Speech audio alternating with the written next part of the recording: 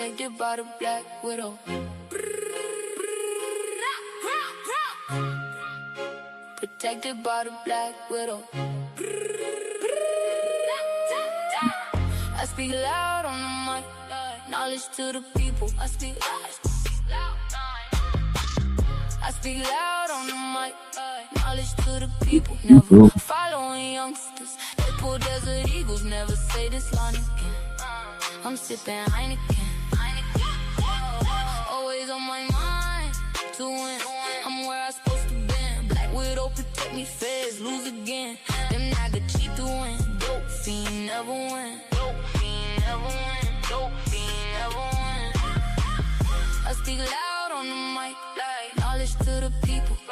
Promote the youngsters. They pull desert eagles. Never say this line again.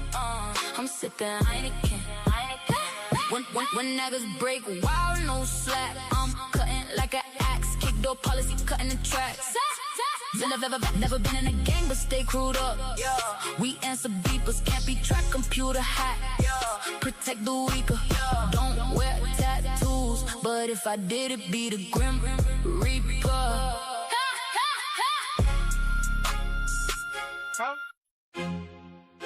Protected by the Black Widow. Protected by the Black Widow.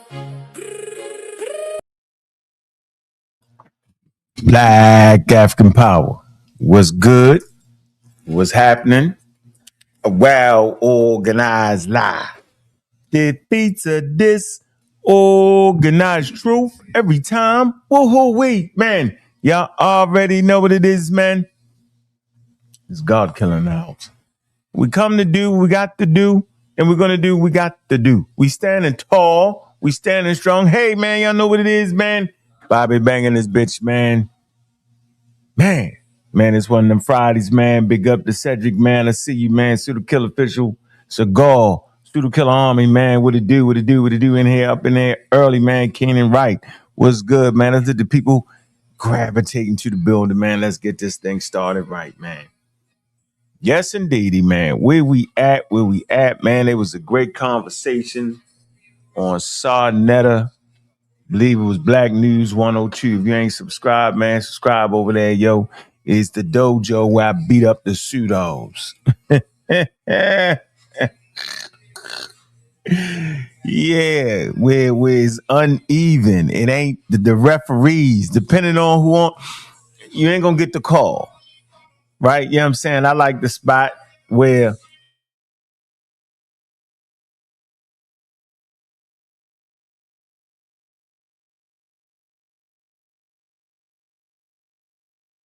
you ain't gonna get the call. You ain't gonna get the call. Where you got Jabari, yo, he Michael Jordan over that motherfucker.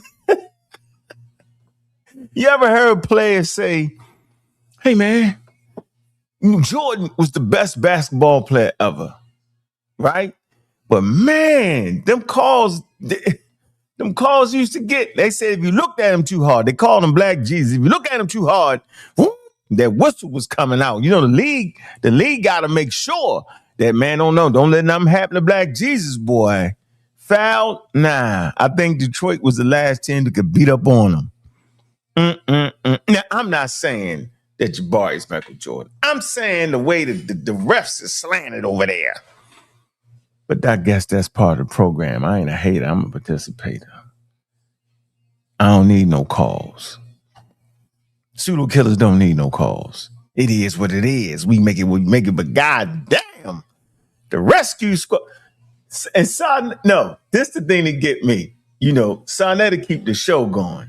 He doing what he's supposed to do. He's supposed to slant it. Yeah, you know what I'm saying, to keep the people. And no issue with that. It's funny to me because I can overcome all that. Because like we say around here, man, we overcome all that. Yeah, it's Mount Olympus around here. So we looking, we seeing. But God damn, Jabari act like, man, so I never help. Man, you get all the calls, yo. You done traveled, you done picked up your dribble, you know what I'm saying? You done reached and slapped and then you still don't get called for the traveling. You don't get called for, and then when it's your time with the ball, if you look too hard at your bar, if you feel like that kitchen getting hot, woo-wee, Sarnetta gonna throw that diversion in there, boy. Now Sarnetta know it. They probably will never agree to it, but Jabari know it. You know what I'm saying? And I ain't a hater, because sometimes I get the benefit. I get a lot of benefit of the doubt. I just don't get that. Because like Sarnetta say, that's the Floyd Mayweather. But anyway, man, it was a damn great conversation over there. You know, Jabari ain't been around for a minute. You know what I mean? You know, he a professor, and he popped up. And boy, oh boy, he was talking to Harwin, which is a nut. Harwin is a nut, just for the record. He's a Malachi York supporter. I don't understand. I'm never debating him. Never giving glory, never giving sway to, never none of that. And he a clown. But anyway, he trying to put a little pressure on Jabari. He mentioned me a little bit, which is the wrong thing to do. Right? They had a nice little back and forth, right? And then that guy there going Ezbans. You know how Ezbans do it. He'll have a little piece of something and he'll keep pulling that little piece, keep prodding. And man, they got into about a 45, 2 hour. Now they was thinking I was pumping it up. I was saying, this is a great conversation for the community. So what was the great conversation that I'm talking about? Ezbans is a damn Christian, right? Mm-hmm. You're a Christian. And Jabari, you know, he got one of them damn shrines, right? Whatever you want to make it, whatever you think that to be, whatever your damn heart desires, right? It's the shrine. Now, if you're a non-believer, atheist, real black atheist, you already know they made that shit up. You know that, first of all, you understand that all religions is made up. That's the first point. All right. We all know that human beings make up religion, and we all know that the impetus behind God are human beings. God don't make it here without humans, without the brain, right? Without Stone Age, spookisms, evolution brain. Ain't no God popping up nowhere. God pops up in your mind first.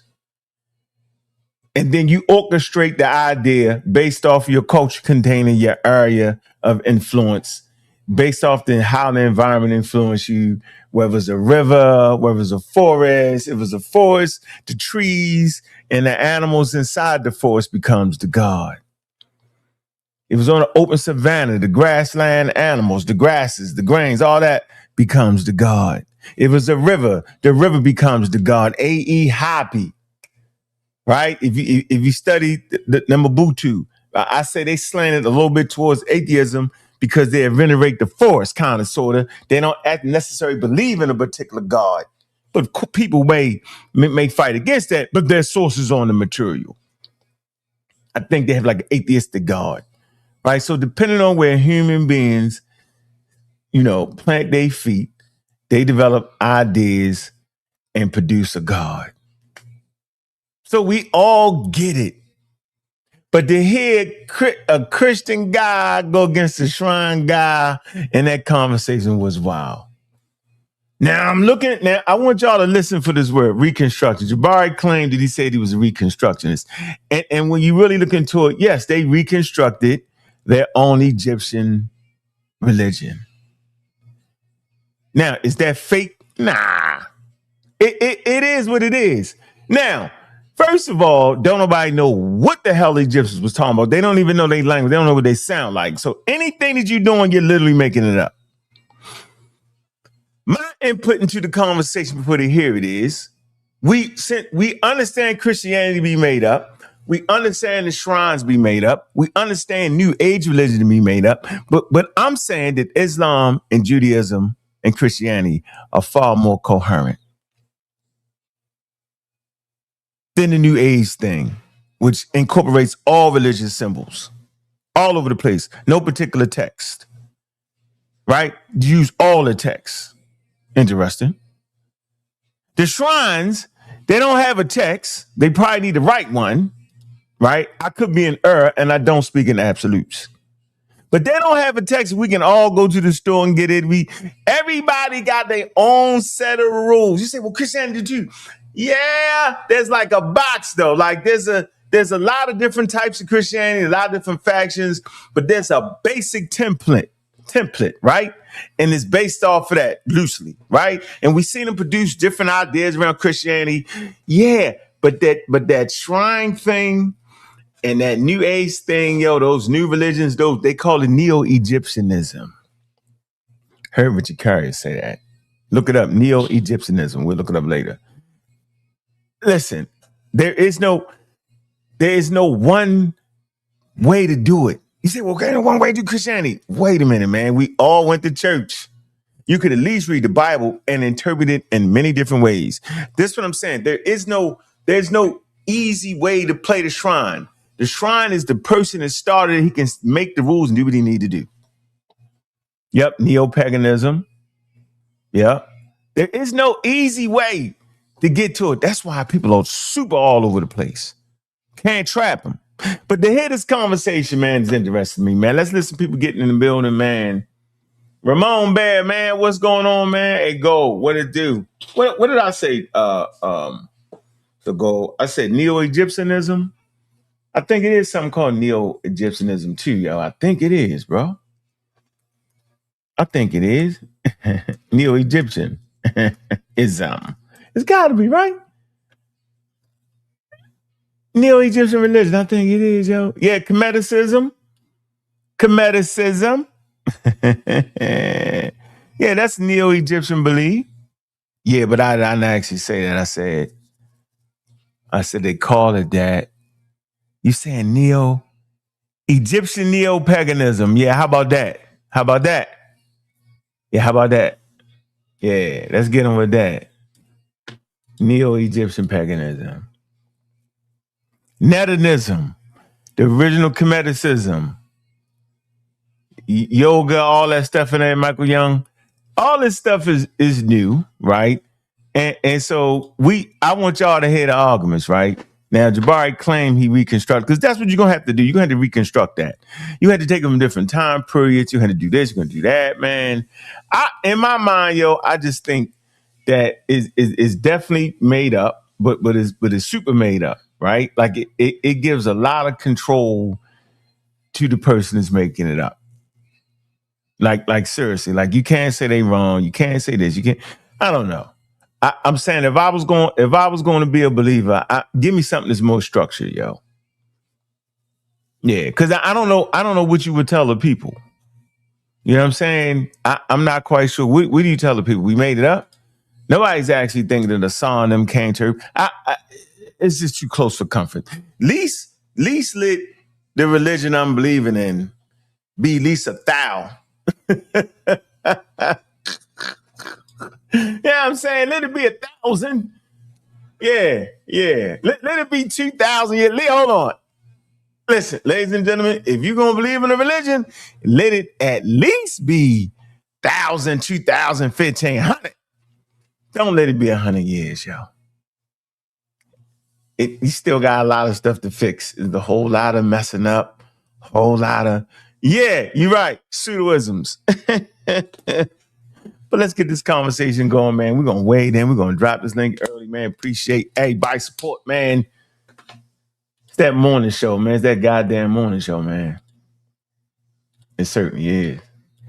Let's start off with some love, man. Hit the Cash App early, man. Get some coffee and some damn gas around here.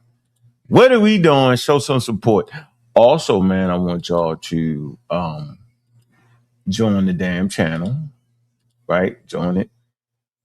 It ain't a million years, yo. Let me see. I'm gonna invite y'all to join the damn channel, man. All right. And $4.99, y'all. All right. A month. If you can't afford $4.99 a month, drop a Cash App every now and then. All right. It's support and it's actually respect, yo. I mean, I'm respecting what you're doing, right? Time taken away, all right? And I know y'all enjoy the content. Sometimes the numbers reflect it, sometimes it don't, all right? We got 2 channels. We got Pseudo Killers, which is a group effort, and then we got Community of Skeptics, which is me, right? And we when people doing shows, man, y'all gotta support them, y'all. All right. I know we go through ebb and flow with our resources at times. That's all right. But drop $2, $5, $10, $100, whatever you got. You actually showing the people that you can. And especially 10 o'clock, 9 o'clock, I'm be going in the morning, man. And then after this, we go live in the server, have great conversations there. But, it's taking time away, man. So if y'all want to hear the talk and get the information, man, trust me, it's proper to show support, man. When you go to a lot of other channels, man, they be support with the super chats.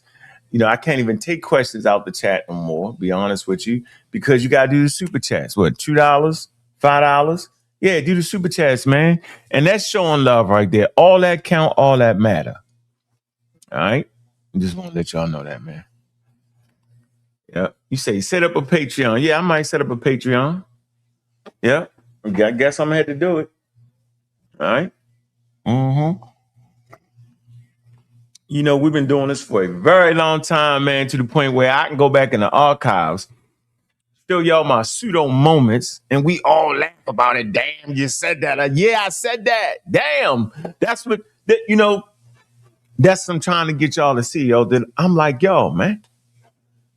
Almost. I think I stand on being able to change and in the face of adversity. What's the adversity? What's the adversity? Telling the person something and coming back and saying, you know what, man, I might not have had that right, yo. Let's look a little more deeper into it. That creates adversity. People looking at you like, damn, nigga, I ain't supposed to believe you. You actually are not supposed to believe. You're supposed to figure out, hear what the person is saying, and then be part of that process to know. There's stages to it. Say again, you're not supposed to be sitting here believing words coming out my mouth. You're supposed to say, I hear you, right? I trust you, right? You can or you don't have to trust me, right? Because what I'm saying ain't based on none of that. What it should be based on is that I give you something clear enough and give you a good enough sources where you could actually look it up for yourself. That's the process we want to always have in effect. And then if there's some disagreement, we want to be able to have a healthy conversation around it. What we don't want to do is talk that talk in the chat with no support, right? I ain't mad at you if you supporting in the chat and talk that talk. Fair game. But we want to be able to have a conversation around our disagreements healthily. We don't want to be that person just talking, no sources, always in the chat. Don't be that person. Don't be that guy. Don't be that guy. So yes, support is important, and I'm telling you this, yo. If you want to have me here in the mornings like this, right? I'm willing to be here every day, on schedule, doing my thing. 2 hours, bop, and out. I don't have a problem with that. But y'all gotta act like, you know what I'm saying, it matters to y'all. I'm gonna always have great topics. I'm always do my thing. All right, enough of that. Okay. Join the channel. Yeah and nay. Hit the Cash App. Right? Definitely Friday, man. It surely is. My damn son graduated today too, man. Sure do. Mm-hmm. Show some damn love. All right, so listen, set the conversation up, man. First of all, this Nuwaupian guy right here. How the hell can you claim to have went to college, claim to have graduated, and then claim to be academically trained, some bullshit he was saying, and then still think being in Nuwaupian makes some damn sense? You're scamming. Right. No college-trained person thinks this, especially when you claim to be trained in the classics or trained in academia on the said subject. You already know it's a bunch of bullshit. Right. You just want to support a pedophile. That's what it is. But let me hit this button. Let's go. Put a one. Remember the brother? Maybe I have. He looks familiar. He was on the side of Inky. He was with Inky. Okay, I get you. I think I do remember that. Right. Peace, brother. How are you? I'm doing my best, Jabari. How about you? Good. I'm good. Semester's almost been over. You for a minute. I mean, calling you out all on the YouTube, everything. Jabari, why you act like you don't remember me, man? Don't do that. Brother, listen, the reality is I just said you looked familiar, but the reality is I haven't been on Sonetta in months. Right. Some people have been reaching to me and saying, why are you arguing with Sonetta? Sonetta is my brother. I'm not arguing with him. My life has just been very busy. That is my brother, right? That's fair. You know, mind if I say what's up to the brother Harwin right quick? Y'all mind if I say what's up? Hey, Harwin, I was the brother last time. I was telling you I was from Chicago, brother, and my parents was from Morgan Park. So I just wanted to introduce myself to the brother Harwin. Over there. Yeah. I just want to say that I didn't want to interrupt y'all conversation, but I remember I dialogued with you up in the chat before, so I just want to say shalom and what's up, brother. I'm gonna mute back out for y'all dialogue. And let me say, brother Harwood, I didn't mean any disrespect by saying I wasn't. Oh no, I ain't none taken. Okay. I've met a lot of people on Sonetta, and I'm rusty. So please go ahead. You know, Sonetta has been capping for you. He's been telling me how busy you are, as if everybody else. So I know you've been busy because I've been capping for you as if everybody else ain't busy too. So I respect that you're a grown man, you're busy, and you a scholar. So I understand. But I'm here. So if there's something you wanted to say, please go ahead. Absolutely. I told Sai to get you out of witness protection program. But did you actually say that? I said it multiple times. That's what I told you. He said it, and I told him. Very funny, Jabari, I told him, be careful what you ask for. I told him. And he told me that multiple times. He said, young brother, Harwin, you my young brother. Harwin is a hard out, but young brother, be careful what you ask for, young brother. I'm here, and I'm willing to listen to what you might have, if there was a question you had or a comment you had. I'm here. I don't have any questions. Okay. I just want a little action. That's all. You just want to what? Sai said I wasn't ready. I said action. I said I want a little action. That's all.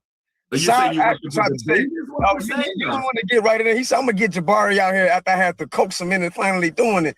So now I know it ain't your fault, Jabari. I see it's just Sai been having you in witness protection program because you his Floyd Mayweather. So he don't want it to happen. So now I can say that, Jabari, I apologize for acting like it was you being in the witness protection program willingly. It was just Sai.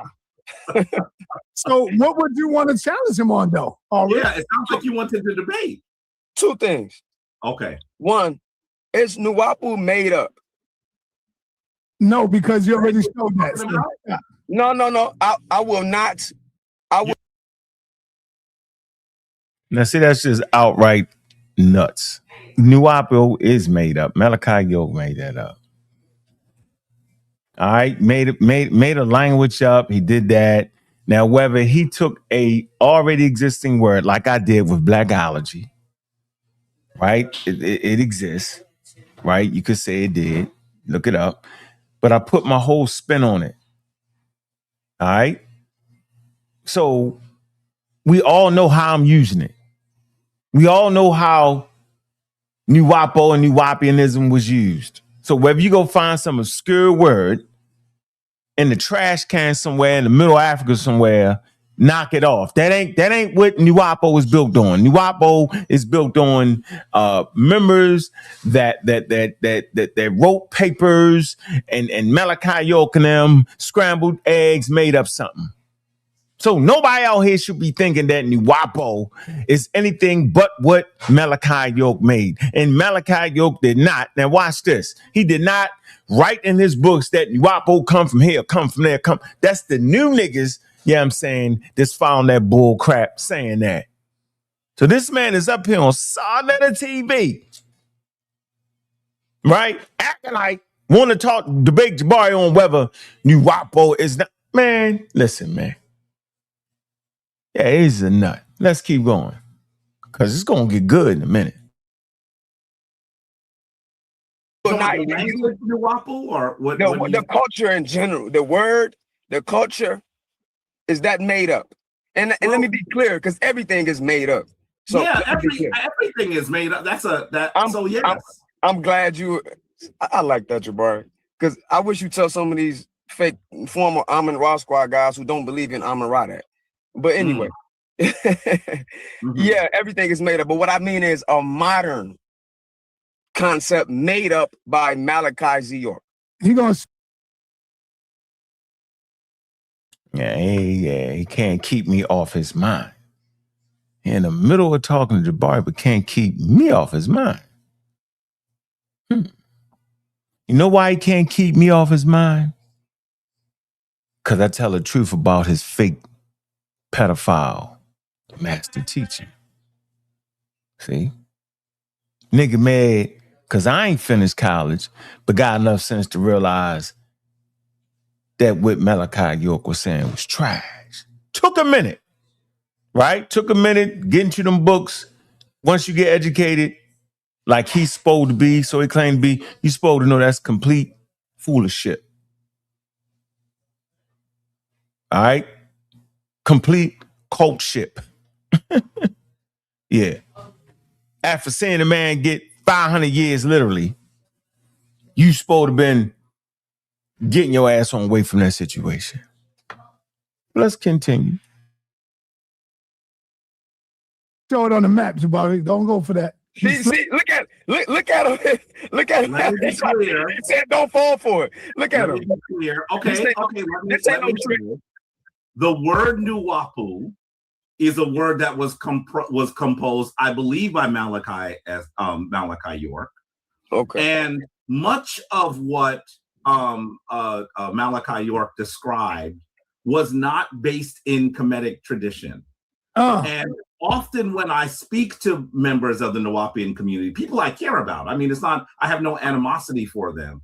I would often say to them, show me where what you just said is in any of the text. That's fair. Because one of the things that I have done, particularly as someone who was a part of the Shrine of Ptah and then started the Shrine of Ma'at, I've already said to you that not everything has to be directly from the text. We live in a radically different period. We can actually create things that work for our communities, right? Yes. But what should guide how you create are the things that you can actually prove are consistent with the text. If I'm clear, you might have heard me say that there are three levels that every practitioner of the Kemetic tradition should adhere to. The first one is that we should try to do what the ancients did, right? We should be very clear. We should be studying. We should be reconstructionists. We should be studying and trying to do as they did. The second thing that we should do is create new things that are based entirely on those old things. And then the third thing we should do is we should create new things that are good for our community. So those are the three levels, and they're really in some ways in order of importance. And so in that sense, I would say to you that that's what guides the Shrine of Ma'at. That's what guided the Shrine of Ptah. Unfortunately, I don't think I can say that about the Nuwaupian tradition. Much of what was happening was not something that was based in the Kemetic text.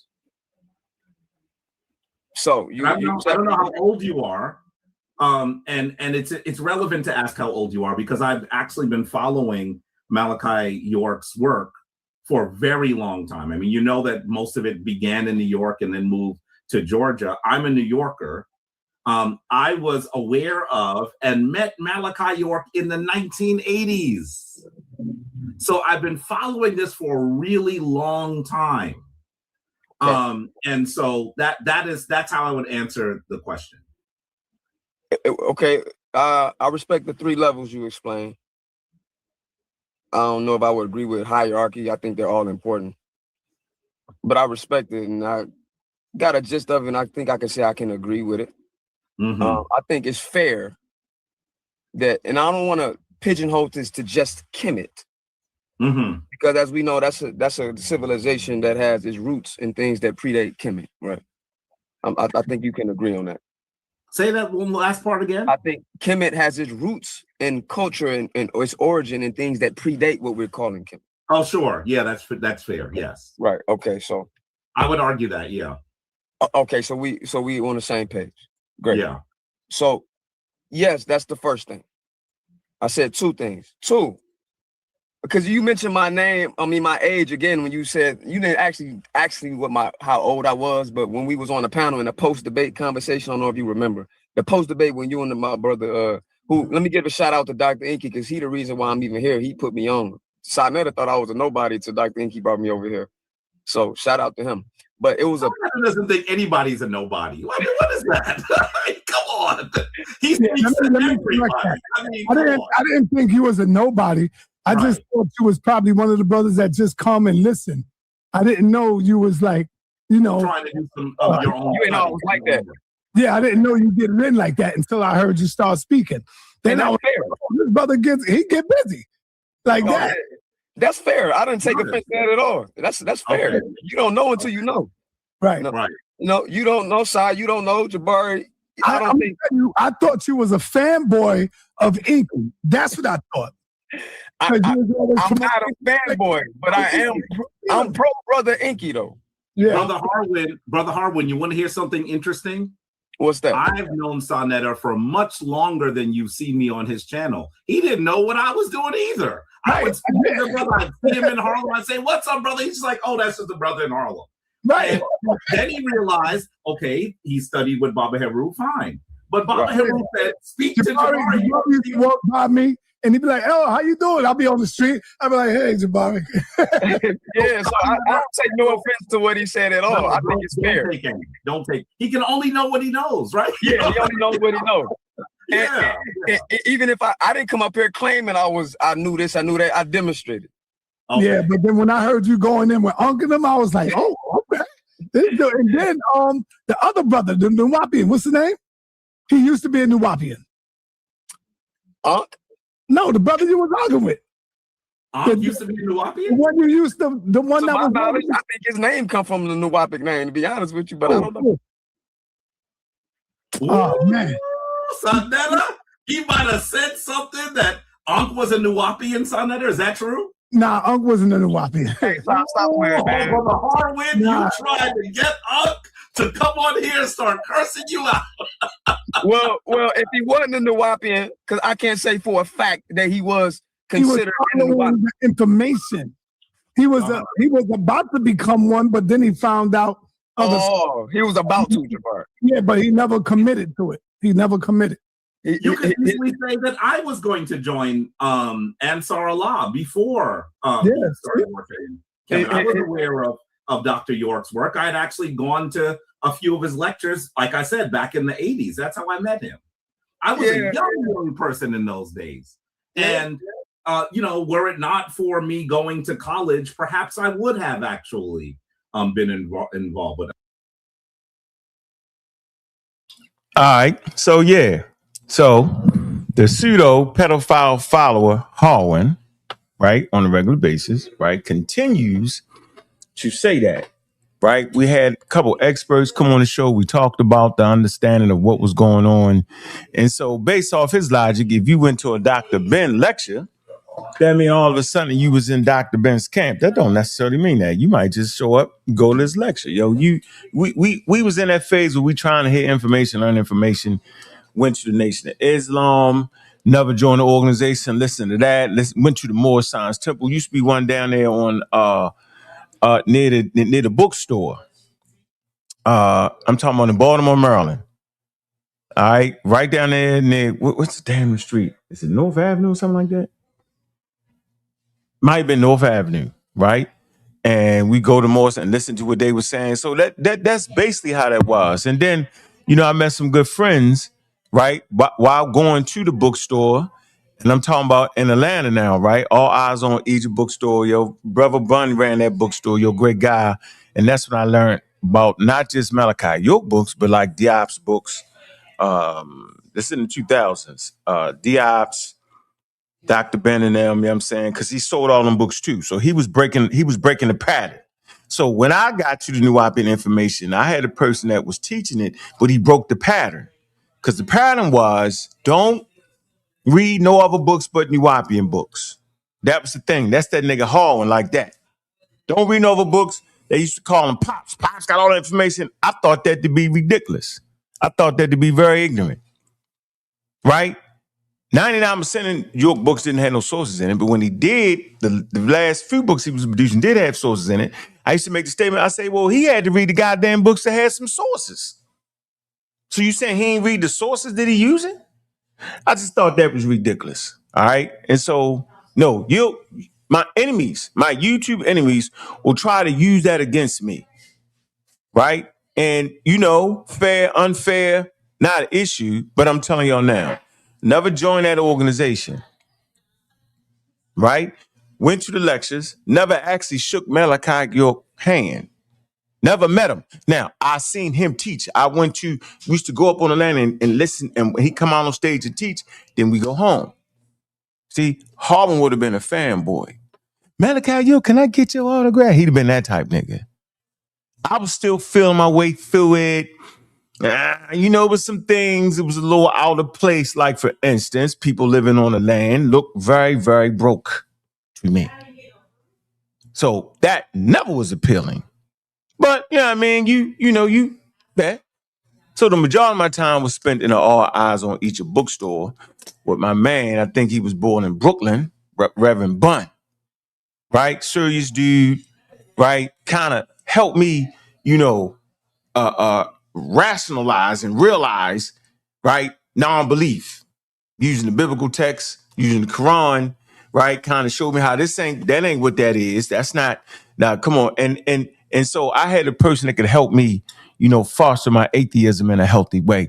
And that would have been Bunn. The Nuwaupian thing was the thing that you could ask people a million questions. And through that mechanism, you could see how the Moorish Temple, Nation, Islam, all that shit was faulty too. Right? But you ain't need Malachi York to do that. He just was a speaker. Right? Right? They say he was a great speaker. The information was trash once you got your footing. So just like y'all, there's a certain amount of footing you got to get. Support Chuck channel, Chuck Morgan. Now, Chuck, he was in the organization, right? But when he left, what he did was he turned it upside down. He put credible information together where you could follow the whole York thing and understand how wild it was. Prior to that, you would have to get information from people that was actually in the organization. It's not like it is today, where you can go on the internet, where you can, see how the corporate proceedings went and all that. A little bit slower in the 2000s. Right now, you can get right to it. You can look up polite shit before he got arrested. You can see the day he got arrested. You can look it up, pull it up, bang. Yeah, it wasn't like that. Anyway, now Harlan just talking crazy. All right, and let's continue. Wait till Easy Bands get in the door. It's gonna get wild. It's gonna start cooking. That's all. Okay.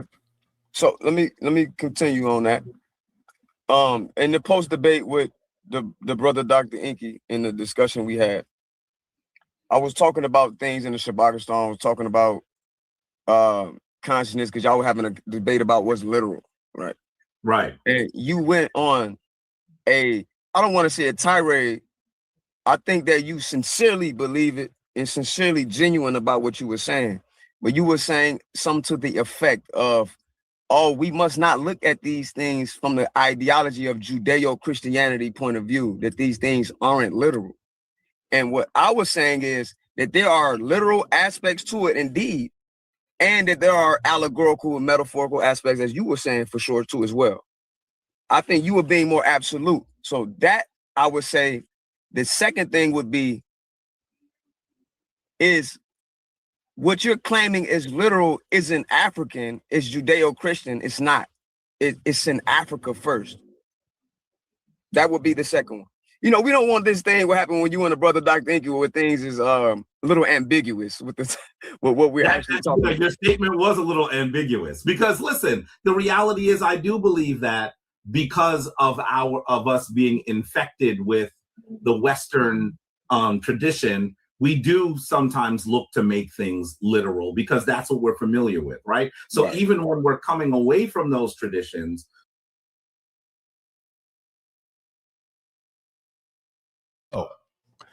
you would have to understand the Egyptian religion through the eyes of the Egyptians. That's the only way to get it.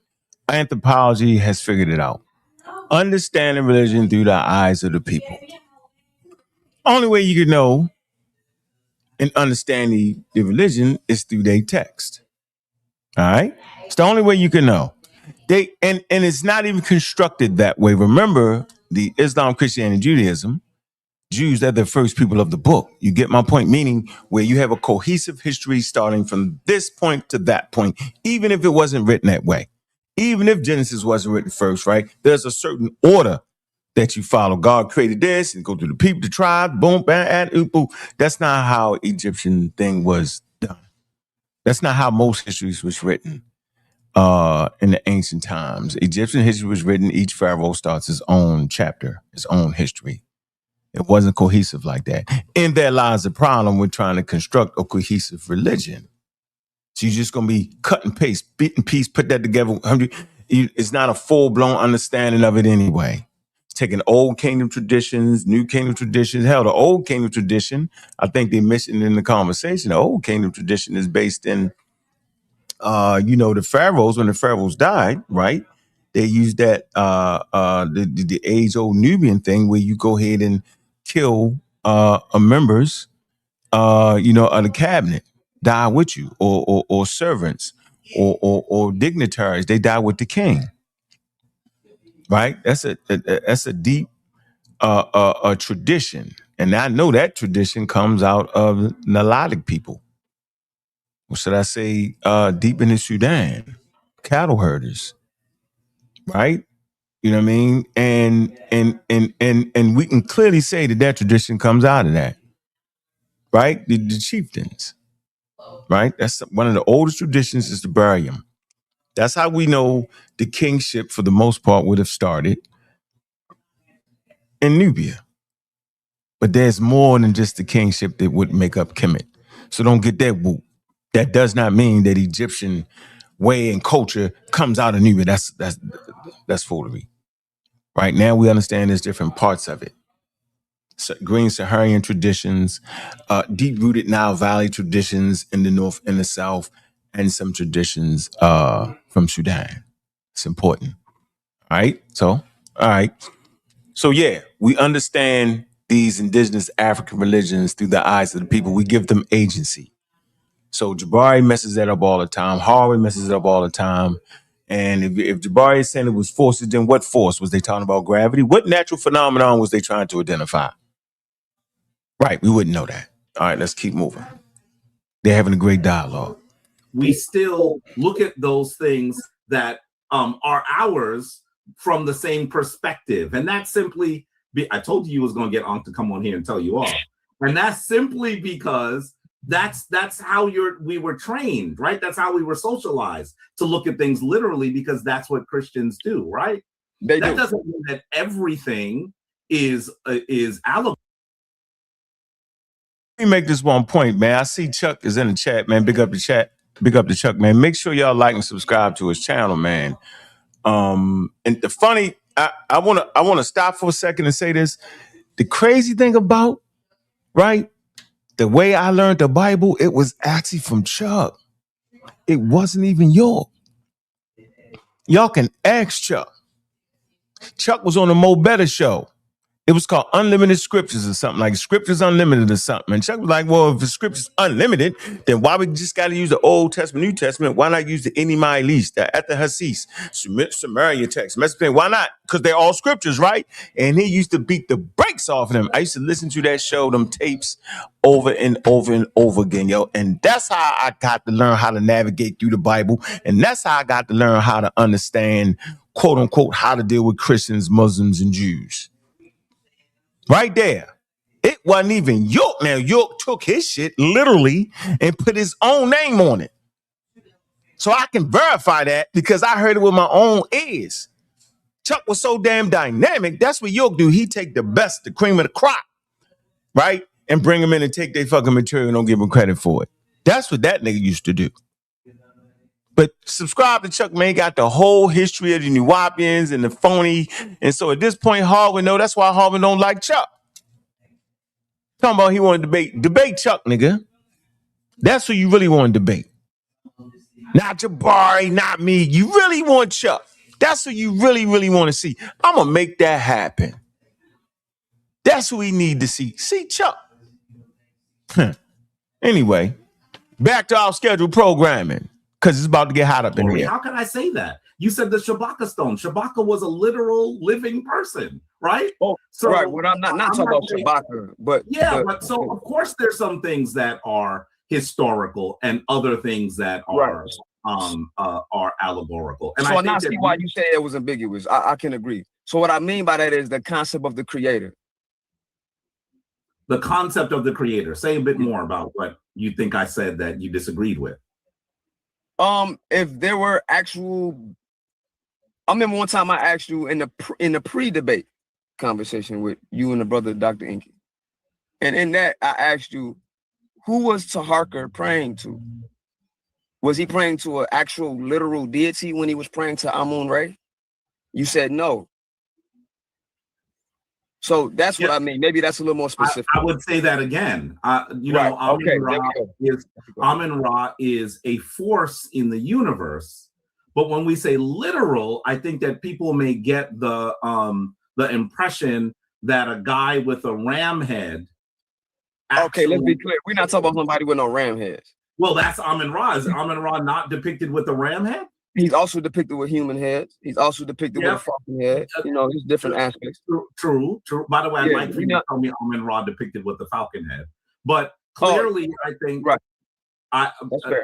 you generally don't see him depicted with the falcon head. But clearly, when you actually are talking about Amun-Ra, I want to be clear that much of the description of Amun-Ra, the discussion of Amun-Ra, I would argue is allegorical.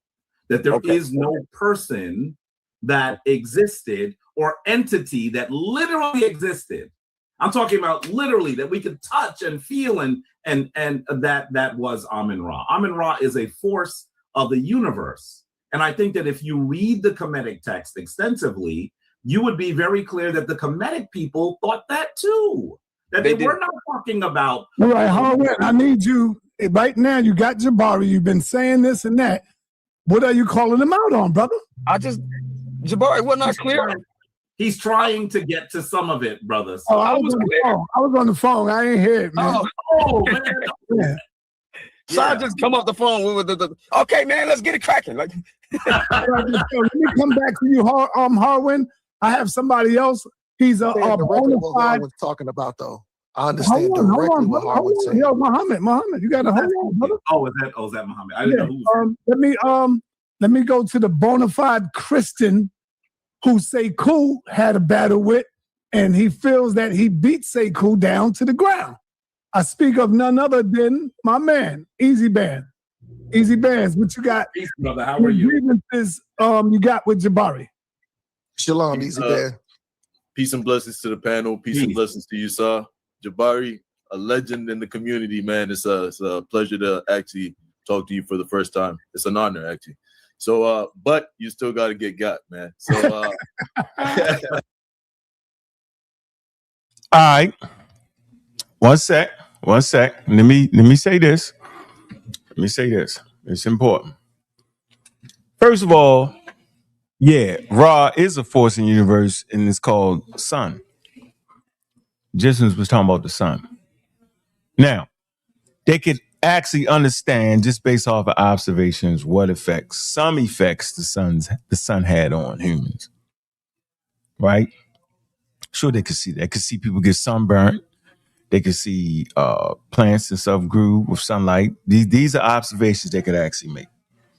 Right? They understood that sun brought life, right, to their world. They also understood that about water. That's why they had to always have water, right? Of course. They deified these things.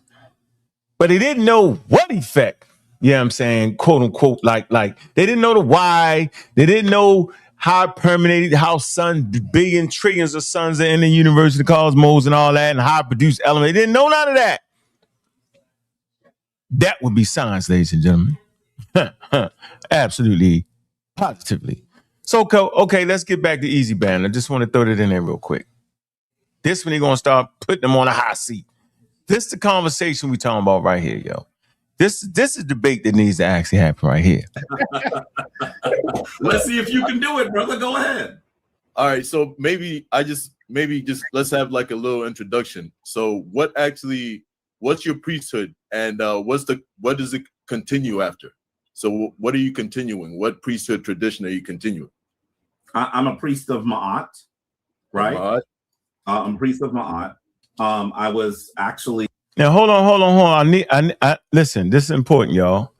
I need y'all to listen. Now this is when the conversation started, right? Jabari said he told Easy Band in this first line of questioning that he was a reconstructionist. That is somebody who reconstructs religions from ancient cultures or something like that. Or okay, we can get real technical with it, right?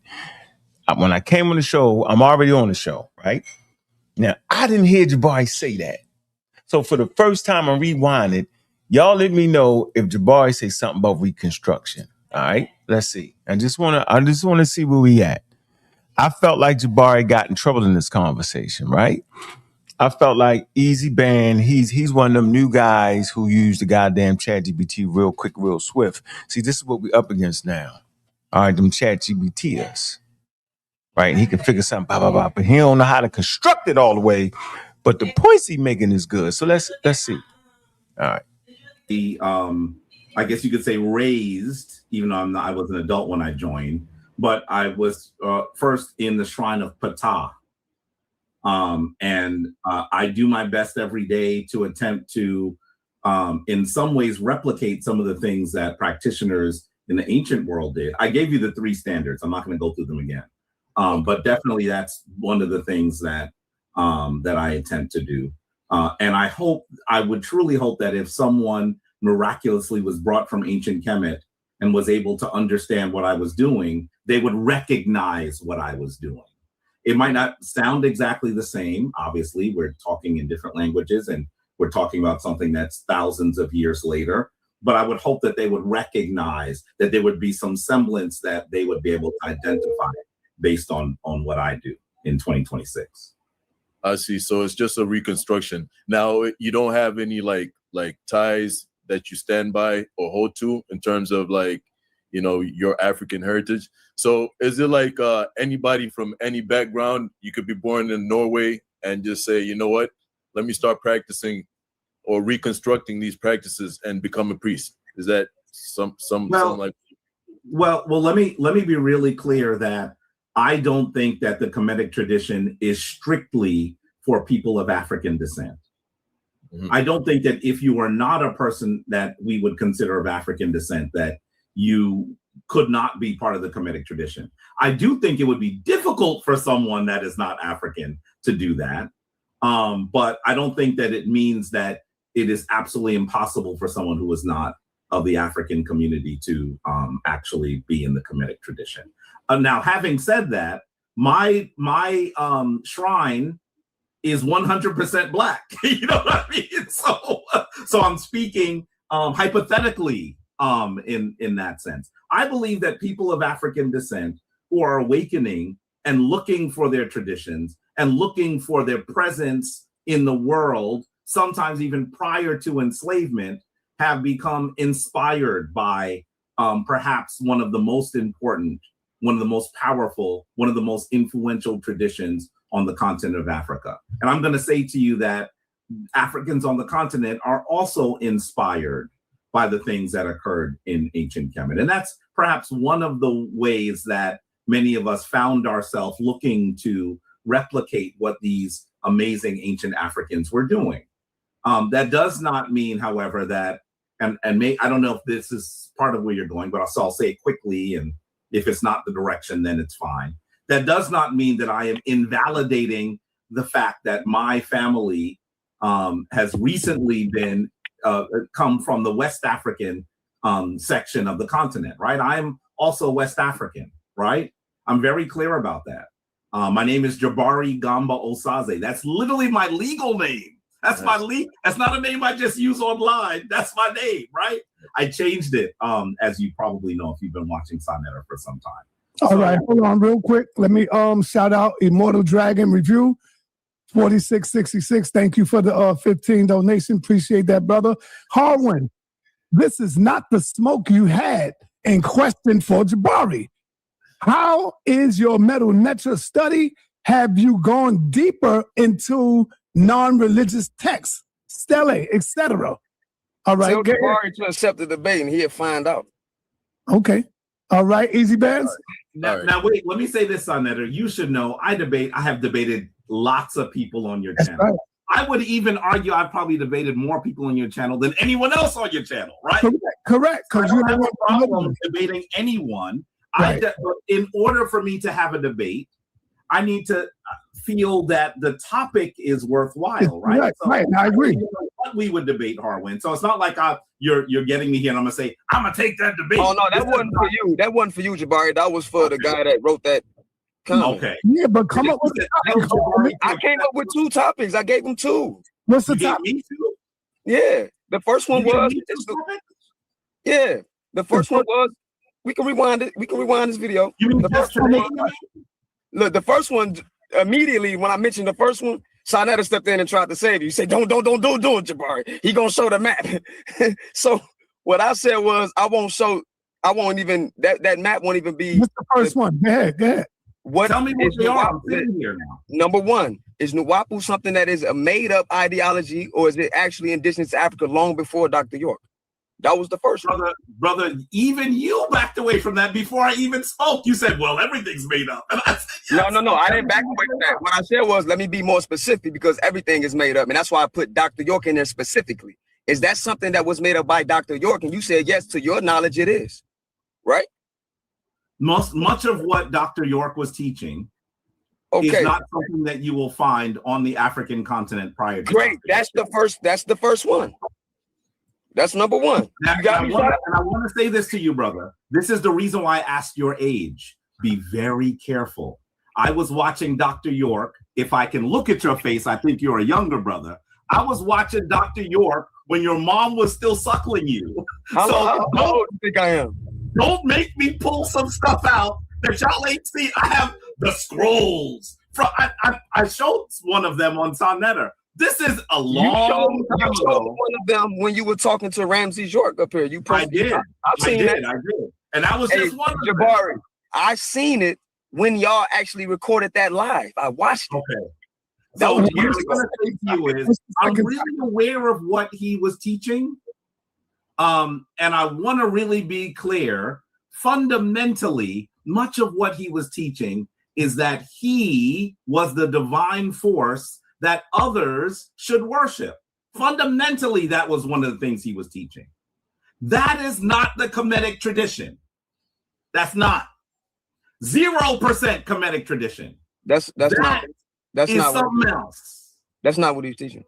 Okay, brother, if that's what you think. All right. So what's the second one you asked? If that's what you think. His title was, I can tell you exactly what he's saying. He's not saying he's not. Let's be clear. What we're talking about is Nuwaupu, the word, and the culture. Let's be clear. Are you saying that the word Nuwaupu is something you could find on the African continent prior to? For sure. This is why Sonetta jumped in and tried to save you. He said, don't do it, Jabari. He gonna show this map. That's why he did that. Okay. Now, I want to say something to you. I want to say something to you very clear.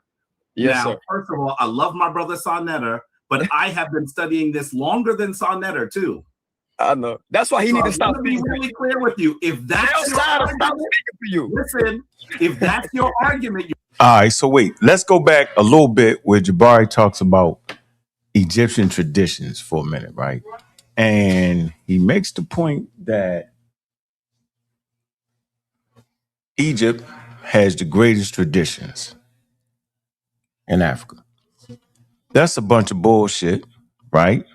That's not That's his thing. That what's the word I want to use here?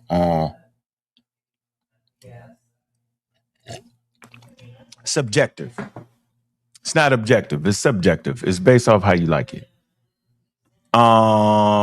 Because the funny part about this is, and y'all listen real close. When you hear black ideologists talk about Egypt, it's the greatest this, it's the greatest that, right? They don't like they thing mixed, right? They like uncompromising traditions, grounded strictly in African everything, right? But when you look at Egypt and you look at West Africa, right?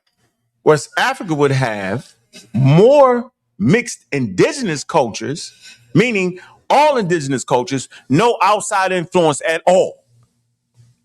Later on, when they start to trade, they may have that. But when you look at Kemet, from its onset, it had it had migrants based off its location.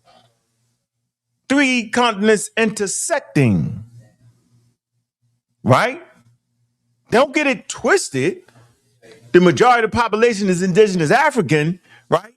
But there are outside cultures that migrate in and become part of the indigenous culture, right? People talk about no mix it. But that would not be Kemet. That's not what makes Kemet rich.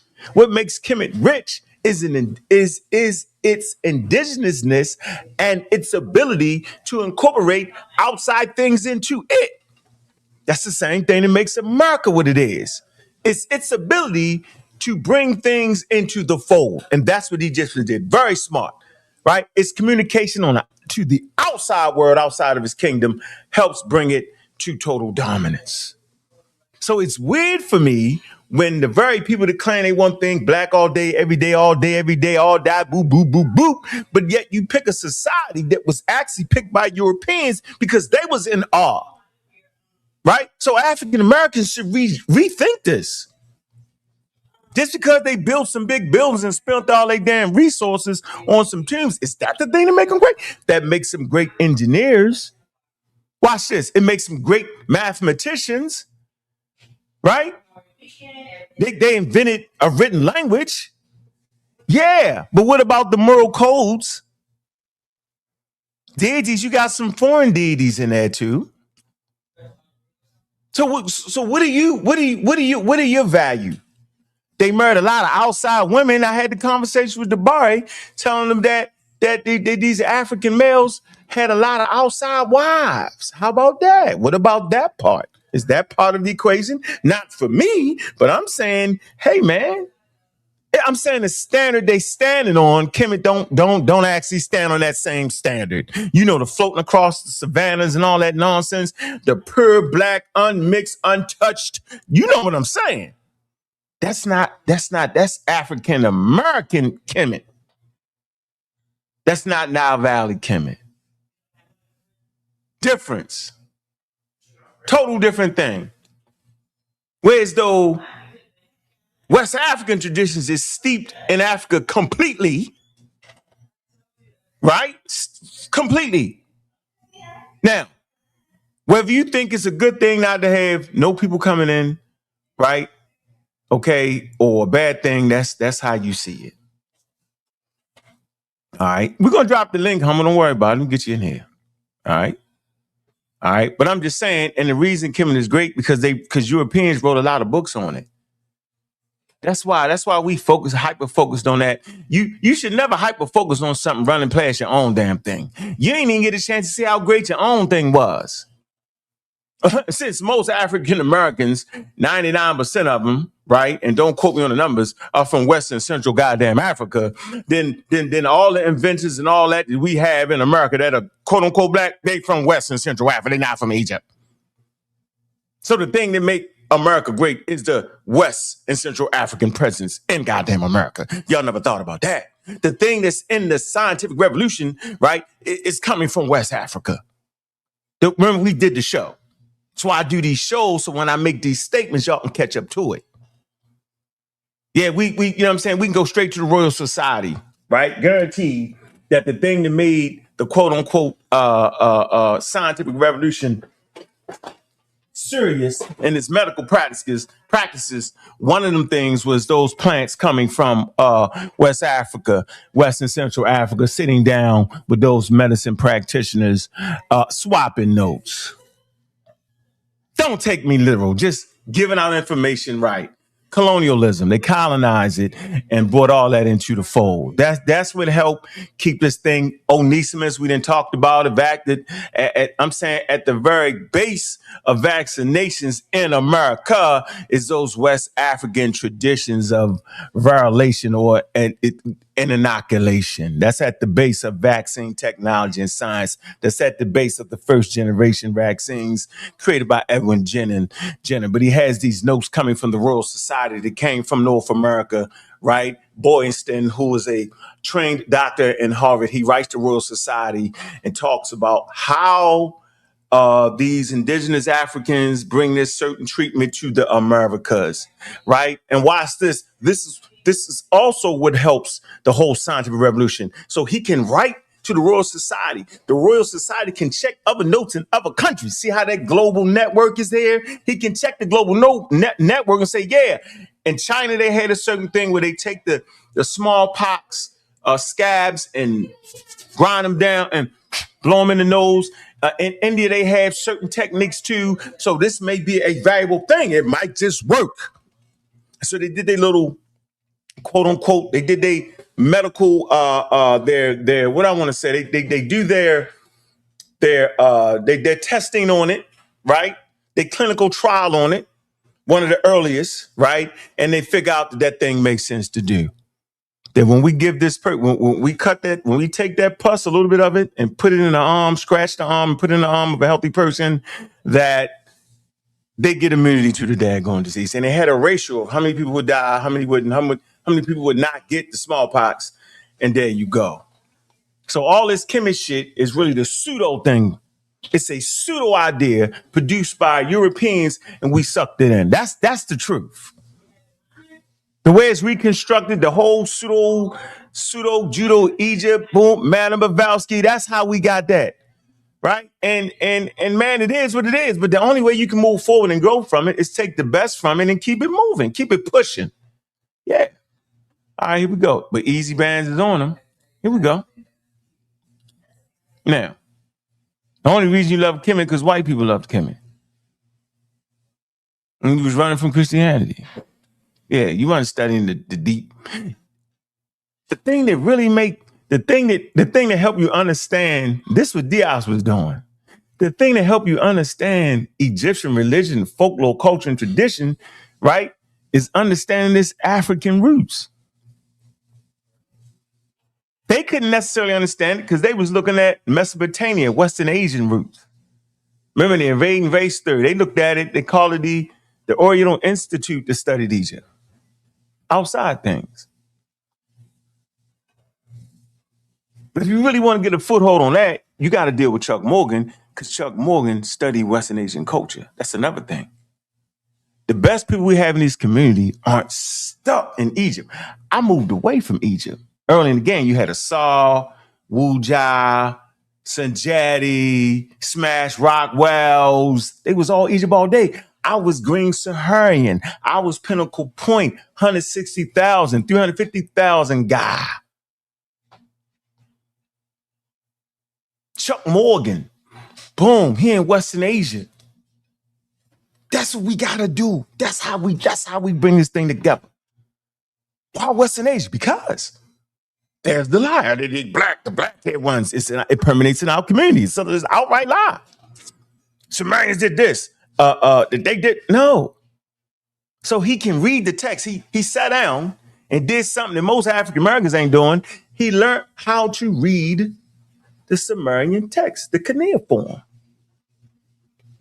I know them white people's looking at him like, the hell? Damn. Because that's not our interest. We play the whole Kemet thing. So if you can learn Meta Nature, you can learn the cuneiform. That's why Chuck is so serious. Ain't none of y'all ever heard Chuck teach using that Bible up, looking at them texts. Y'all ain't see the shit was prolific. And I don't say that about too many people. That's why I'm sound when it come to beating up Hebrews, this brew, that brew, it sound. Because I seen how somebody did it before me did it. Back to this presentation right here. It's a good one. It's about to start cooking. It's cooking. It's cooking. It's about the cookie. It's a cookie. You're in a car, drive to the lab, go back to the lab to rework that one. Okay, I love your confidence. So good. We should have Drive to the lab. Great. We should have number one locked in. He said it's not on the African continent. Great. Love it. Gotcha. That's number one. Number two, and I'm talking about all of, we love Kemet, but I'm not just talking about specifically Kemet. I'm talking about like you said, all of Africa. Because I love all of Africa. I'm not pigeonholed. I love Kemet. Don't get it twisted. I know, but I love it because I know the origins come from African people. Let me be clear. Right. Okay. So when you said African continent, I love that you pinpointed that, and I'm glad that you're confident in it. I'm standing on what I said. I hope you're standing on what you're saying. Great. Got you. Number two, on the African continent, do people believe that some divine forces can take upon the bodies of what we call corporeal bodies? Right. Do they think that they can take on physical form? I think on the African continent, people believe that forces can, on occasion, inhabit individuals. I do believe that is, I can prove, I mean, clearly that happens on the African continent. I've traveled extensively on the African continent. I don't know if you have. Yeah. But, I have the video. I'm glad you agree, on YouTube. I'm talking about video that I've taken, So, yes, there are people on the African continent that believe that these forces can inhabit people. That does not mean that person, for example, I'm going to simplify this, and maybe it's too simple because then it might make you disagree, but I don't think that anyone would argue, though, that an individual is Amun-Ra. The individual might have been inhabited by the force of Amun-Ra, but they wouldn't say that person is Amun-Ra. They'd say that's Dwayne. Dwayne got inhabited by Amun-Ra, but they would still say that's Dwayne. You know what I mean? So there's a distinction. When I say that there are energies of the universe that are all powerful, these energies have created all things in the universe. Now this is something y'all missed. Now Saul broke the conversation up. See how he broke in? See, Jabari was getting in a little trouble. Saul know how to step right in. Now I don't know what Jabari talking about right now. And just, man, we know that foundation of African religion is animism. When they felt like all the forces was permeating, period, and everything. Things was animated. We know that. All right, let's keep going. Right? And we want to see if Jabari really answering these questions. I'm talking about Ezbans. We don't even care about the fake Nuwaupian, right? We ain't talking about him. They just having he don't even know. He talking about his Nuwaupo and man. One of the moderators go to Chuck channel, man, and post a link for him. Just can you say that a person has been inhabited by that energy? I think you could make that argument, but it's not the same as saying that Amun-Ra is a literal existing being. That's different. So I don't see the difference because energy is literal. Hold on for a minute. We got the great CQ Color in the building. I'm glad you disagree. That's why when I drop the link, you hit the link and come in and explain it. Great conversation, say cool. And I know Jabari is your priest, but I took offense when Sonetta said that he was better than you. I've conversated with both of y'all. Y'all definitely got a blind spot when it comes to Africa and Egypt. Blind as hell. I'll beat y'all half to death on that. But when it comes to putting them ideas together, when it comes to growth, when it comes to looking to science to get these real answers, yo, I got to put you above him, yo. Now, the question is, say cool, are you willing to break the authority of the elders? That's your next step. Now, breaking the authority of the elders don't mean that you hate the elders or dislike the elders or was incapable of learning from the elders. That's not that. That means, do you respect the elder to the point where you're willing to build off of what the hell they laid? And you can't build on something that's wrong. So the wrong parts you leave it out. You insert the relevant parts that hold strong, and you continue to build. You can't build on things that's wrong because the building will fall down. There we go. Let's go. We're gonna drop the link in 2 minutes. Don't go nowhere. Say cool. Energy is happening. The body. These things must have some consciousness connected to it that has agency. For them to even recognize that this specific divine force is incarnating in them and speaking. All right, come on, hurry up. We'll get back to you, Harwin. Harwin, we'll get back to you because I got. That's 2 topics right there. I didn't hear the second one. I think that he's making a bit, from my perspective, a bit of a convoluted argument, but there may be something there that we could play with and find a substantive debate on. Okay, we'll get to that. I'm meeting up with you, Jabari, tomorrow afternoon or something. Yeah, you got to tell me when you're free. I'm going to take you to lunch. And Harwin, just hit me with some topics. Hit me with it in my email. What you say? Harwin should start with the topics. No, that's what I'm talking about, Harwin. Yeah. Harwin. Harwin in my email, so I can show Jabari tomorrow. And then what we'll do is Sonetta will put us together and we'll try to work out a topic that is. I dropped that link to Sonetta's to the video. Y'all can watch that full video over there. And then we need to find Chuck. Okay, I see somebody drop Chuck thing. Maybe subscribe that. Yeah, I'm not listening to nobody. If you ain't hitting that daggone that super chat, yo, I'm not dealing with none of that. I'm not doing that, right? You'll hear me addressing in my conversation, maybe, because most y'all don't know what the hell y'all talking about. As far as the elders, y'all never even met them. I met them. I talked to them. I respect them. I got love in my heart for them. If they got shit wrong, they got shit wrong. They supposed to get things wrong. There's more things that came out from 50 years ago. Stop keeping us in the damn Stone Age. We space age Africans. Big up to the cosmos and beyond, space age African, Anthony and Juju. And Gary. What we talking about? Let's keep it cracking. And this is what I think. Everybody wants to get washed up, Harwin. Okay, I hear you. But Jabari, if this is something you could agree on, I think this is fair. So we won't have that situation that happened with you and the brother Dr. Inky. I think that what I'm getting in, man. I'm tired of hearing you talk, Harwin. What you say about me, Harwin? Just wait a minute. I'll deal with you later. Let the grown folks talk. Let the grown folks talk. Jabari. Yeah, that's why I was actually talking. See, hold on. Hold on. See, that means you got Dunning-Kruger. We get it. Listen, Harwin, go ahead, brother, please. Jabari, I think it will be fair so that situation of ambiguity won't happen that happened with you and the brother Dr. Inky. Right. I think that I should write an academic paper and then give it to you inside, and then you write an academic response so we know our clear arguments. Now, how that make any damn sense? Write an academic paper for a damn Sonetta TV debate, in person or online. Ridiculous. You get together and you write down what it is that you're debating, and you write it out, and you agree to what the hell you writing out. You debating with an academic paper. You don't even know Malachi Yoga's a pseudo. How the hell do you know how to write an academic paper? That's bananas. Anybody writing an academic paper and don't know that Malachi Yoga is a flaming pseudo and a pedophile, you know what I'm saying, is a damn nut at that point. You're a nut.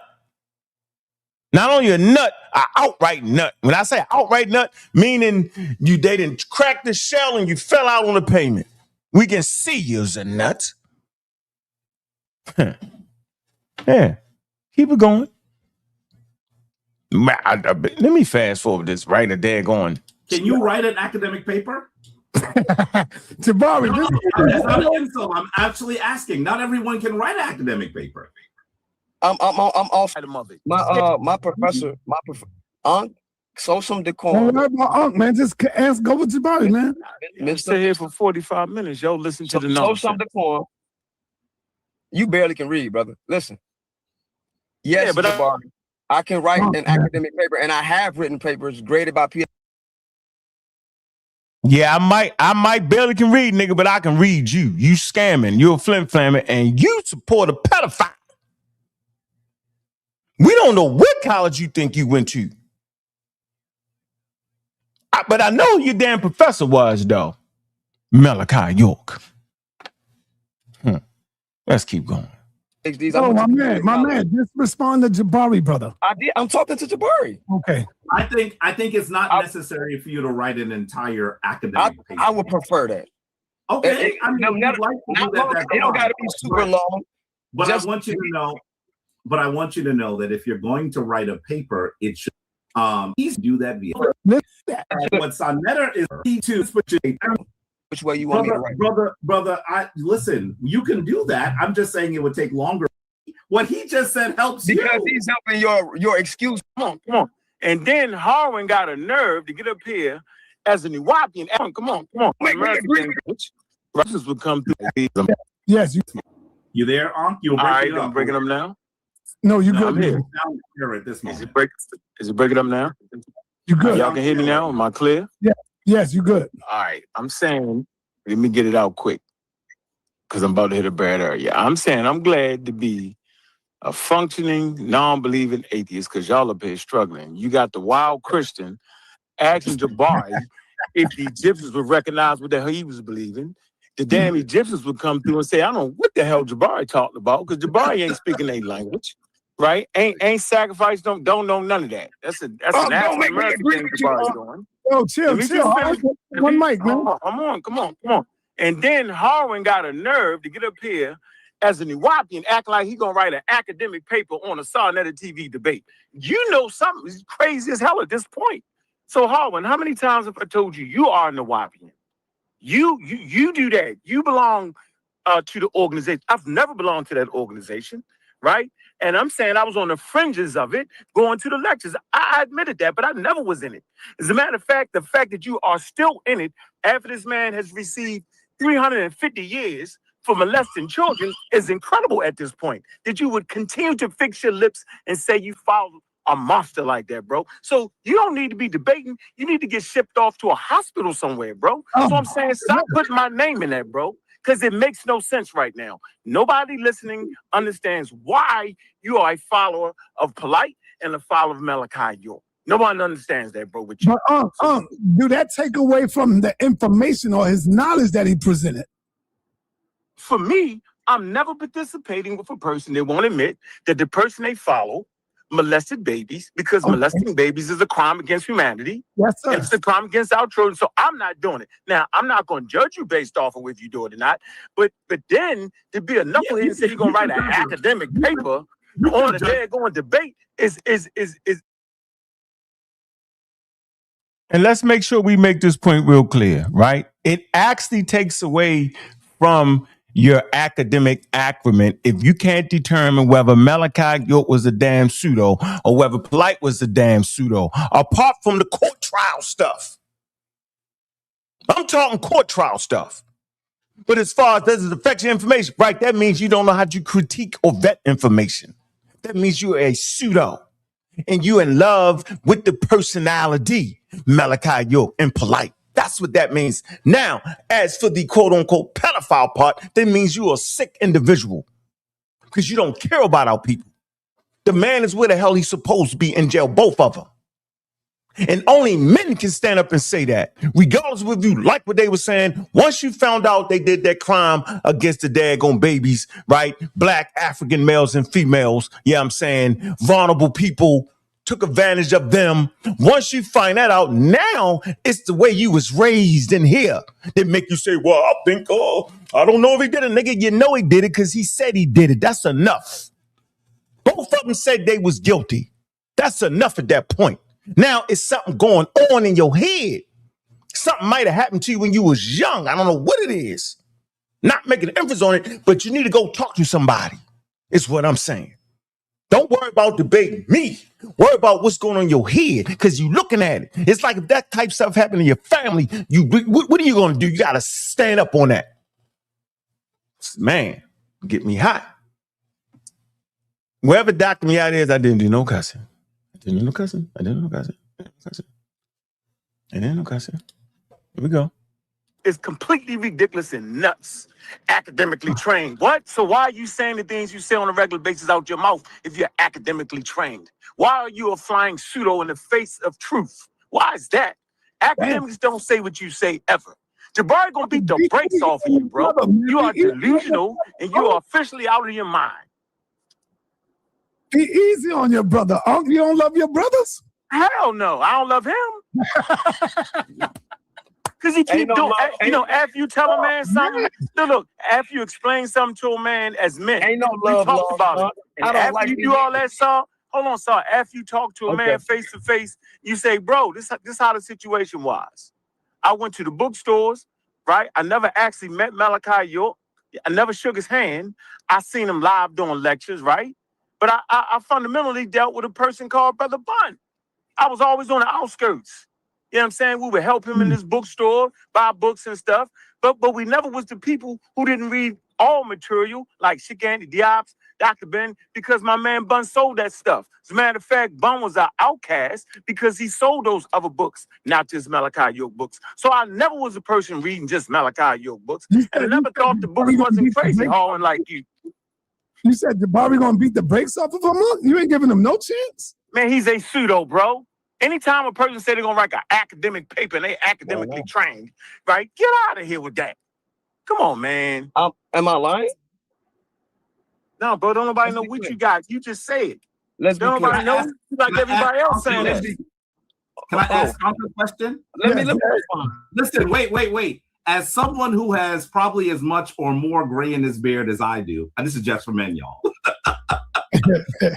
Did you ever see any of the people that were with Malachi York in those days read anything other than his manuscripts?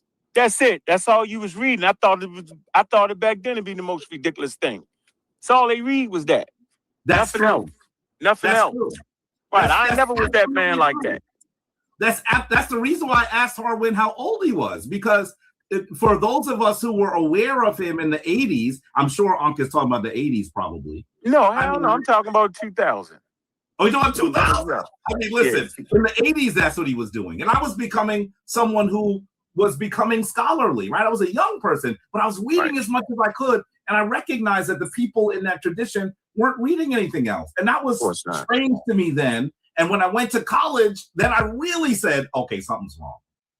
Okay, hold on. Stop right there, Jabari. So no, hold on. Let me respond. Man. I'm finishing my point, man. No, sir. You already stopped. You talked for 2 hours. Let me finish my point.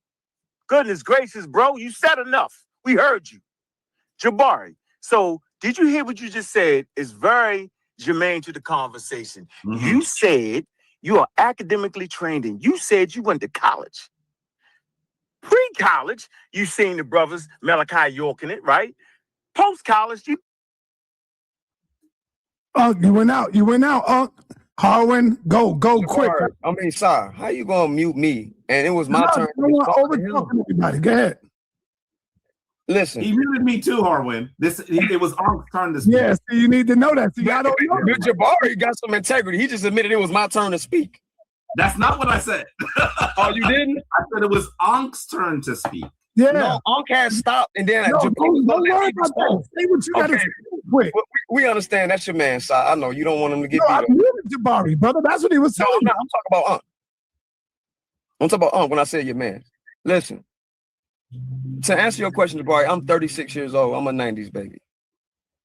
Let me be clear. I was born in 1990. Okay. All right. That means that you could not have followed what was happening exactly in the 1980s. So let me respond to the. You're a 96 baby. I had 90. I was 90. 96 is what you said. Yeah. 96. No, 1990. Oh, you're born in 1990. 1990. I said okay, I'm 36. Gotcha. Yeah. I was already enrolled at Cornell University when you.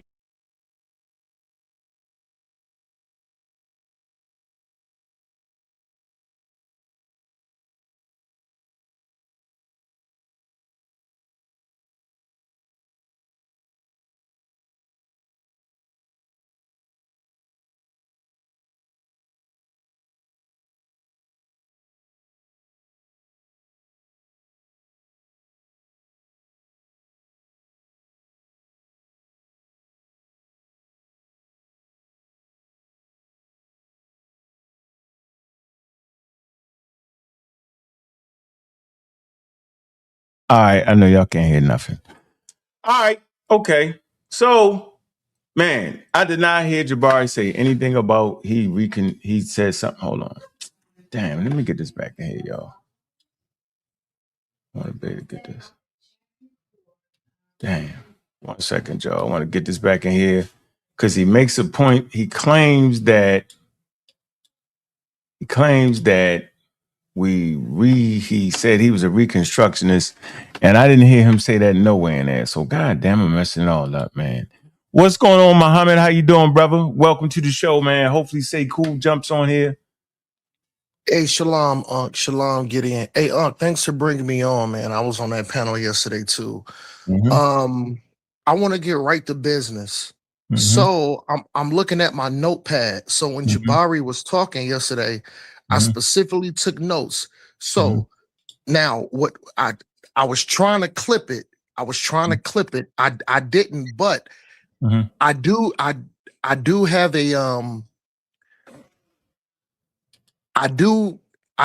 a guess on the specific minute on what he said, but I'm gonna resort to my notes because I took notes. Yeah, he didn't say Jabari.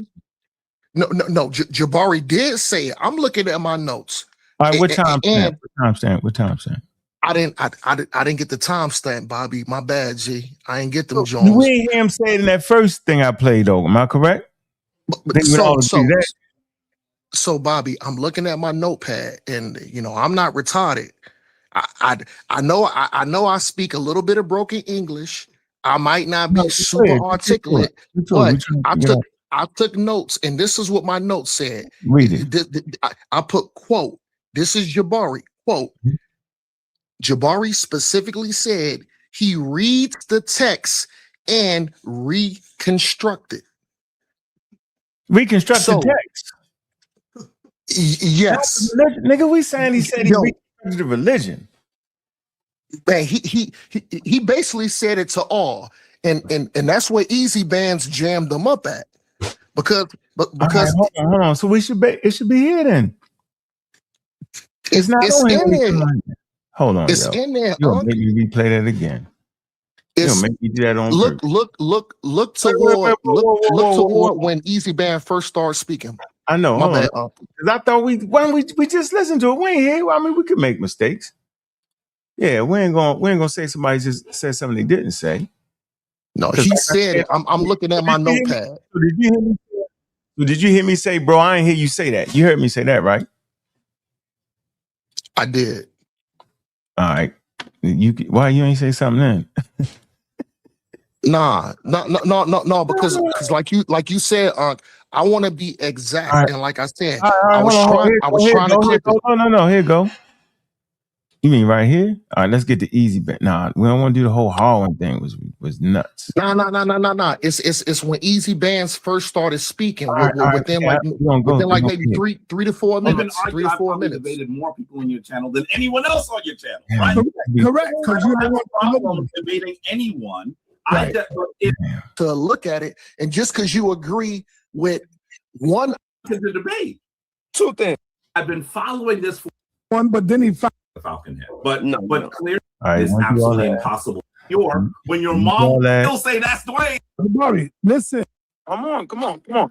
And then Harwin got a nerve to get up here. People in that tradition responding to Okay, gotcha. Yeah. Because he said he never met him. I never met him either. You're getting close. To answer your question, Jabari, I'm 36 years old. I seen him live doing lectures, right? But I little better. Yeah, I'm saying I'm glad to be it was a functioning it's before inhabit people. It's before the things that so finally doing it. Trained who not necessarily have a degree can really study and really prove. But listen, the reality is I just said you looked familiar and I'm rusty. So finally doing it for them. I would often don't want to pigeon. Oh man. Things that are historical. I was on the phone. Identify based on I'm also West African. To your knowledge, it is. this is not the smoke you had in question. You going right? Lots of people on your That's channel. right. I would even argue I've probably debated more people. And you feel that the top you're getting me here. And I'm okay. Yeah, but yeah, the first one on this video, You the just first one you tried to save you. You said don't. I won't even that one before Dr. specific because everything you New York was teaching. I watching Dr. Oh, bro, I showed to the percent Kemetic tradition. That's not think. All right. So what's the second one you? Yeah. So you can't say York. York came up with the whole Egyptian thing. He got the ability to reconstruct the Egyptian religion like everybody else did. You can't say York thing was less legitimate. See, that's the murky water right there. You know what I'm saying? Your thing ain't no less or more legitimate than the shrines is. Now, you may think you may automatically seep into it, morality and all that. That's a different conversation, yo. Just because you got a wild preacher that broke laws legally don't mean that the constructed church itself ain't a damn church. That's what I'm saying. That's my point. Let me finish. Hold on. That's what you think. This clear. Netter jumped in than saw Netter to the lab. Got divine on occasion inhabit. I mean, clearly, and that believe that didn't make you disagree, but I don't think that anyone would argue. They'd say that's Dwayne, the universe. I think that he's making we should Jabari win. No, that's what I'm talking about. Could agree on. I think this is fair. Right. Will be classically trained. My professor, classical. So name sign. I'm also classically trained. Man, get out. With Malachi York sign, name signed at the bottom of it. My professor, his while. It would be easier for you to just clearly want to do a back chat with me. They spoke. Stop helping your man. Me, what he just said with my stance and what I did. He disagrees. I would like to say hello to the panel. Breaking up. Yeah, so I could have sworn. Yeah, so Easy Bands ain't talk before that. All right, I'm breaking them now. So Easy Bands didn't talk before that, huh, yo? Omar. Yeah, he couldn't have talked before that because I would have heard him. Hey, Ankh, I'm almost there. So what I did, I'm on my TV downstairs. I'm rewinding it. I'm rewinding the show. I'm almost there. I'm gonna mute out. I'm gonna let you know when I find it. All right, so I know Easy Bands didn't talk before then. Couldn't have, right? All right, he ain't talk before then. Can I say something, Ankh? Yes, you can. You're gonna mess it up. You're gonna get beat up today. No, I want Omar, who was talking about reconstructed text, to understand the language that he claimed as his own was reconstructed. So what is his point in talking about reconstructing anything? He knows that. So no. I know what I'm saying. I'm gonna tell you what I'm saying. Hold on. I'm not talking to you, Ankh. I'm talking to the individual who's talking about reconstructed text and is speaking a reconstructed language, not you. You didn't. Not you. I want him to answer that question. Yeah, he said he would have done, but there's no way of actually really knowing because. All right, here you go. Let's go back to here. I could have sworn this man talked before here, though, yo. Let me see. Yes, I have gone to college, and I'm still happy. Okay. I was saying I seen a man in person. What he actually believes in, right? What he actually stands for. And I would like to get a better idea he believes in. Easy Bands, you got the mic, brother. Easy Bands, you got the mic. All right. Don't play games. Get to your questions real quick, brother. All right, so we're going to go back because I was basically kind of interrogating Jabari on what he actually believes in, right? What he actually stands for. Supposed before that, yo. That's what I'm missing out on, yo. He would have had to say the reconstruction thing before I came on. I'm also West African, right? I'm very clear on section. It does not mean that I am invalidating the ways that the most powerful world, sometimes even prior to enslavement, have become inspired by perhaps one of the most important one of the most powerful, one of the most influential traditions on the continent of Africa. And I'm going to say to you that yeah, see, I disagree with that. I don't agree that Egypt is the most powerful influence on the continent. I think Egypt influenced white people more, not actually on the continent of Africa. That's a bunch of malarkey. And we got our Egyptomaniacs on here right now that's going to argue differently, and they're not going to be able to prove it nor verify it. It's going to be a subjective opinion. So my opinion, West Africa, Central Africa, Khoisan cultures, right? Those cultures influence Africa. No more, no less. Matter of fact, people in West and Central Africa don't even know about damn Egypt. For real. They don't teach Egyptian history in West African, Central African school. And I'm not speaking in absolutes. All right? We gotta stop that. I don't think either one of them are more important than each other, but I know the effect of Egypt on America was pseudoscience. Pseudoscience produced pseudoscientific white people and pseudoscientific African Americans. West African traditions, you know what I'm saying, people literally can go back and forth to the continent and get those traditions and practice that. So let me ask you a question, Uncle. Why are you making the comment about calling pseudoscience and other people above both of our peer grades don't see it that way? Because I don't care what, because I don't listen to them. So what makes it pseudo? I said it produced. What makes it pseudo? No. I said it produced pseudoscience. So I didn't say he just was wild. I don't understand. Man, Madam Mavalsky and them, they pseudoscientists, yo.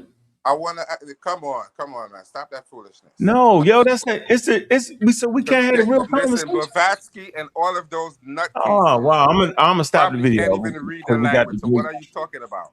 No, bro, it don't matter, yo. Language. They're just like Omar, who's coming on here, flapping his gums and never read a text in his entire life, and I know he hasn't.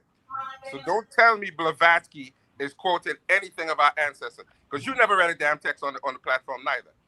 I never see you pull up a text and read it either, since we're talking about it. All right, freeze that. You to pull up a text and do it. Stop. All right, freeze that. All right, hold on. All right, no problem. Let me get the super chat. Hey, appreciate you, Chuck. Yo, you became a member, man. That's love right there. Man, thanks for that. And he also put that super chat. Let me read that. Great show, Unc. We have to do a show on your. That damn right. Yeah, because they playing. Of course, though. Back to you. Back to you.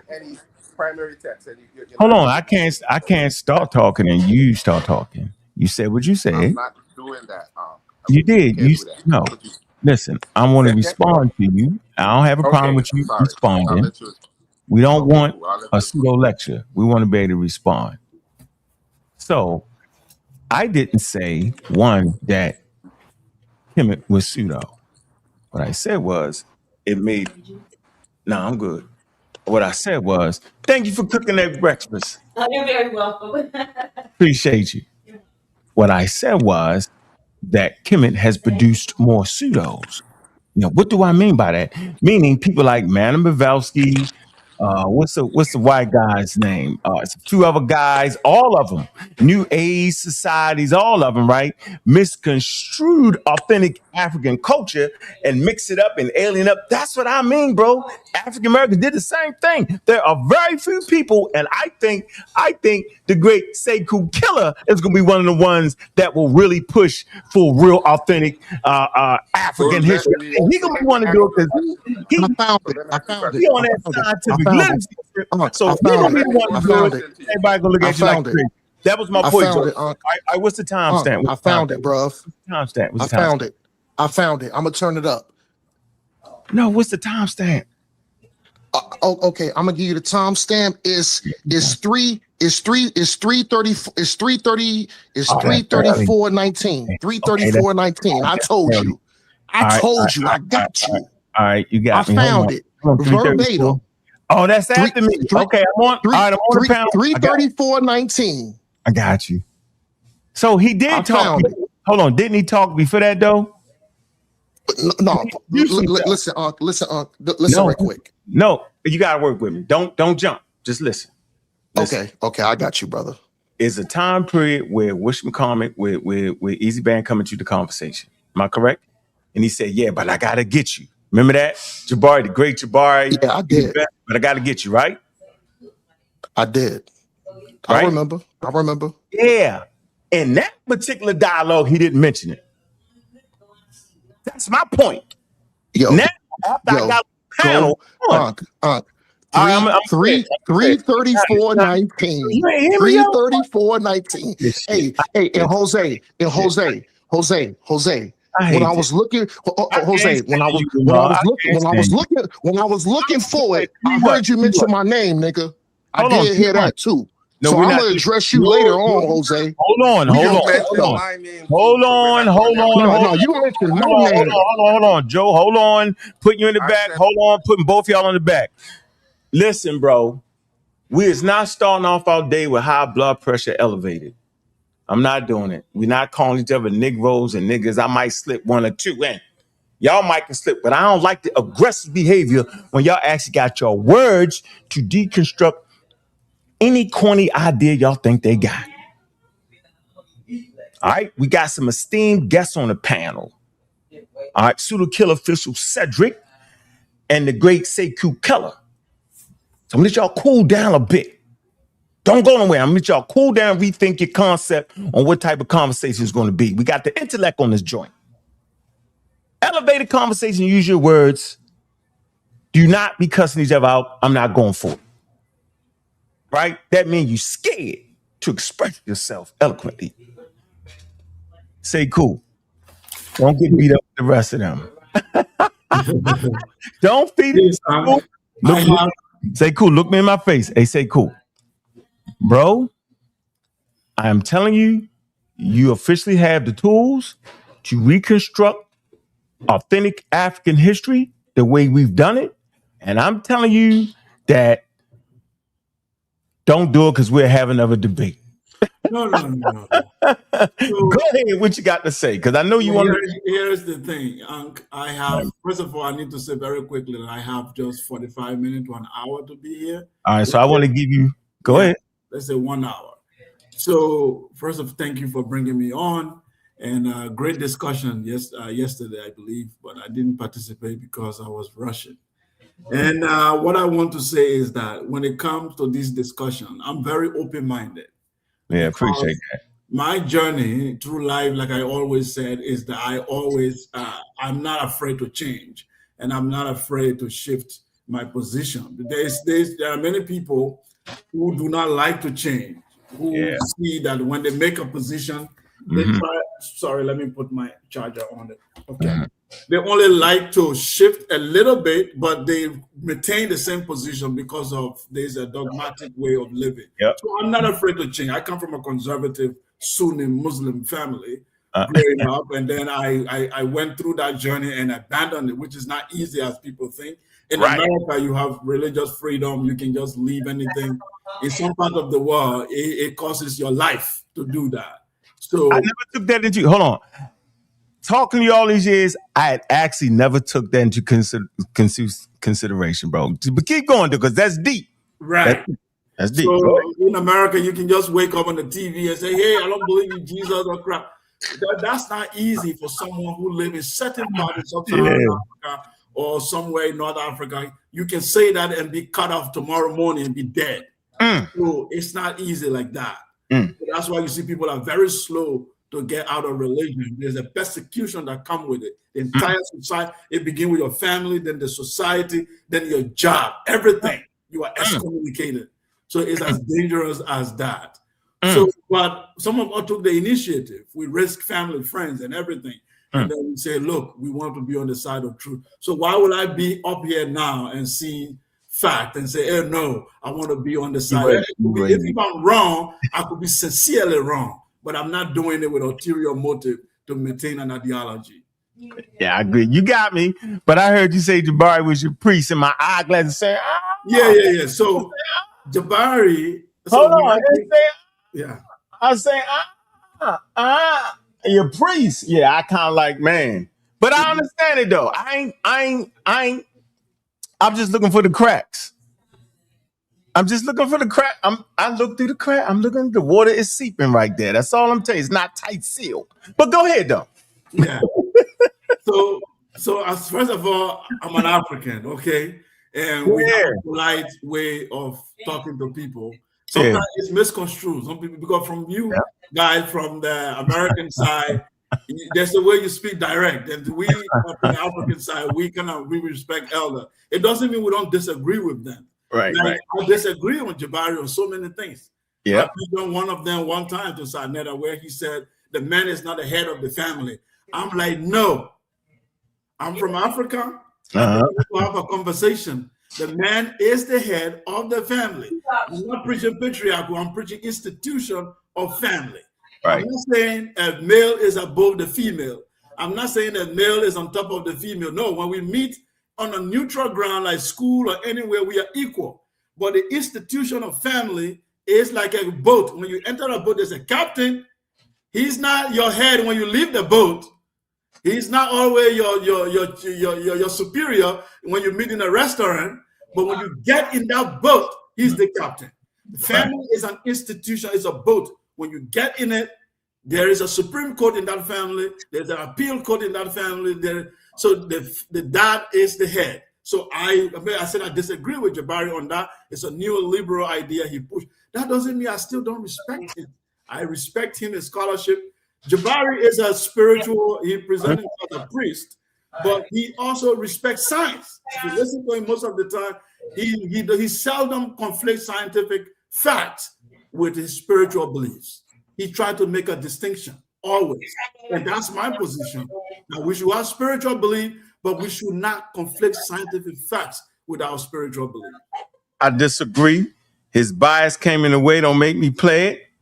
And when I said that race is a social construct and white people created the word white people and created the word black people, and y'all fought me on this thing. I was so mad at y'all about that, yo, because I was saying I didn't blame you. I blame Jabari because he teaches an institution and he still pushed it. And then in the middle of the conversation, he take his Mayweather backpedal. We ducks and punches. Backpedal a little bit. I ain't really saying, but I'm saying all that. Like, he don't know what the one drop rule was. See, I expect more out of Jabari because I know he's actually in a daggone institution, right? Professor, right? And I know it. So I'll be like, nah, bro, I can slip like that. Say, cool, you can slip like that, but you're never saying that in your classroom, bro. Tell us what you tell your class. That's what I be saying. He sits in a beautiful position, right, to be able to transmit complex ideas, right? He's degreed and simplifying, but he always on the wrong side because you know what? He has allegiance to blackology, which he should not. He should not. He should just have allegiance to academic standards. And once you actually study the academic standards, like I've been saying for 7 years, we won. We got them. Once these people put it in a museum that they are indigenous Africans, once they DNA tests come out and say, yeah, it's 70% indigenous Africans and 20% this, we won the game. Now, instead of saying indigenous Africans, give their proper indigenous African name if you choose to. And walk away from the conversation and say, big ups to that goddamn Shikanti Diop, because he forced some people to look at it through interdisciplinary studies, and he forced some people to say, you need to learn Egypt through its African lenses. He forced that on them. Now, the rest of the stuff Diop said he just was wrong. Well, I don't know about that. Maybe Diop is wrong on so many things, like science is like that. It improves. We get new evidence, and then we move on. It self-corrects. That's why it is science. So Diop was always subjecting himself to that type of progression and evolution. So, but as far as race goes, whether Jabari disagree with that or not, that doesn't take away what I said. Where he said, Egyptians black. Watch this. Why did your bias get you? Are the Egyptians black? Watch you guys stumble. Watch. Go ahead. Yeah, the ancient Egyptians were black. Right. See, you can't help yourself. How? Yeah. Okay. How? Okay. Now, explain it. Do you want me to explain it first why they not? And you tell me if my explanation is wrong. Yeah, I can explain that. So when we say black, first of all, we got to look at it from today. As you said, race is a social construct. Mm-hmm. So it's a social construct of modern era. People who are categorized as black, okay, are melanated people originally who ancestry traced back to the continent of Africa. Mm-hmm. Okay, melanated people whose ancestry trace back to the continent of Africa. Okay? There are other dark-skinned people, but usually when we use it in a social construct, we said melanated people who origin go back to the continent of Africa. Yeah, freeze 1 sec. Egyptians all humans are melanated. Of all humans are melanated. All humans are melanated, but keep going. See, now I'm talking about the degree of melanin. When we say melanated people, definitely there's a local dam. There is the local dam, which are obviously white people. Okay. There is the melanodam. They got melanin. The melanodam. We are the melanodam, and we fall. The what? The what? The melanodam. Yeah. Yeah, it's a Greek terminology. Yeah. The local dam and the melanodam. You say the melanin goddamn. That's what you say? No. Derm is from this word means skin. Cedric, you know you can get in anytime you want, though. Say I think it is intellectually dishonest to someone to sit on the platform and say they don't know what black people is just because blackness is, every year in your census in America. Okay, you sign papers whether you are black or white. You do not tell your government it's pseudo. Okay, man. Every year there is a statistics as to how many black people voted for this candidate, how many white people voted for this candidate. You do not even in I just went to see a doctor who gave me statistics of how many black wait. I jumped in. Listen. Equivocation fallacy. Now. You don't like when someone is saying something, then you jump in. I don't like that. Yeah, I meant to say jump in. I want you to go next. That's my fault. Go ahead. You can go right now to a hospital and ask, okay, for cancer, for example, prostate cancer. What is the percentage likelihood for black men to contract prostate cancer versus the white man? Even you can do it for diabetes. They can give you can Google it right now and you will have the susceptibility for black men, for white men. It is in scientific journal. Then you say medical journals, it's stated there. Then you say, well, there is no something like black. But when it comes to diseases, they can give you percentages of how many black people or how susceptible black people are to this particular disease, sickle cell. They will tell you how susceptible white people are to this particular disease. Then you come back and say, no, don't mention white and black. What are you trying to do? It is only when it comes to Egypt, then suddenly blackness become vague. We don't know what it is. I agree that you messed that all up. But go ahead, Cedric. I'm gonna get you later. You got hype. I want to see your face. Look at your face. You think you was born and raised on the Nile? Look at you. Hey, CQ, relax, bro. Do you? No, let's deal with the medical part. Can we find how susceptible black people are to cancer compared to white people? Can we find that in a medical journal or not? I don't know. Go get it. I'm asking you guys. You can say no right now. No. I want to. There's no race-specific diseases. I would argue. I didn't know. What I just said is different from what you are saying. I said, can we find a medical journal to say how black men or black people are susceptible to certain disease versus white people? Can we find that or not? No, we can't. We're not going to engage in an equivocation fallacy. We never entertain. So you can't answer that. I can answer. Hold on, Cedric. Let me answer that. We can find that African Americans can be more susceptible to certain diseases, but they figured it out. It was based off of what they was eating in certain communities and all that. It ain't had nothing to do with their skin color, none of that though. No, but they are a demographic, they are a people. No. That if you would put white people in that same circumstance, they would have the same levels. Like seriously. But go ahead, Cedric. Oh my goodness. Yeah. You know, this is what we do. I'm trying to I asked you a question very clearly. You said that there is no black people because it's a social construct. So then why can we find a medical journal to say this particular race is susceptible to this disease? We got you. We got your point. You ran this all the way to the medical journal. Look, hey Cedric, get off. Don't jump on the medical journal yet. Go back on your initial point. Yeah, I ain't going down that rabbit hole because we'll get back right there. We was talking about the Egypt thing. Yeah, we never addressed about the premise, and what he's doing is a equivocation fallacy. So he's first of all, it's anachronistic, what you're doing, and just non sequitur. And then to flatline that with a modern concept illustrates the point exactly, right? When you're talking about these demographics in the United States, that is a very specific time and place where these concepts are solidified. Now, when you call someone black, there is no way to escape a racial terminology. Fact of the matter, no one is black.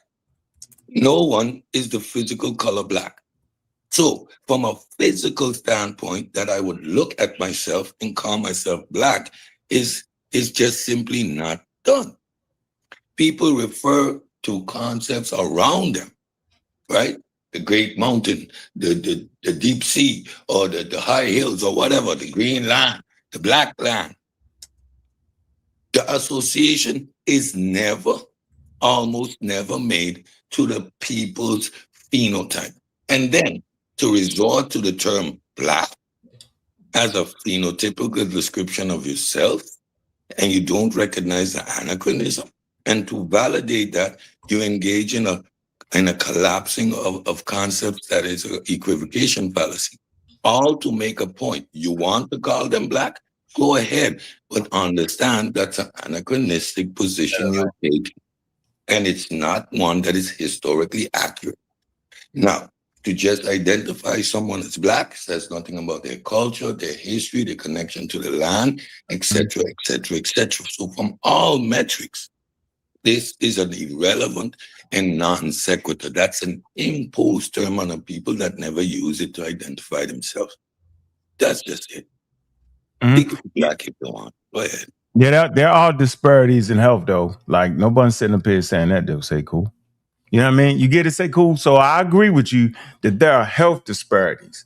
But I would also say the health disparities is based off of education, based off of having access to health care, having access to good food instead of food deserts. I think we need to add that into the equation instead of running to the big one. I mean, you know what I'm saying? Like I think we can answer this question better. That would be more healthier to help our community go see the doctor more as black men. So we are black men now. Yeah, because I'm having a conversation with you, and we know what we mean. But when we have a historical conversation, when we have a scientific, specifically conversation about how drugs affect black people, right, or white people, right, then we got to erase that and say, no, it's not that. But when we having a general conversation, of course, you know, for political reasons, this is medical. So I have a Canadian medical journal that I pull out right now. Put it in the thing. Put it right here for me. Let's read it. No, it's we're having a health conversation about a specific group. Put it right here. So if you want to discuss ancient Egypt, we can, but he brought out the issue of race. That's why. All right, we fine. Put in. Let's see what it say. This is what we do on this show. Okay. Right, and then we're gonna move. We're gonna get back to you, Omar, because we need to get back to that statement right there. I don't want to. We can flow between two conversations. I said, "Yo," hit you with the yo right there. All right. Thank you, Unc. Mm-hmm. Yes, I'm sure that ain't black. But all right, let me go to the source. You look at it here. The Canadian Medical Association Journal. Mm-hmm. Can you drop it in the thing for me? What? Can you drop it in this chat right here? I put yo on the side. Yo. Put it in there so I can look at it while you read it. So I don't know how to do that. I just want to go straight to it. Copy and paste. Come on, man. You is not reading that source. Nobody else get their hands on it.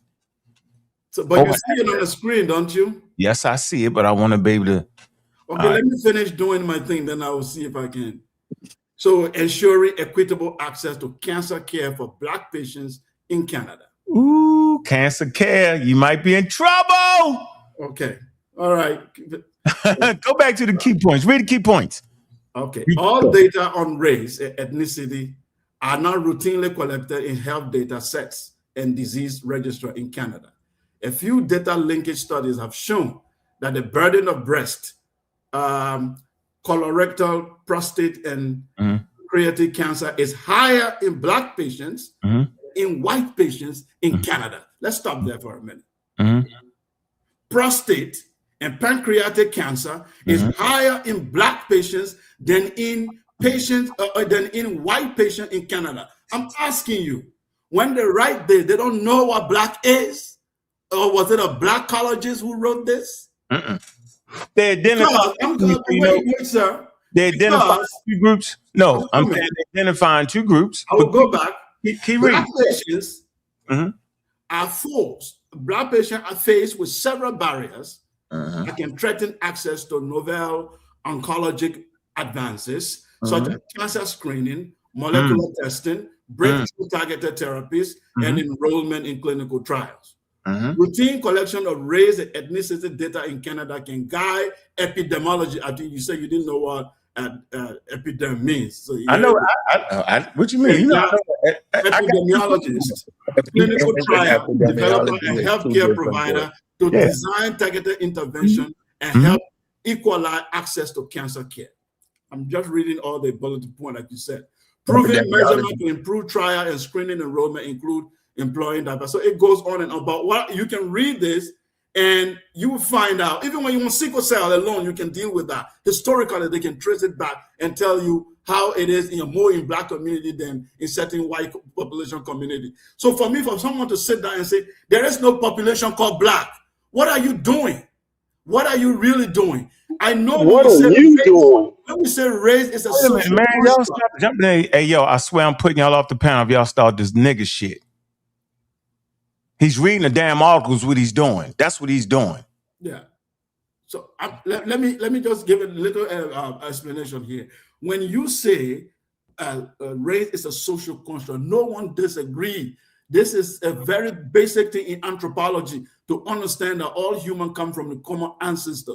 We are just the same species that have just adapted to different environments, skin color change and what have you, but we are the same. So that is understood. But in terms of understood, then what? That is understood. But when we terms of phenotype, what's understood? What's understood? Culture and identity of a people, and we said there are people called black people. What's understood? No. What's understood? Say cool. What was understood again? What is understood is that all humans have a common ancestor. And what else?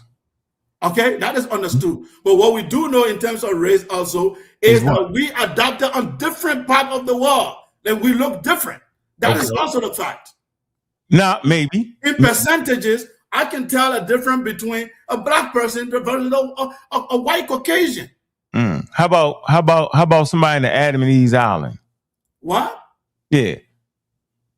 Adam and Eve Island? What did you say? Adam and Eve Islands. They not even from Africa. They from Western Asia. Yes. You can't tell the difference. They not African at all. They don't got no connection to your genetic gene pool. It's called convergent evolution. You can call them black melanated people, but not African. I know you can call them what you want to call them, but when it comes to medical, hold on. First of all, when it comes, their continent is called Melanesia. What you know what Melanesia mean? Melanin mean black people. Oh, you wild with that one, yo. I'm gonna let you have that because I don't feel like we far off the beaten path. This is what I'm gonna do for you. You know what melanin mean? The word melanin is the word for Greek. Listen, let me say this for you. I'm gonna stop right here, right? I'm gonna get back to the Can you post the article right here for me though?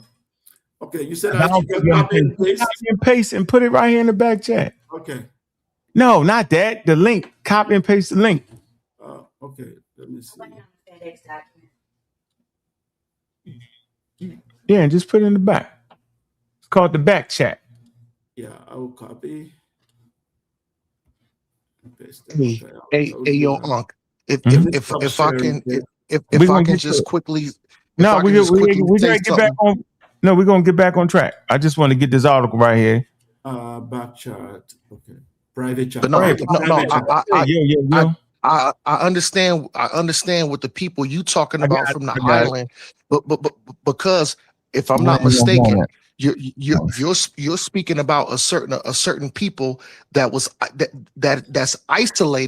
that's isolated, but are what we would call them. They're so-called black people, but because of them being on an island over a certain amount of years, being isolated, they don't have traits that the people from the land of Africa has. And I know I'm a small fish swimming in y'all big land, but I kind of get where you was coming from, speaking about the people that was on that island, because they're isolated, they don't have certain genes or hereditary traits that other people coming from Africa has. And what Sekou said about the sickle cell genome would be specifically isolated. Now, if the so-called white, I don't know if I can say that, if the so-called white man, you're gonna age you to get the same, so I don't feel like getting Trevor. I don't want to derail the conversation. We're gonna get into it. We can do Egypt. You guys, I'm ready for, but let's talk about Egypt. Oh yeah.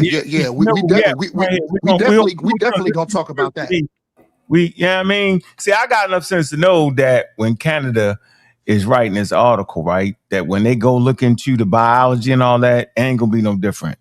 And they just give you that the people that identify themselves as black people and identify themselves as white people, there was a disparity, right? But the disparities wasn't based in biology. It's based in circumstance, the way they live, the way they eat, the food they eat. I guarantee that. I ain't even read the article yet, but we're gonna slide it to the side. Great conversation right there. Say, cool. Who's making a biological argument though? You is. How? Because there's a black person that we can see. Did I say there's a biological? No, because you got black people don't got none of that. It's the way they eat. It don't got nothing about skin color. I said got nothing to do with the skin color. Yes. It's not based on your skin color. It's there's a lot of things. A lot of the skin color is one of them. No, it's not. It's one of them. No, I disagree. The way a person is one of them. Because you can look at a person and think they black and they be Iranian, yo. Yeah, I mean, like, come on, bro. You just be a dog. Bro. You go to Iran, nobody will mistake you for an Iranian. Man, you got some people to nobody. You want to travel with me? Nobody will mistake you for an Iranian. Listen what I'm saying. I'm gonna make a point here. Hear my point. You're not just looking at the person saying what they are. You're not going. First of all, your ethnicity can shift, right? Your ethnicity can shift. Yes, of course. Okay. Okay. So maybe the Iranian statement was too strong, but that's not the point I wanted to make. The point I want to make here is that you're not going into place saying that's not Egyptian based off their skin color, yo, because that's not the criterion that the Egyptians set anyway. So I always thought that to be a wild pseudoscientific argument. That's the truth. The argument we are making today, Ankh, is that those who set the foundation of that civilization on the Nile River will be likened to black people today. All right, we're going, and I'm saying that's cat. That's stop the cat. Go ahead. Where's the time frame at? We're gonna play the video right here. Where's the time stamp at? I say that's cat. Yeah, I say y'all completely made that up. Yep. And I'm saying you ain't gonna find no scientific articles that say none of that. What you is gonna find is they're gonna say indigenous people started Kemet with outside people migrating in. It's been migrating at least 60,000 years in that. That's what you're gonna find. You ain't gonna find no, Diop was wrong. He just was wrong, and that's okay. He was wrong on what? He was wrong that there was a Negroid population unchanged till the daggone common to the Greek period. He made that shit up. Oh my God. Yeah, he made it up. So he went to a debate with people who said he never went to a debate. Wait, he went to Cairo Symposium debate. It wasn't a debate. It was a debate. It was not. It was a scientific conference, and at scientific conference, you present. Yeah. Okay, call it what? It's a semantics now. It's a symposium. No. There's no way. I have it. I have everything here. Cool. I did a whole way. I did a presentation on this. Cool. We were arguing on 4 questions. Cool. Hold on. No, it was a debate. Listen to what I'm saying. We're not going to keep putting out bad information. I'm telling you, it's a scientific conference. Listen to me. But they have disagreement before the debate, though. Hold on. There's a reason why we got to call it a scientific conference, because it was the scientific community. One. Next point. At scientific conferences, they have lively debate back and forth, right? It's not weird debate. No, they have a lot because there's no answer given there yet. Right? There's no victor pick or choose there. You present all your, and then everybody get to check it, because that's what science does. You get it? So you continue to study the information that was given, that you presented or debated back and forth, right? And then over the years, right, you will figure out who did what and who did this. It's not It's not figured out at the damn scientific conference. That's why it's important to say, yo, it was actually a scientific conference where they debated. Let's call out the debate. When they went in 1974, they did debate. The name of the conference was called, in French, the colloque de care. Colloque means colloquium. Yeah. Okay? And here's the answer. A colloquium is an academic conference or seminar where experts present paper and discuss a specific topic, heavily featuring question based and answer. So it is. There were questions. There were disagreements. Yeah, so that's why I was calling it a debate. No. I'm saying, but this community don't know that, bro. They actually think it was like a Sarnetta debate where they debated. No. It was no. That was not that type of debate. So one of the things I wanted to make clear. No, let me finish, Cedric. Let me finish. I will just learn. Let me just learn, please. You just want to learn. We have our thought that you guys cut in. You don't want to have a dialogue. You have a particular. Let me finish my thought, Cedric. I never interrupt you when you are talking. So let's have a conversation, Teku. I have never interrupted you. Teku, I'm asking you a question for clarity. Do you know how to have a But conversation? you didn't finish I didn't finish my line of thought that you want to ask. Okay, Teku, because I have a point of clarification. Have you ever been to a symposium? Have you ever? Can I finish what I'm trying to say first to Ankh? Anyway, he doesn't want to have a conversation. He's up here to do a presentation. When they came to the debate, get that next thing. Go ahead. The European counterpart said the ancient Egyptians were white people with dark skin. Did you see that in the papers? Yeah, absolutely. You're right. No issue there. So you guys are focusing on deal. The white people who came to the conference, all the European Egyptology, they said in French, les Égyptiens étaient de blancs à peau noire. In French, with me, they were white people with dark skin. The most ridiculous thing any scientist can make. Yeah, that's not correct. That's not correct. Diop said the ancient Egyptians were black African people in their language, their culture, okay? And he proved that. And even their skin color. He said the phenotype of the people who set up their civilization will be categorized among black people. The language is African. You got to learn that plane. The culture is African. What are you guys talking about? Well, you never talk about the white guy, but you said Neil was wrong. You got to calm down. Hey, say cool. Agenda. Cool. Listen, where the hell Cedric go? Said you got to control yourself better, bro. You was next. I don't know what you doing. Hey, say cool. I know this your favorite subject. And I'm telling you, you just made that shit up. You just said. Because first of all, the people that said they was white people and black, they got them out of there early in the game. Like, they Caucasian with dark skin. We not even addressing that. So they got them out the way. They said it's so ridiculous. We're not addressing that. But as for you, Diops, we'll take you up on it. That's what actually happened. So you should not keep saying what you just said. But you focus on Diop. I'm being wrong. No. You never mention the white guys.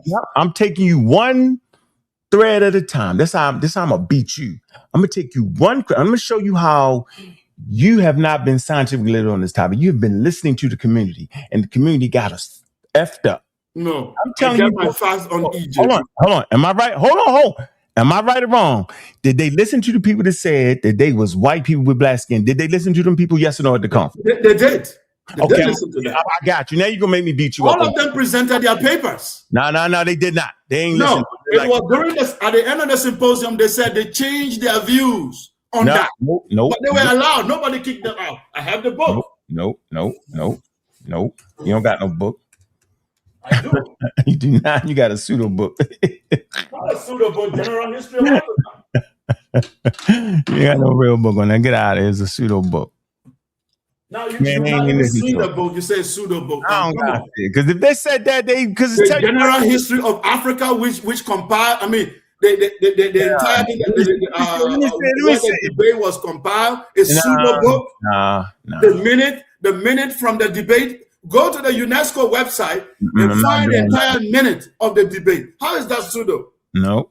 Hold on. I'm going to show you what they did. Hierarchy based on they say the question of race of the people. Nobody got kicked out in that symposium. No. When I say kicked out, when they threw the argument out, they be like, we're not even accepting that. Nope. Everybody rejected that. Nobody. You can't show anywhere say everybody rejected that. No, seriously. They didn't even take it seriously. Bring the exact minute. Mainstream Western scholars rejected the notion there was white or black. Okay. All right. You was mad at that. It said an explicit and black and white hypothesis that the ancient Egyptians was racially homogenous, instead skin color, you see, varied between the people's low and low roles in there. And so, we reading the up-to-date version in 2025.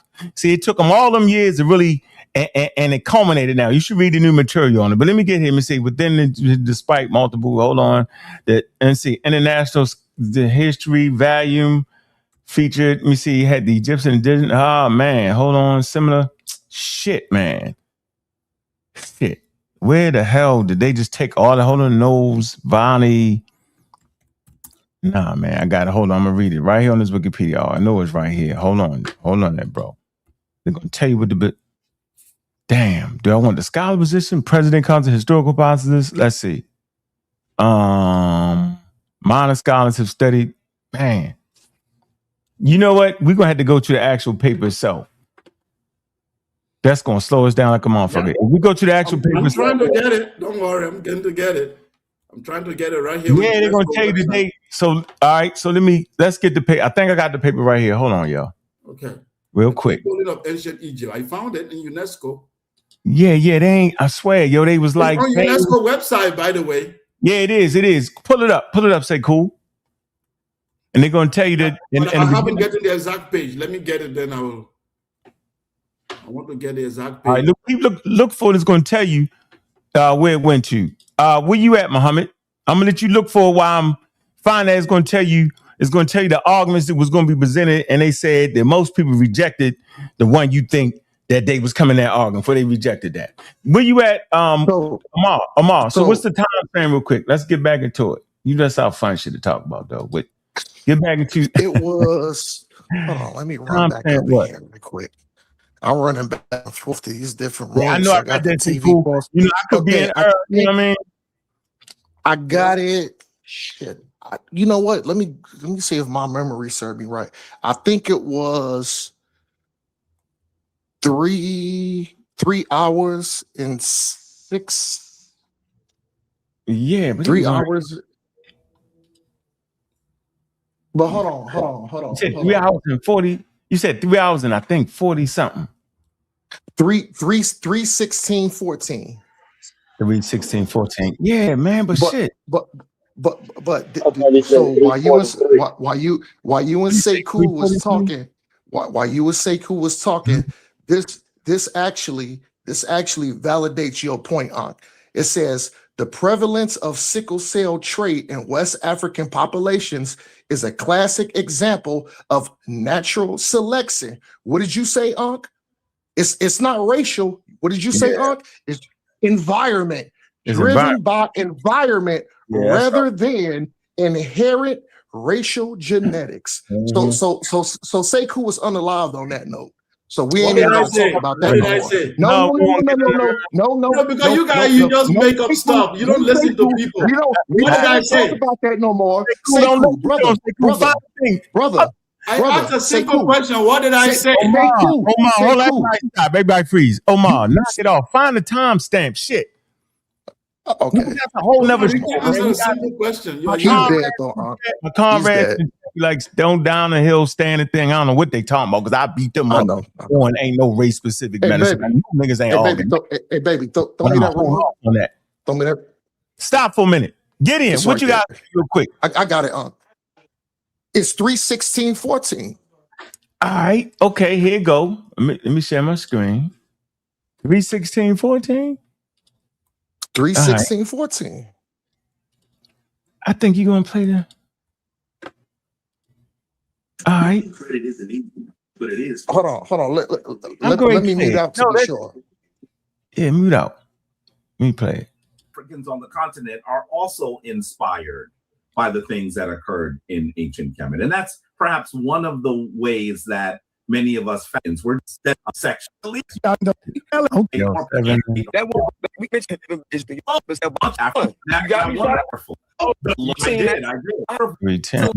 if that's what you have to weigh in. That's 3 of 12. I don't see the difference because energy is looking like. All right, come on. Hey, Salaki. Tomorrow afternoon or something. Salaki. My bad. It's 3. Go to Go to 334.0. Yeah, see, you going way. That's what I'm saying. Yeah, he might have said it. Damn, but three. I got it right in front of me. Go to. Go 333. Yeah. All right. Yeah, but that's not when he introduced it. So let me tell you what my argument is. Let me tell you what my argument is. That when Easy Band initially introduced himself, hold on, yo, and start asking Jabari the questions, Jabari didn't say, "Wait a minute, I'm a reconstructionist." I don't think he used that word. Now, in I got it. He did. I got it. Listen. I got it. At the 333 listen. Hey, I got it right here. Listen. Listen. What's the stat? Are you serious right now, yo? You make me think you got all that, bro. It's approaching 40 years that I've been trying to reconstruct the Kemetic tradition. And I'm approaching 40 years. I'm getting old, son. It's approaching 40 years that I've been trying to reconstruct the Kemetic tradition, and I'm not the only one. There, man. Yeah, you use the word. We're not saying that, man. He specifically said to reconstruct the Kemetic tradition. So this is the point. Easy Bands. Y'all heard it. What did Jabari say? He said, I've spent close to 40 years trying to reconstruct the Kemetic tradition. So this is what Easy Band said. Because after a certain time in the Kemetic history, dealing with the priesthood, dealing with these priests, we went for some thousands of years to where it went dead. So Jabari specifically said he spent over 40 years of his life trying to reconstruct. So if you're trying to reconstruct something that's been dead, if you're spending 40 years of your life trying to reconstruct, Easy Band's point was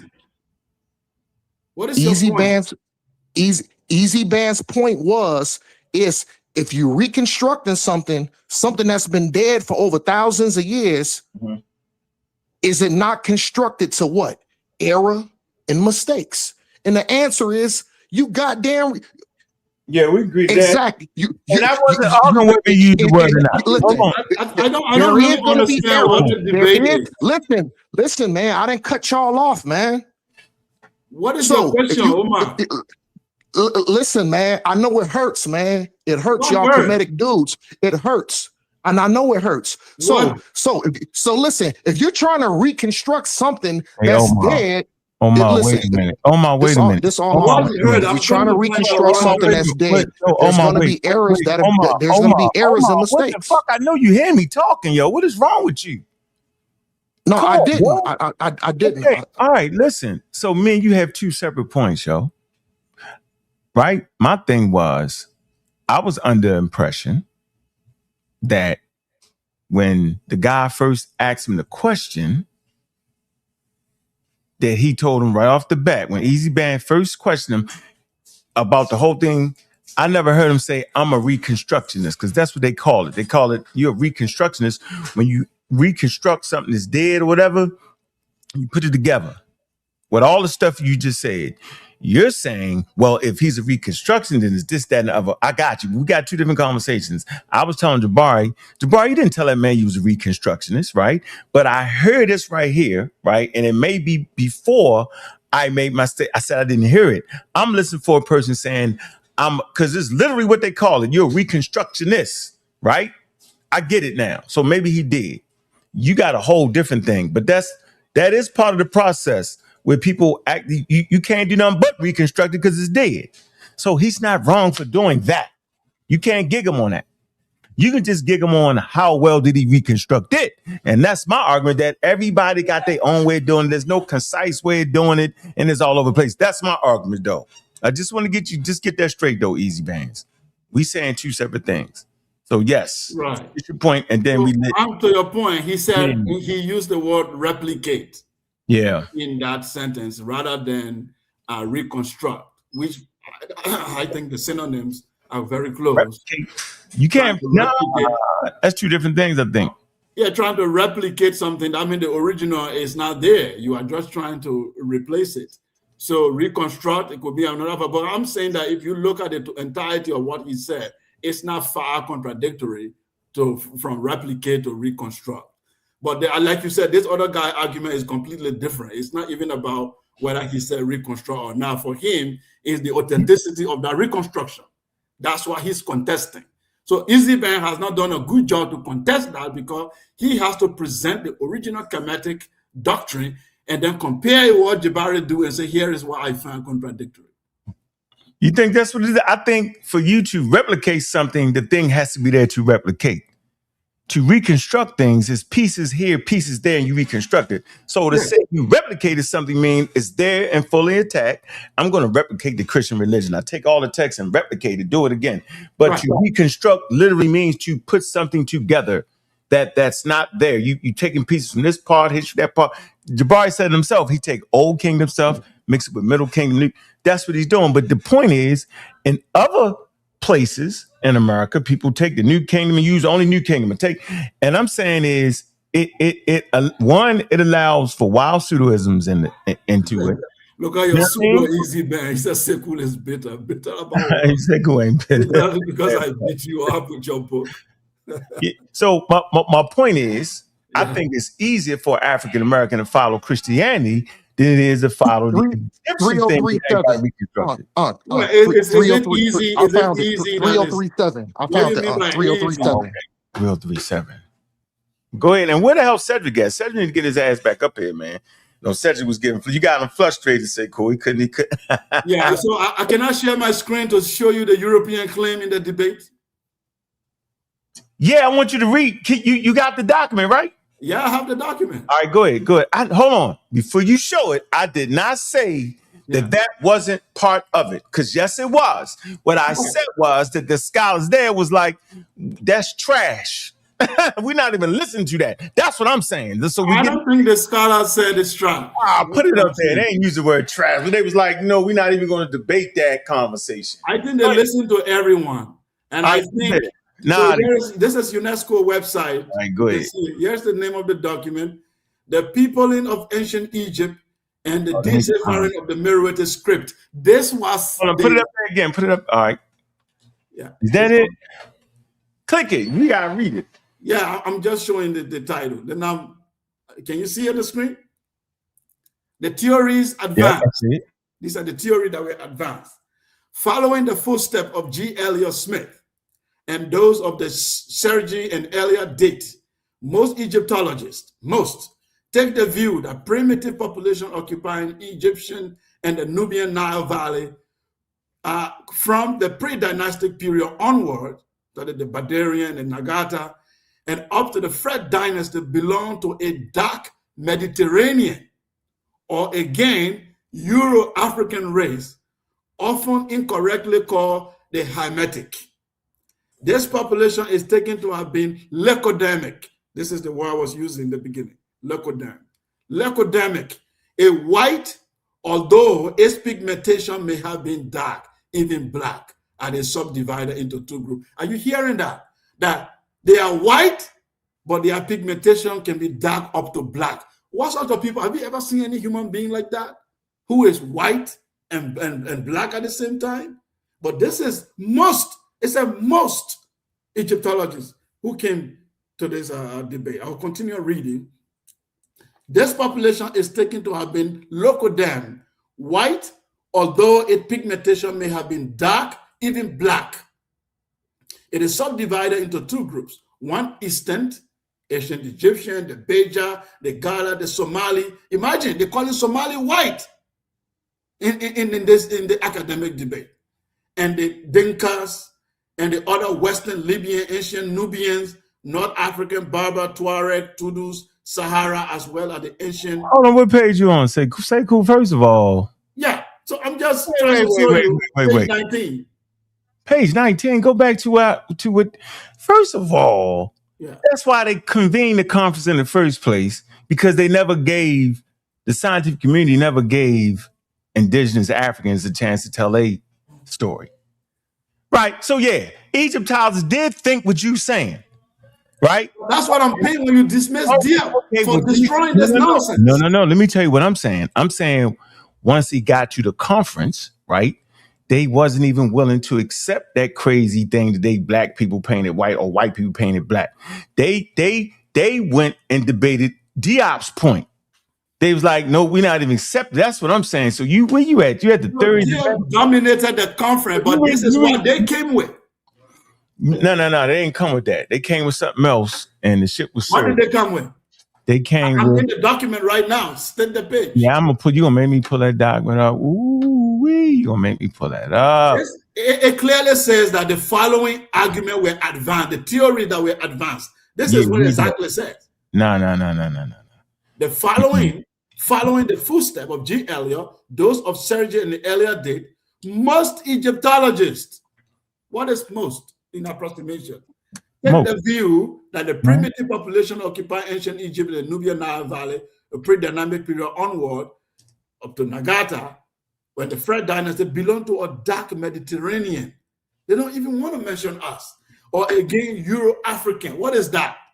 Often incorrectly called Hermetic, using Bible now. The population is taken to have been Locodam, white, although its pigmentation may have been dark. This is the ridiculous argument that Diop have to fight with and tell them this is not working. If they are dark and their skin color is black and they are on the African continent, they are nothing else but black Africans. That's all. Whether they're Somali, whether they look like Khoisan, whether they look like the Beja, whether they have the long hair like Beja, or they have the short hair like the West African, or they look like Fulani, if they are dark skinned and they are on the African continent, they are black African people. That's all Diop said. And Diop said the language didn't come from Middle East.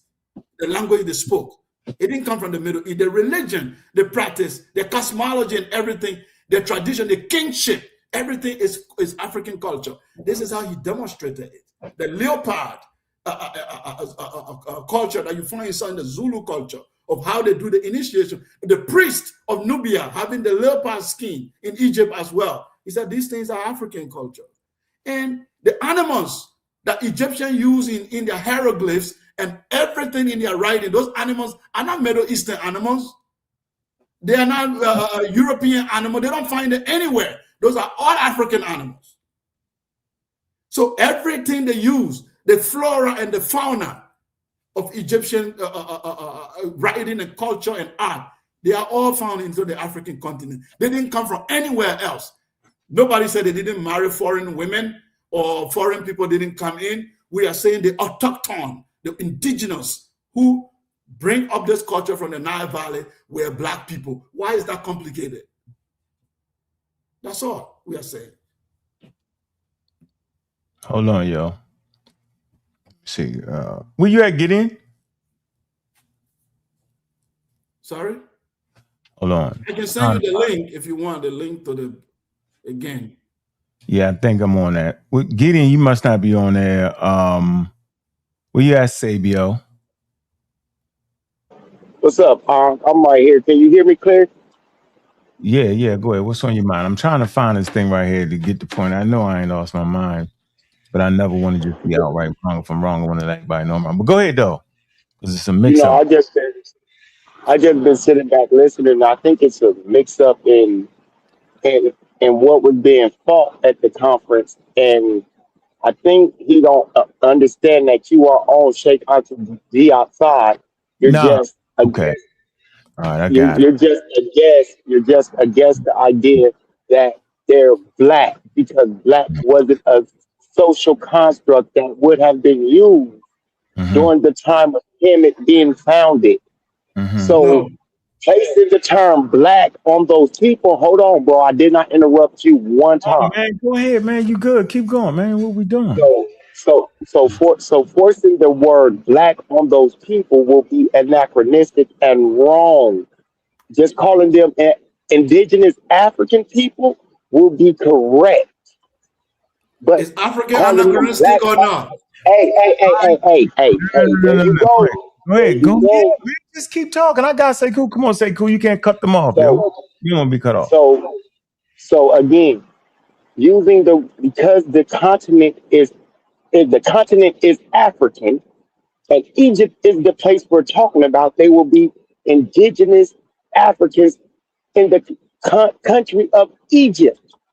They will be Egyptians or Phoenicians, but that's it. They would not be black because black has a specific location and time when that word was placed and used.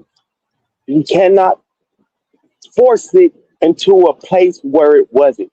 That's where you're caught up in. And the people who want to make Egypt black is caught up in it. All But right, let that me get word back. wasn't. All right, I found it. My fault, Sabi. I'm sorry for cutting you off. I found it. Hey, this is what I was talking about, say cool. All right, it's on the ancient Egyptian race controversy. It say the argument. This is not a document. I know. Just relax. Okay. All right, because we can find it. I just too much for me to try to find it right this second.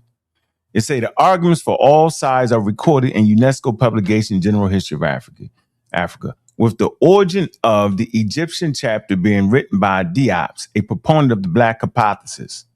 That's what you supporting.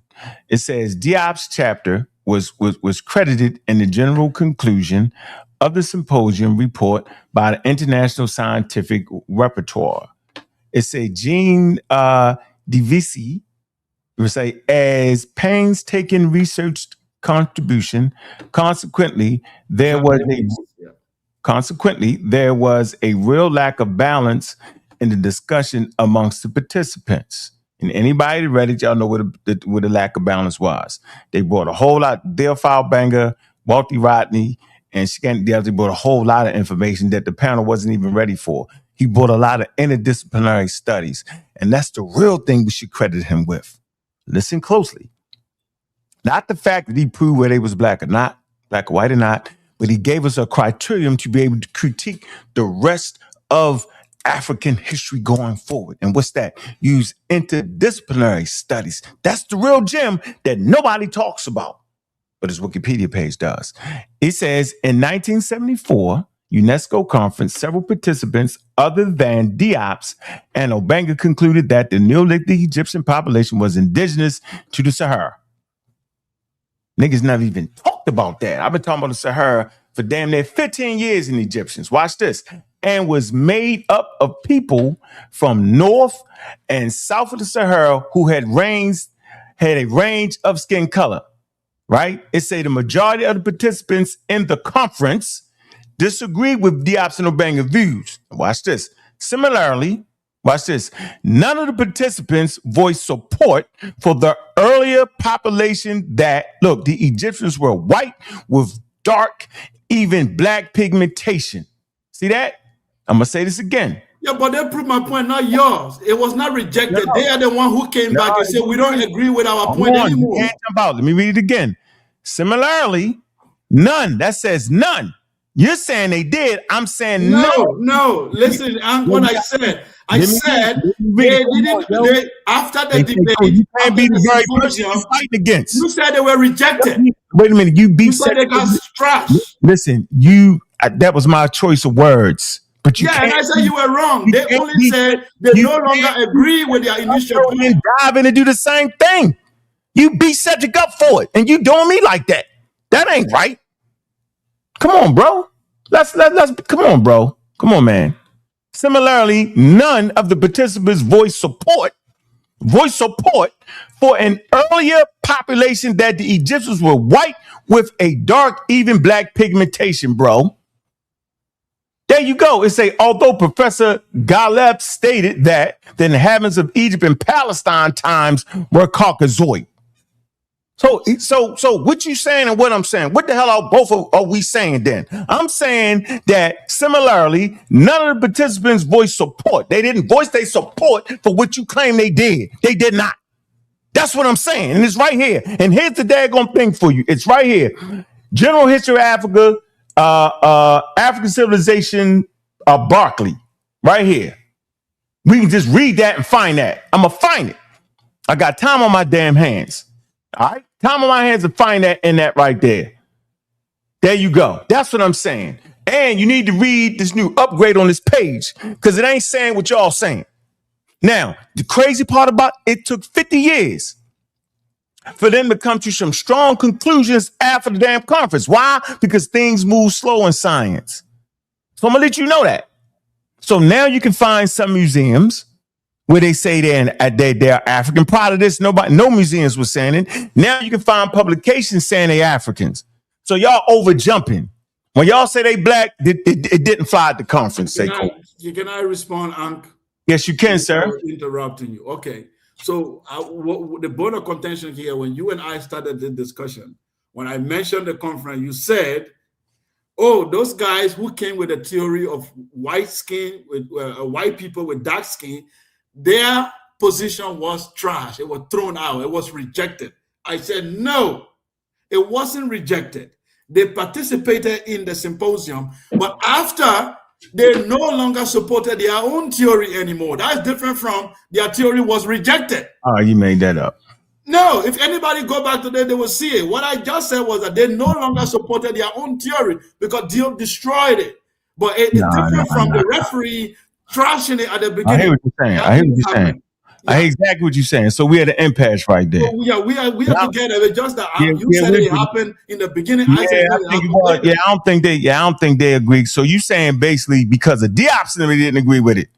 Yeah, because Diop was able to prove. You want to? Nope. See, that's where you wrong. You would have had. Look, I could be wrong right there. But they came to the symposium with this belief. Listen, what I'm saying. I'm telling you, if I'm wrong, you definitely wrong too. You and I had a debate on spirituality and science. After the debate, I told you that I changed my position. Yeah. Even though they gave me a win, I changed my position. I believe you were right on many things. Right. Did your debate influence that or not? Right. Right. So you can say that deal never influenced the change of position. I didn't say that. We can make it clear what I said. What I'm saying here is the same way you said they changed their position. Right. Based off their work. I'm saying they didn't change the position to Diop's position. That's what I'm saying. No, I didn't say they changed the Diop position either.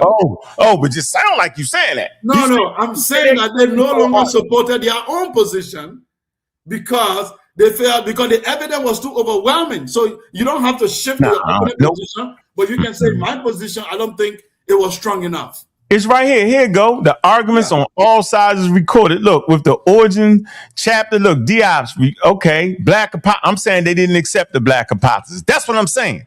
It's a Diop's chapter was credited in the general conclusion of the symposium report by the international scientific community. Let me keep moving. Payne said, consequently, there was a real lack of balance in the discussion, and we know why. Okay. Hold on. Let me finish reading. In 1974 UNESCO conference, several participants other than Diop's and Obanga concluded that the Neolithic Egyptian population was indigenous to the Sahara. Now, since I read this shit, it was a person in particular that talked about the Sahara, right? And was made up of people from North and South, right? Who ranged skin color. It said, man, watch this. Now, you claiming this didn't happen. The majority of the participants in the conference disagreed with Diop's and Obanga's views. Here it go right here. We can read it right here. Who owns the ancient Egypt, right? Watch this. So they disagreed with him, bro. Even after they did all that, they disagreed with him. Because at the symposium, my man, that's not where the actual decision is made. And this is what this community actually thinks. Now, I say similarly, none of the participants voiced the support for the earlier population that the Egyptians were white with dark skin. So nobody agreed to that, bro. So now listen, I think what you are doing here, you are framing a narrative. I'm not framing it. You're framing a narrative. Let me explain. I went to the primary document. You went to Wikipedia. Let me explain. I got it now. I got it. Hold on. I think you got to. No. Hold on. Let me finish now. Let me finish. I already showed the people the link. And I'm going to say, and if I say anything here and you find it different from the original text, then you call me a liar. No, I read it over and over. So what happened here? Wait. Whoa. So you disagree with what I just read? So I'm not crazy. Can I just say my own part? Yeah, go ahead. Let me say my own part. what we find is that the purpose of the symposium was not for your opponent to agree with you or disagree with you. It was because they had referees. They had people. They had referees. They had people who were independent. Their job was to listen to both sides of the argument and conclude what was said and based on the evidence. So they are players. If we are playing football, it's not for you to say whether I win or lose. The referee that determined that. So what happened in the debate? They disagree with Diop point, all right. But Diop said, your position, based on the argument I have, what is your proof for your position? They said they no longer support their position. That's why the referee said there was lack of balance in the argument because they couldn't counter Diop's position. They only disagree with it. Example would be linguistics, for example. Jean Davis, which you just listened to, you just listed there, and the Professor Vergouter. Look at these two names. They agree with Diop on the linguistics. The ancient Egyptian language is African. Absolutely. They agree with him on the language. No disagreement there on my part. But this Wikipedia frame a narrative here as if they disagree with everything. Did you read that? Man, it's an insight. Listen, bro, hold on. This is an encyclopedia entry. Majority of the participants in the conference disagree with Diop and Obenga's views. That's a narrative. They did agree with some of it. They agree with the language. The majority with his views. The majority, not all of them, just like you just did me. No, but they put all the view. They didn't they were supposed to specify the view that were accepted. We gotta go read it and know what that's a narrative. It is not, man. It is. No more narrative. Read the original. No more narrative than when they say that written Diop's opponents. It say the proponents of the Black Apology Diop's chapter. Let me see, was credited.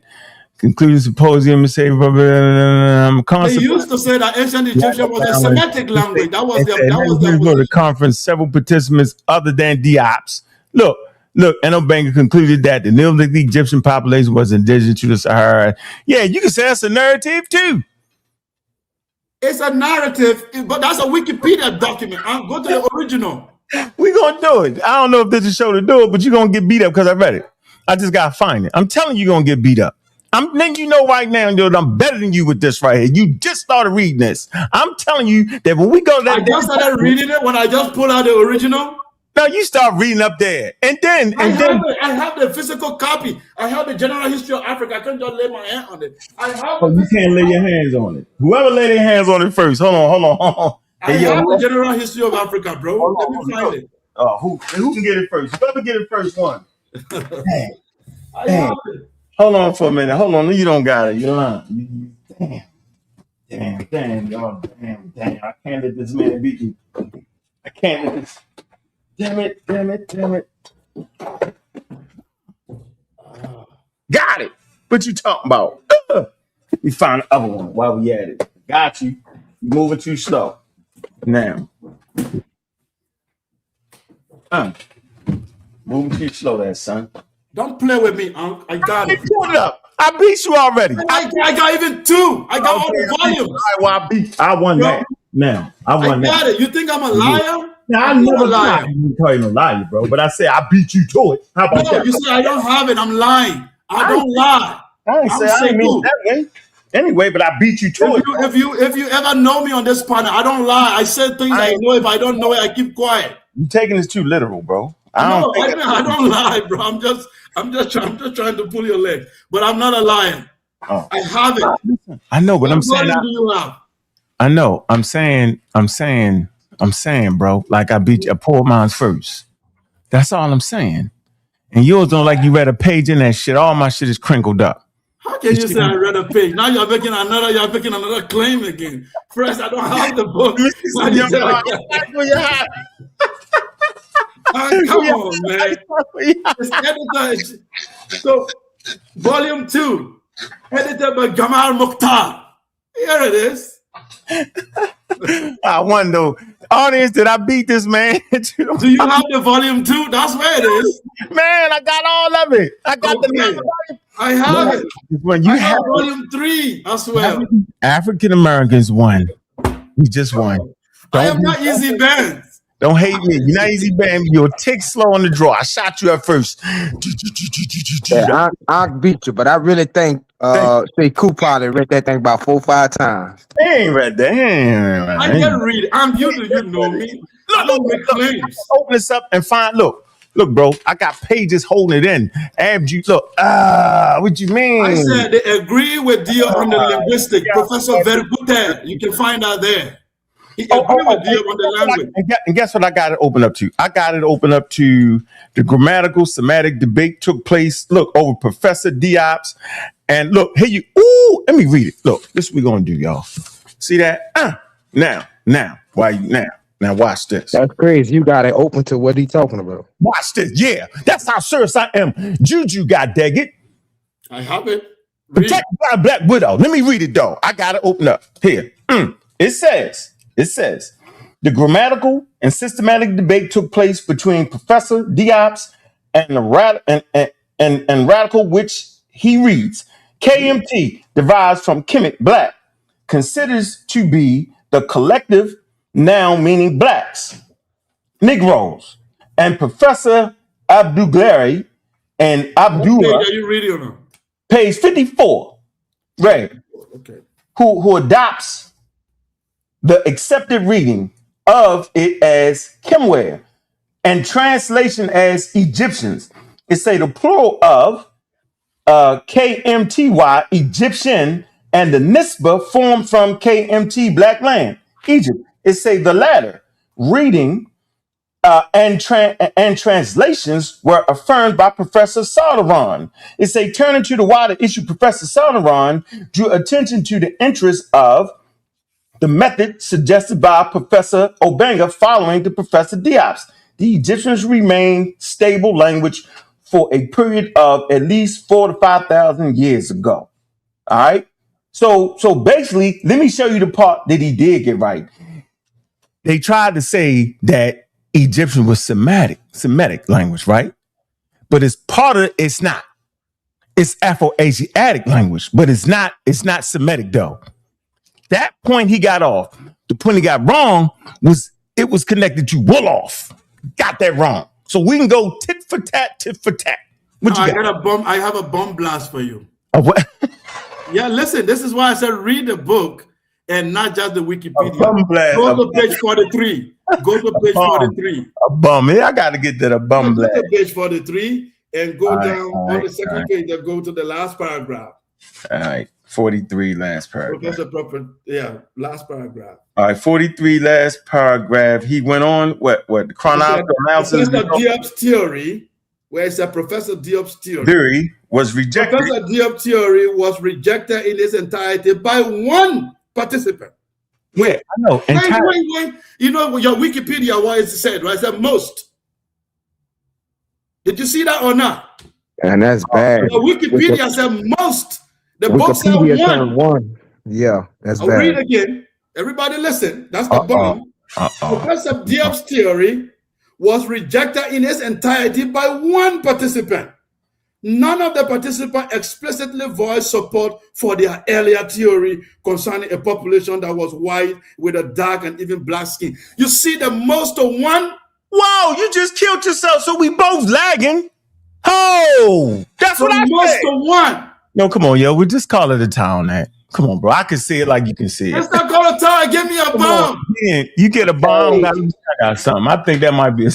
I'm listening. That is a dagger to Wikipedia. That is a dagger to the pseudo killer. Give me that. No, it isn't. No, it isn't. Why? Because what I just read confirms exactly what he has said. That the theory that the Egyptians. Hold up. That the Egyptians, remember the first thing that they said, that they were white black people. All of what you just read, if you really pay attention, Sekou, what you read is that theory was accepted by one. What? I don't know what he's talking about.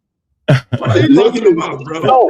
So if y'all pay attention, so what you just read, Sekou, you agree? We both got. Ankh doesn't agree with you. Right? Listen, Ankh is intellectually honest, I'm telling you, he doesn't agree I'm with trying you. to be honest. I'm trying to be honest. I'm trying to be honest. But that's what you just read from page 43. What he just read about and it goes back to the white black theory. No, it wasn't about that, Fred. It was about Diop's theory being rejected. Right. I don't. Most people reject Diop's theory in its entirety or one. Now we got comment. Read it again. We gotta do reading comprehension. Professor Diop's theory was rejected in its entirety by one participant. Now stop. You gotta stop. So keep reading. No. Come on, Sabio. Hold on. Hey, I want to let you know. Now let's go right. Hold on. Let's go right to the. I'm saying it's that most participants rejected it. Listen. I hope you know the sentence you just read. See, this is where I separate myself from the crowd. Right? Now watch this. This says the majority of participants in the conference disagreed with Diop's Anabanga views. Now, what you just read does not overthrow that, because what you actually read says it's just one guy disagreed with everything, period. One guy. What I just read right there say they disagree with his views. You get it? But they also threw in Diopanga. You cannot come in on that. I was about to make a damn point, and you came right in like an expert cutoff artist. What I'm saying is they disagreed, right, with his views. Let's read it again. Watch it. It's the difference between one person saying all that. I don't agree with none of that, right? I want y'all to know that sentence says, it says, Professor Diop's theory was rejected in its entirety by one person. So that's basically saying you got one person at the conference that disagree with it entirely. Now, what does that mean for the others? It goes on to say, none of the participants explicitly voiced support for the earlier theory concerning a population of white, which was white with dark or even black pigmentation. It say there was no more agreement abandon this old theory. I'm gonna say it again. There was no more than was tactic agreement to abandon, tacit disagreement. So see, that's where you lose at. See, because they abandoned that. No, I agree that they abandoned it. I'm just saying that it's not the referees. Yeah, but it. That's what I was trying to get to. Disagree. Hold on, but they also rejecting that though. Hold on. Although they abandoned that, they say that's trash. Like I said, but it's the participant. I don't disagree with it. You are not getting my point. I agree that they abandoned. Now you gotta get my point. Yeah. Now I'm saying is one person say throw Diop's thing clearly out.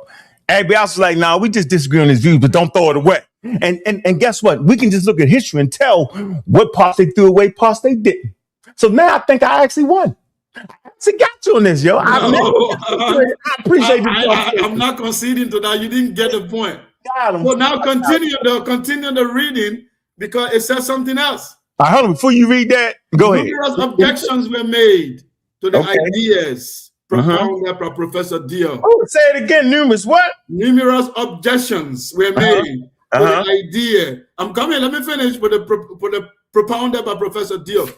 These objections reveal the extent of disagreement, which remained profound, even though it was never voiced explicitly. Yeah, because they couldn't do it.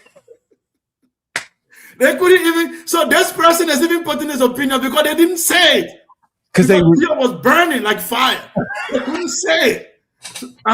So when you come out here and say the majority disagree with Diop, bro, Diop killed him. Oh man. Oh, what a tangled web we weave when first we practice to deceive. Hold on, man. Let me tell you something. First of all, them daggone continental Africans, they came with so much information. The white was too much for them. The white was like, "What the hell is this? What hell? They wasn't even." The white people were like, "Time out. We need to postpone this whole thing." They definitely hit it with a timeout. When they brought the Bible into a scientific conference, they was like, "Time out. Hold on." Yo, they brought, listen, hold on, man. This is the part I like in this conversation. Yo, they brought overwhelming information that was ahead of this time. Wasn't nobody testing no damn mummies for no damn melanin content and all that. They did all that. Now, I'm not saying that's correct, but they did all that. They brought Bible critiques. They brought all kind of stuff. They was like, damn, this conversation ain't really balanced. Because every time we say something, they bring 30, 40 things. But guess what? It's not a Sarnetta debate. Now, in the Sarnetta debate, they would have washed them. But in the scientific thing, they're like, oh, sorry, we get back to y'all slick. Y'all slick right now. Y'all talking loud on the mic. We're going to get you. We're going to see. And over the years, yo, because this is how scientific conferences work. Everything that everybody put in there, yo, all that shit got critiqued over the years. Boom, boom, boom. And guess what we can read that at? We can read in that same Wikipedia article. Did you keep the 9? It's going to talk about where they at right now, how they got there, what they was talking about, what fell off, what didn't. Yeah, bro, it's all in that Wikipedia article. That whole Wolof thing was trash. No connection there. He was right about Africans being on the river at 130,000 years. They be like, you can't even prove that. Yeah, we can prove it that they've been on the river for 350,000 years or 300,000 years. We can go right to the a British museum right now, go to the Nubian section, right, Egyptian section, and they tell you human beings occupied now 300,000 years ago. We can do all that, right? So I'm just saying the conscious community has faked this out. They told us they reached a conclusion at the Cairo Symposium. That's the mindset you're under. I'm saying they did not reach a conclusion. They simply said what it was. We're not prepared. We'll get with you, though. And they got with them. That's what I'm saying. The conscious community says, jobs won. It wasn't a conference you win or lose. It was a conference you present the information. Go ahead. When we said Diop won, it's coming from where? I will read the conclusion here. Yeah, read that. When you go to a what debate, page? That's why I said it's not a debate. They debated, but I don't want to win or lose it. I understand, but That's saying that. Now you see why I said it. Why the entirety of his theory was not demolished. No, not all of it. Not all of it. What he said, and enough of it. Let me read the conclusion here. The conclusion of the experts who did not accept the theory, that is for Diop, put forward by Professor Sheikh-Anta Diop and Obenga, that the Nile Valley population has been homogeneous from the earliest time until the Persian invasion, was that the basic population of Egypt settled there in the Neolithic times, and they originated largely in the Sahara, and they comprised of people from north and from south of the Sahara, who were differentiated by their color. In opposition to this theory, Professor Diop and Obenga submitted their own theory to the effect that the Nile Valley was people owned uniformly by Black people, and that the movement has been from south to north. Now, when you look at the disagreement they are making, they agree that people come from south of the Sahara, which they are most racist Egyptology today don't even want to say. But in this debate, opponents are saying the agreed population came from south of the Sahara, from the Sahara itself. Diop saying bring that out though. No, Diop said they came from all the region within Africa. Diop's only insistence was that they were Black, but he did not disagree that they're from the Sahara. Yeah, no, he didn't. That was because remember, it was 3/4 of the scientific community was indigenous African. So yeah, I'm just saying, I'm telling you, their point. We don't even disagree with their point. The mistake they are making, they don't want to attribute it to Black people. That's not true. But whether they came from the Sahara or they came from south of the Sahara, we all agree that migration is from south to north. This is how it moved. There was back to Africa, yes. You messed it up. The settlement is usually from the south. No, you messed it up. Even the kingship came from the south to the north. The culture came from the south to the north. You spewing blackology right now. It's not blackology. Nama came from the south. No, it's blackology. Trust me. It came from the south. You can't show it anywhere. No, I agree. No, wait. So watch this. From the south. No, I want to show you something. I'm going to upgrade you a little bit. Watch this. So let's get the migration pattern, right? The Sahara, first of all, is in Egypt. Let's get that straight.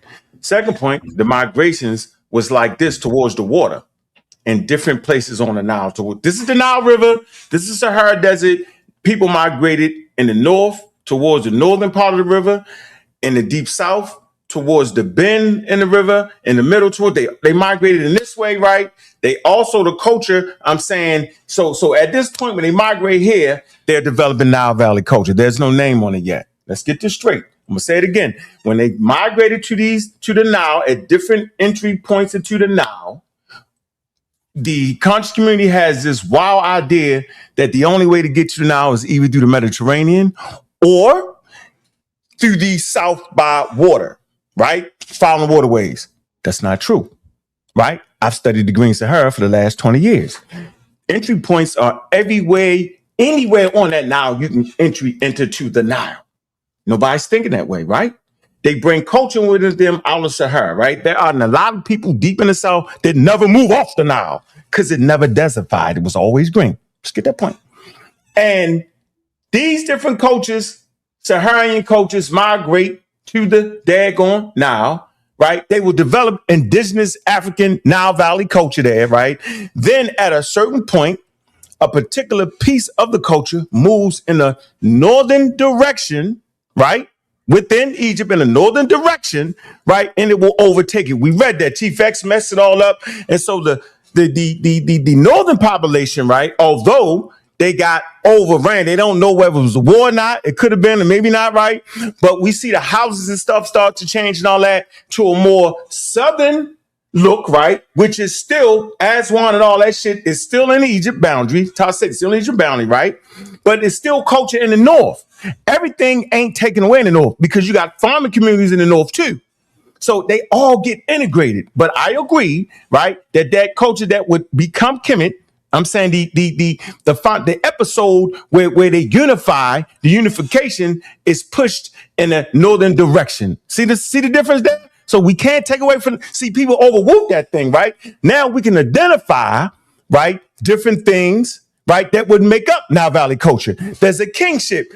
I'm going to stand on the kingship based off of the graves found in the first two dynasties of killing the subjects when the king dies. That sacrificial chieftain is an all Nubian hunter-gatherer moving to kingship thing in the south, quote unquote. Let me be very clear in my statements. That's a cattle culture phenomenon, right? And as we read certain works, it makes a serious point that the oldest place where you find people burying the subjects, right, with the daggone king, and here's my source, David Wingro and David Jabri, right? It says, in the dawn of everything, a new history of humanity, right? And in this work, it talks about no matter where you go out in the world, the taboo of killing the subject when the king died is the oldest place where that kingship would have started at. And then they start to say later on, like they did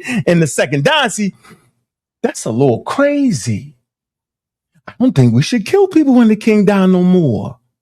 Come on, you want to bro. All right. Come on, man. All right. Now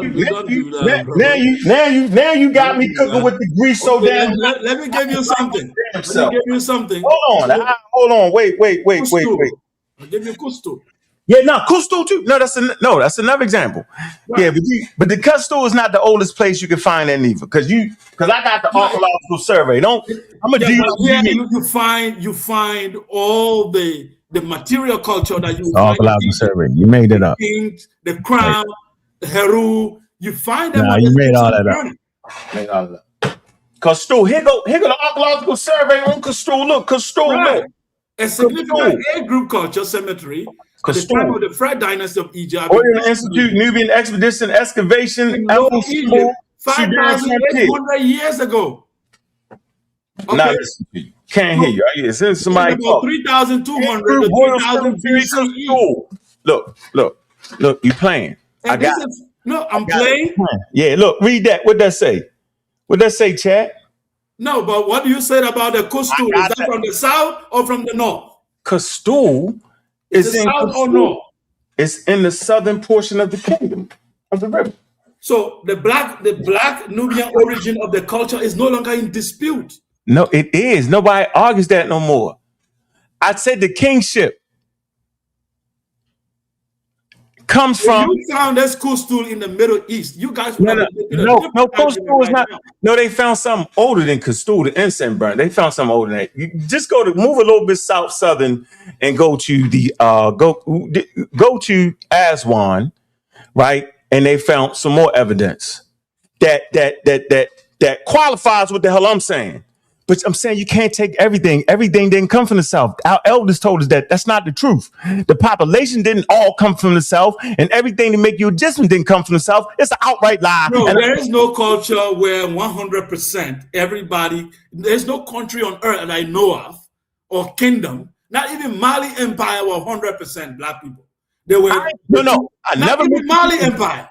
I never mentioned people yet. Okay, but what I'm trying to tell you here is that the material culture, the people who built the foundation of this culture were southern black people. Not true. You made that up. It is. Show me anywhere where the ancient Egyptian culture is coming in from the north or from the Middle East. One. We ain't talked about the Middle East yet. Okay. Man, I'll ceasefire here for now and then now because I gotta go. Yeah, you shooting BBs. I ain't said nothing about no. You hit the north and lose your mind. Yeah, I stand on Black Egypt today.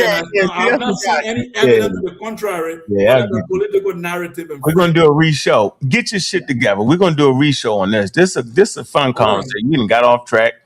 It's fun. I'm gonna show you. Hey, bro, I'm armed and dangerous. I've been armed and dangerous for a long time. And ain't nobody listening. Say, cool, you are a black Egyptian maniac, bro. Okay, I'll take that. All the way. Compliment. The point where Jabari is your priest, so you know you having fun at this point. Yeah, so let me tell you, for me, when it comes to the issue of African culture, morality, finding meaning in life, I love some part of our spirituality and rituals. It helps me psychologically coping with a lot of things in life. I love them. I love some of the things Jabari do. I disagree with some. I agree with some that that are not really dogmatic. I love those aspects of it.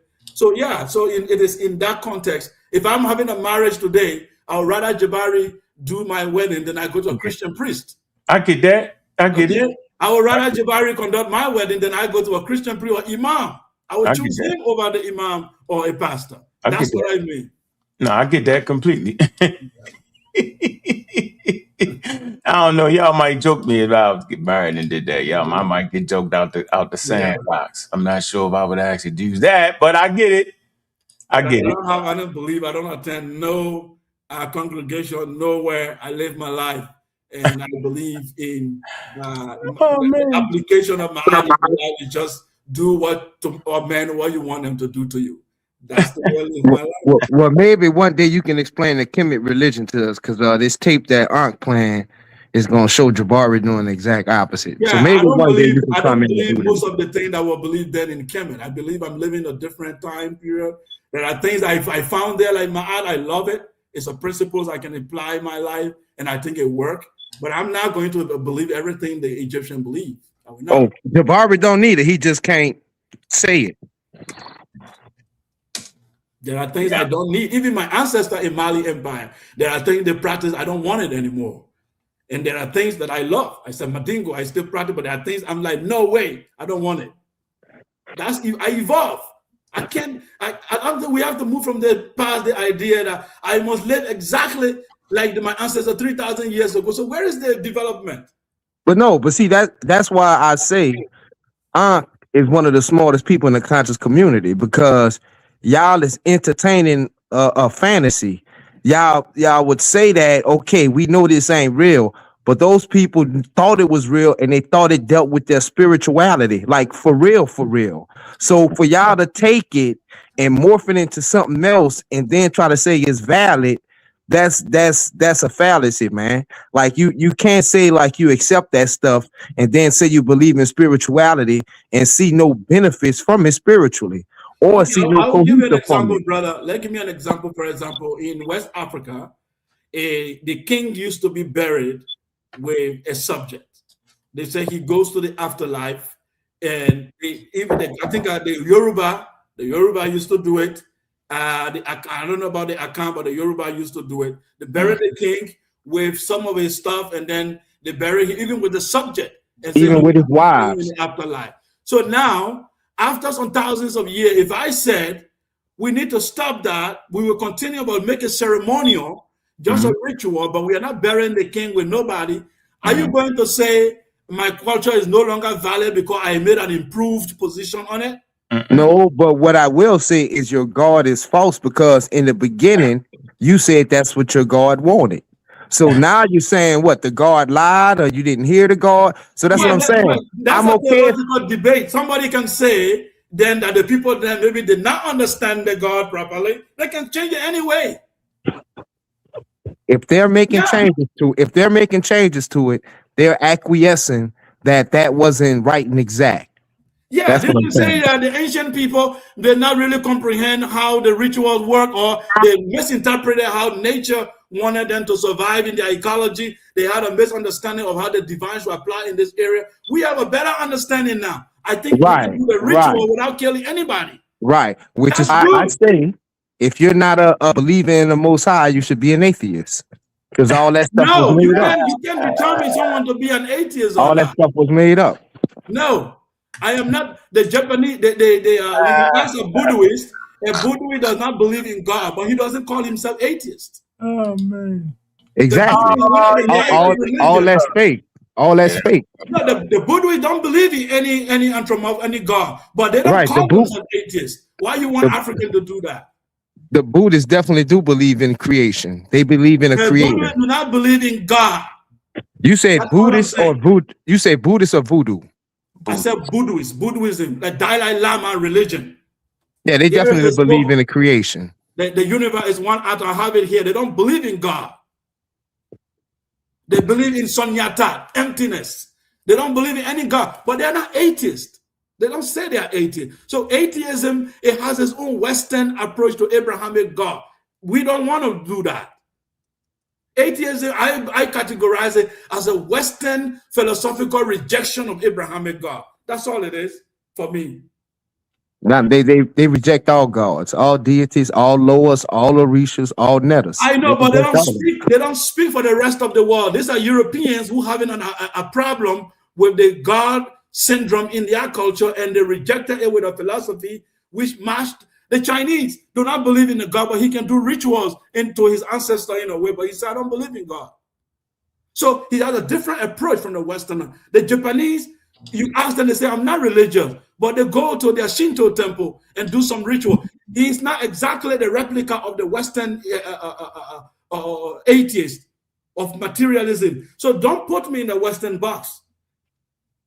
Again, say cool. Yeah. I would have to look into the Shinto and the Buddhists, because if I'm not mistaken, they believe in a creator, and something created this universe. I can tell you the Buddha do not believe. The Buddhists of the Dalai Lama group do not believe in a God, and they are the okay. Now you're speaking of a certain sect of Buddhism. It's the largest. If I'm not mistaken, Buddha, people change faith every day to create different Buddha believes in Shiva, believes in Krishna. No, you have to show that. Everybody, let's stop.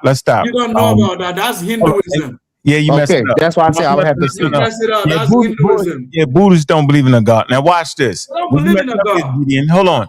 Hey, Gideon, we talking about time periods that way before Judaism. Right. And I'm saying is we're at the origin of, religions are made by human beings. I know you don't believe it. I know you think God dove out the nearest star and created everything. I get it. I'm not tripping. Human made religion. What I'm saying is human beings made religion up. And I'm saying that one of the traditions that made up the kingship was the burial of the subjects. I'm not saying I'm not putting a value judgment on it, because the Christians do the same thing. All humans do wild things, and they get it and they fix it. I'm saying the Egyptians, they changed their mind on it because the taboo was too heavy. Probably some woman was like, look, first of all, I ain't even like the king, but I'm definitely not down for him, and you're not killing my kids for it. Some woman somewhere stepped up and said that's trash, and he didn't do it no more. Trust me, bro. But that doesn't mean it's invalid. It means it's a human idea. It's a taboo, bro. So that's I can verify how maybe the Egyptian sacrificial kingship started from an allocated population. Now, on the screen, say, cool, this is where you die at. This is a migration map. I've been showing it for 20 years of the Green Sahara. If you take a note, I'll send it to you, right? This is at 8,500 BCE, map A. Map B is 8,500 BCE to 7,000 BCE. Map C is 7,000 to 5,000 BCE. And then the pharaonic period is map D. What I want you to do is pay close attention, right? That at 8,500 BCE, the Sahara is desertified. The populations live where? In Upper Egypt and Sudan on the river. There's small amounts of population where that bend is in the Nile, right? They call it the Middle Nile. These red dots represent the archaeological sites identified. Now, by the time you move to B, you see these populations, they fan out into the Green Sahara. All the way up there in the northern region, right? See that red dot, right? All the way down where the blue Nile and the red Nile is, boom, right? And just in the Sahara in general. Look at the degrees, 26 parallel. Now, hold on, listen. Look and see, look. Black people. This is all I'm telling you. Okay, that's fine, but I'm trying to show you the migration so you don't make that no more. This is scientific literacy It was at another level. entirely black people. No problem. No problem. Yeah. But you know, you after, Africa hold on. After watching this right here, you can never say that the population just came from the south. You can't say it. What you can say is they migrate back and forth to water. When the water dry up, they move to water. Simple as that. And during pharaonic period is the heaviest population on the Nile. Look, from 5,000 to 3,000, right? When did Egypt start? 3,000. You got people living all over the Nile. Okay? So I'm saying no matter where they at, whether they're in the Delta, whether they're in Sudan, right? They living on the Nile. It's Nile Valley culture. White people made you separate that. I'm not able to do it based off my scientific literacy. They're indigenous Africans. They in different ecological zones and different ecological niches, right? They're going to range in skin color and phenotype no matter what we say. That's why Diaz was wrong with his black composite. They was all black. That's not true. We're looking at it right here. I end my part. You want to finish it off, and I'm going to get in and finish it off. Where the hell is Cedric at? I don't believe Cedric left. This is one of the latest books on the population. You ain't read it. You ain't read it. In Egypt, one of the latest. I didn't say the latest. One of the latest. Hey, you know your brother Omar. Look at it. Though. I got you. Even made a Horn of Africa argument. The origin of ancient Egyptian is not in question. You should read it. He doesn't make that argument. You should read it. I got it. You should read this. He does not make that argument. How can I have books, buying books, and someone is telling me to read them? Because if you say he don't say the population just come from the day, he don't say that. I am one of the person you ever have discussion with that pull out everything he said with a book, and you keep saying the person should go read it. I'm not easy band. Because I think you're not easy band. I ain't gonna never put you on easy band. I don't speak things in spook. I have. The fact that I go and take my time and buy these books is because I love reading them. I know. So this. Hold on. I know he doesn't use the word black and whatever. Of course, we know why. He doesn't do what? He doesn't do what? He doesn't overuse the word black. No, does he ever use it? I'm saying he don't use it at all. I don't know what overuse. He's very consistent. He don't use it. He's debunking the idea of Asiatic immigration giving rise to ancient Egyptian culture. Or he's very consistent to say the Horn of Africa, East Africa, deep into the south, is where these people came from. And that ain't what he said. That ain't what he said. Can I tell you what he said? Can I tell you what he said? I'll tell you what he said. Okay. This is very clearly. I read it over and over. So we can have a discussion again, bro. All right. I have all my sources. I've proven it to you. Almost. Just speaking on top of my head.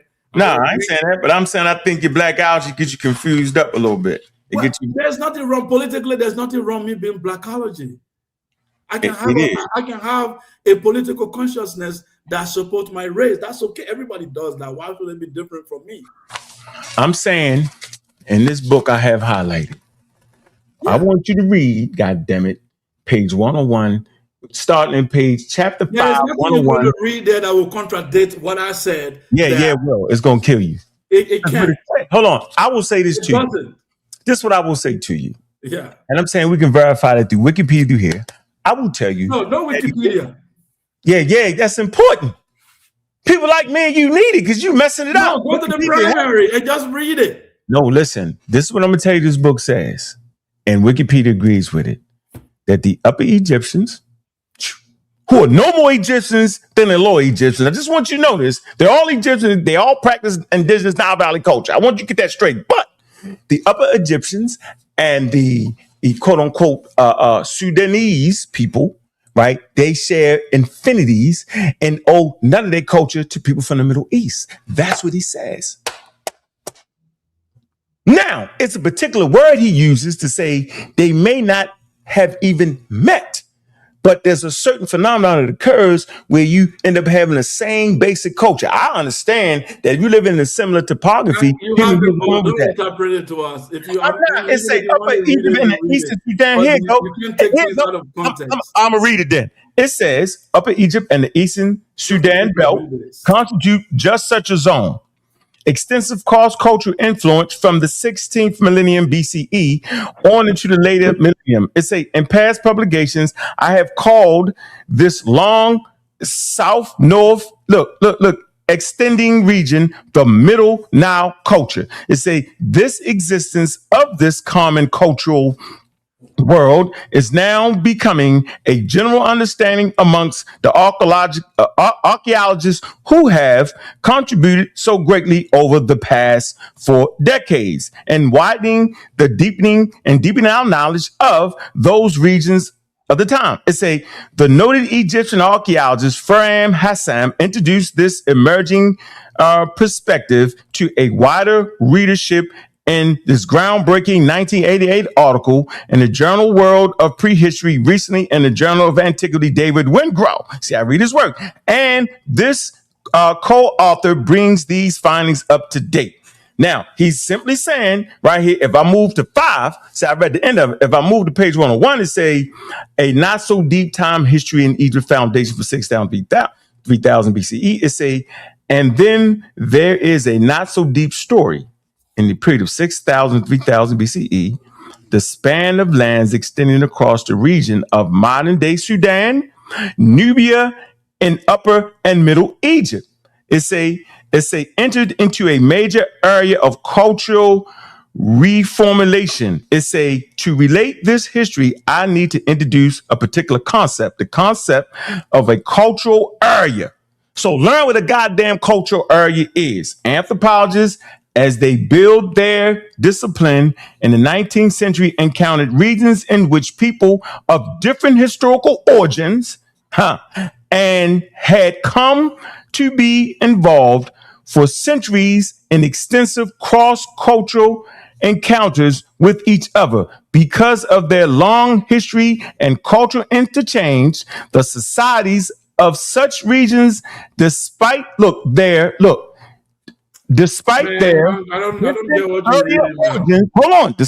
distant earlier origins, often had come to share many features of culture with each other, and not just superficial features.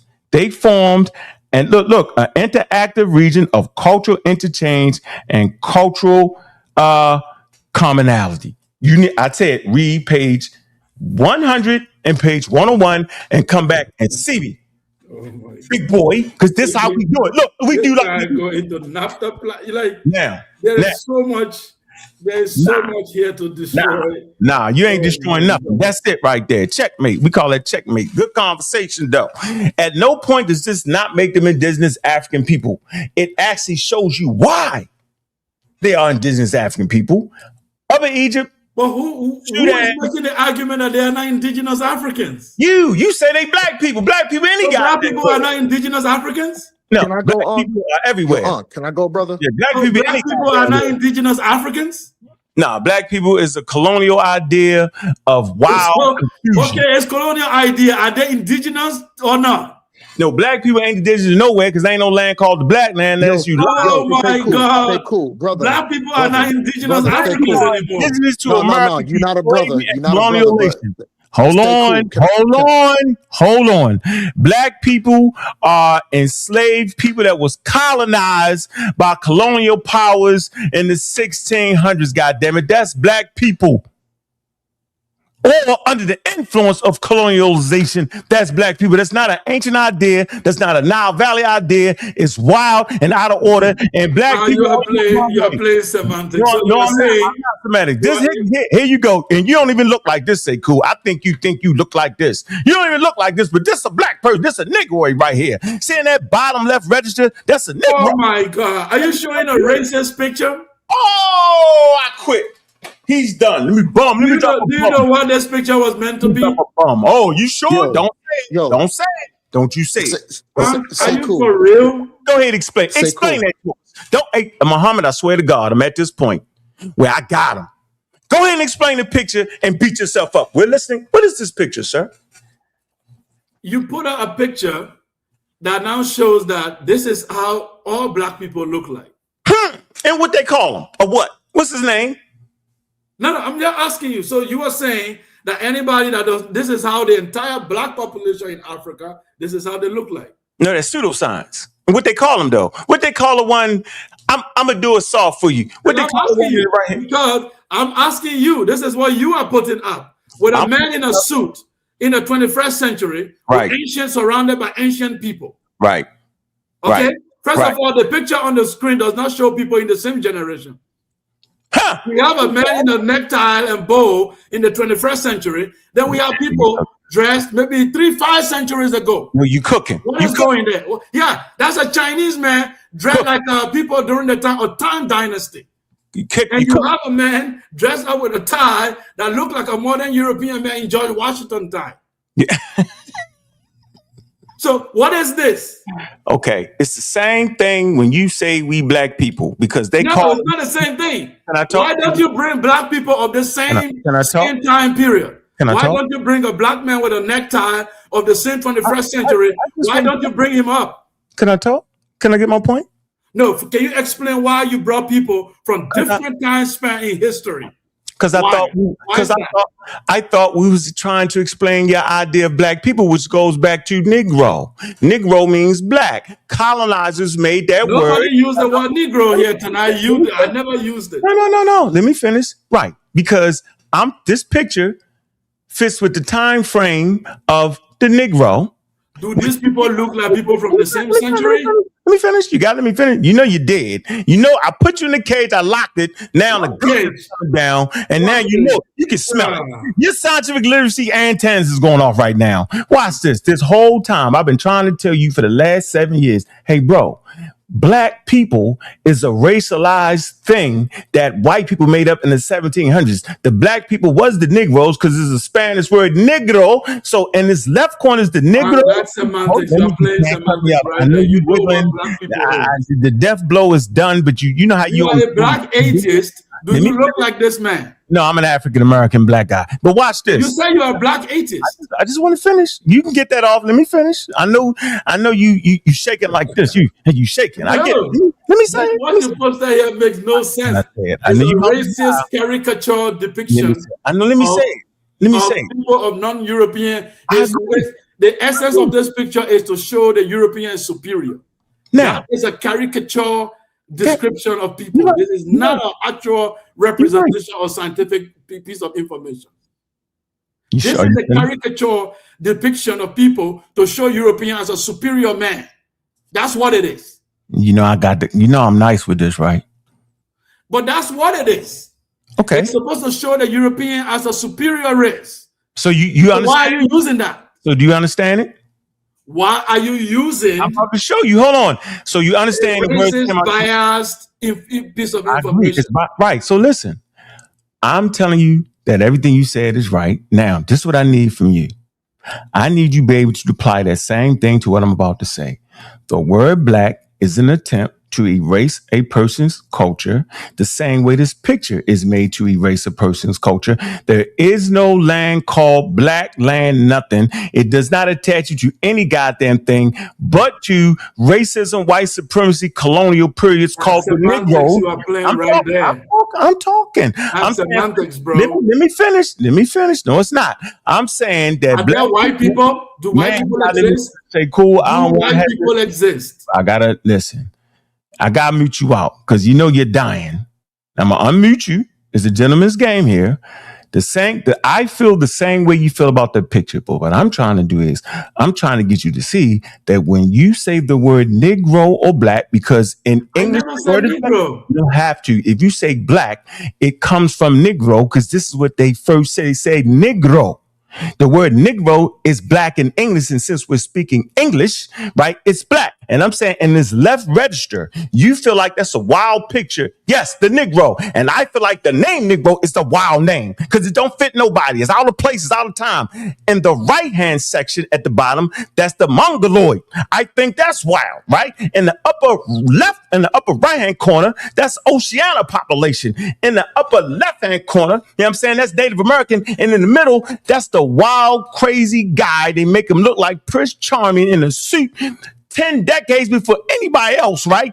This is what the picture is wild, and the name they gave all of them is wild. The picture is racist. I need to go. I have just 5 minutes. I just want to. All right, no, you won't. You won't cut me up. I'm saying the picture is racist, and the actual name itself is pseudoscientific, and that's why they don't use it. And why are you using it? And the fact that you can't recognize that the picture is racist, and the name that goes along with the picture is racist. None of these people on this picture, but the white man in the middle, agree to the name nor the picture, bro. I'm done. You cook, you knocked out, you finished. Yeah. You cook like chicken, fried chicken in the middle of the green syrup. You got fried chicken in West Africa and fried chicken in Baltimore, Maryland. I'm gonna let you finish. You know what I'm not gonna do? I'm gonna let you talk and continue to kill yourself. I will just be quick.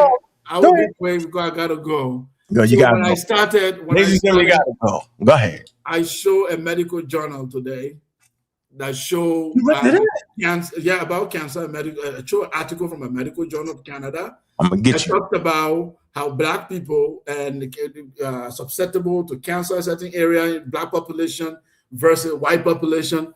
When they are using those terms, they were not using it to refer to the picture that you showed up. Because what you are trying to do here is like the person who used the word gay 200 years ago, and you say now the word gay, this is what it means in 2026, therefore we are burning it together. When you use the word gay, it used to be children's song in the school, in the kindergarten. We are happy and gay. And that's what it means. They are happy and gay. Today, the little kid can't sing that because now gay means something else. So the application of word in the cultural context of that time, you need to consider it. When the European used the word Negro at that time, it evolved to mean people who are lower class, people who have not evolved. They even use scientific racism to apply this word Negro. Mm-hmm. But we know that in terms of the color itself, the word is neutral. It's only referring to people who are darker skinned versus people who are not darker skinned. When white people refer to them as white, we know what they mean. When we say black people, we are saying in comparison to a white European, in comparison to people who are Locoderm. That's why we're using that term. People who have less melanin in their skin versus people who have melanin. This is what black means. If you guys can sit here, you want to deny the term black and you don't know what it means, that black now means Negro, that black now means that people who are inferior. No, it doesn't mean that. Even in my language, there's word black. We describe people as black. We call people even black. Some people last name can even be black. So it's not a derogatory term. We are saying in comparison to white people, we are black people. Whether it comes from a colonial term, even the African that you use is colonial term. Even the word you said they are African, they are indigenous African. Is African colonial or not? Is African an indigenous term for the people that they call themselves African? No, they did not. All these terms evolved later. Even the word American that you use, when did that evolve? Did the indigenous people there call themselves Americans? All the terminology evolved, but what is important is that the cultural context of it. Do we understand it, what it means in our cultural context? We know what black people are. We know what white people are, unless you want to confuse yourself. We are black people, and the Caucasian white European are white people. That's what I mean when I make a dichotomy between black and white. It's not confusing at all. Yeah. So with that, I will leave. We can have a conversation another time. Yeah, hey, say cool. I'm gonna invite you back. who don't know that they are black anymore, that's fine. Hey, listen. I'm gonna invite you back at least once a month to have this healthy conversation. Okay. It's been so daggone good and so healthy, bro, that once a month I'm inviting you back. Okay. Right? I'm gonna tell you what you're scared of. Can I tell you what I know you're scared of?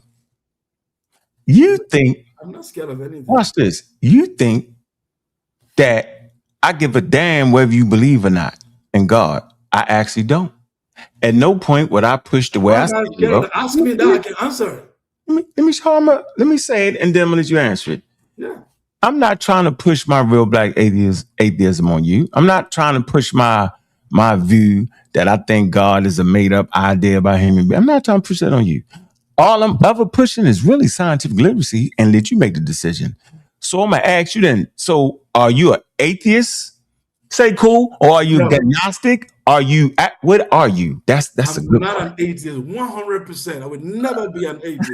I'm an African. So Africans don't be atheists? I'm an African, and the concept of atheism is not in my culture. Huh? Yes. The concept of atheism cannot be found in my culture. So you basically saying that in your culture, at no time was people questioning the fact that Kulu didn't make the damn volcano go off. Is that what you're saying? There is no philosophy called atheism. That's all I'm saying. Yeah, but atheism just those just going against the state-sponsored religion. That's his original. It's a philosophy that rejects it. No. It started off with people trying to explain the natural world, and people called them. But that's what I'm saying. I'm not an atheist. We don't have a hold on. So you saying that? I just want to get this straight on the record. So you saying Africans don't have a culture of watch this, of rejecting natural explanations instead of the gods doing it? Look, I said I do not know any atheist culture from my people. I do not have a philosophy of the Madinga people being atheist. So I'm telling you, what's atheist? I can disagree. There's disagreement even in belief. People are like, I don't believe in this. I don't think this is true. Or there is outright, I don't know. I believe to be in the realm of I don't know than to say, I know for sure that this doesn't exist. I'm atheist. I like that. I'm not that. So I can be in the realm of I don't know. No. So listen. Yeah. This is a scary conversation. I know it is. I'm simply saying, are you saying that African people didn't question that God didn't make that damn volcano explode? It was a natural thing. Are you saying they didn't do that? Of course, there could be African who have thought like that. It's a wide continent. So then I'm trying to let you know that in the history of atheism, the people that they called atheists was those that said Zeus didn't do that. That was a natural cause. That's the word they applied to them. So you saying that's not necessarily atheism. That is it. That's not necessarily atheism. There are people in our culture that punish people, that hold human being responsible. They know human, even natural act. They know that erosion can happen if they don't do this. They follow weather. They don't blame everything on a God. That's not the way African society works. That's what I'm saying. If you think that way, you're going to blend all culture together and say they are the same. You're going to think the way the Greek were thinking of Zeus. This is the same way the Mandinga were thinking of God. This is going to be different. I'm gonna stop the conversation right there. I'm gonna let you off the hook, bro. I don't want to put too much pressure. You might not come back. Appreciate you. I never said you was, but do you question whether God? Do you believe in Jesus Christ? Did Jesus Christ die for your sins? I don't. How about Muhammad? I don't. Wow. How about Kulu? How about Kulu? Kulu. I don't know. Yeah, that's Zulu. Zulu. That's Zulu. Yeah. Do you think that? No, I don't believe in Kulu. And you know what? I'm gonna let you got to go. You got to get off the platform, man. We don't change the word for you. We don't make up a new word. Yeah. I'm not an atheist. I don't know. There are things I don't really know. You would find yourself in the middle. A Gnostic kind of like. It's look, put any word in it that you want. I can be in the realm of saying, look, I don't know a thing. It doesn't mean I won't know it tomorrow. But the realm of I don't know is so powerful. That's Gnostics, yo. They don't know. They don't know. They don't know. In English, you call it. You put me in a box. We're off the atheist. You proved it. We off atheism is a box. I don't want to be in that box. I know, but it's not. No, atheism became a thing where people didn't believe in God. That's not the original thing at all. Read the history of it. The history of it really takes you to natural philosophy, where they just question things being done by a deity, right? Which was sponsored by the state. That's all, bro. They was question. That's all it is, yo. Don't let them fake you. Later on, it became a thing.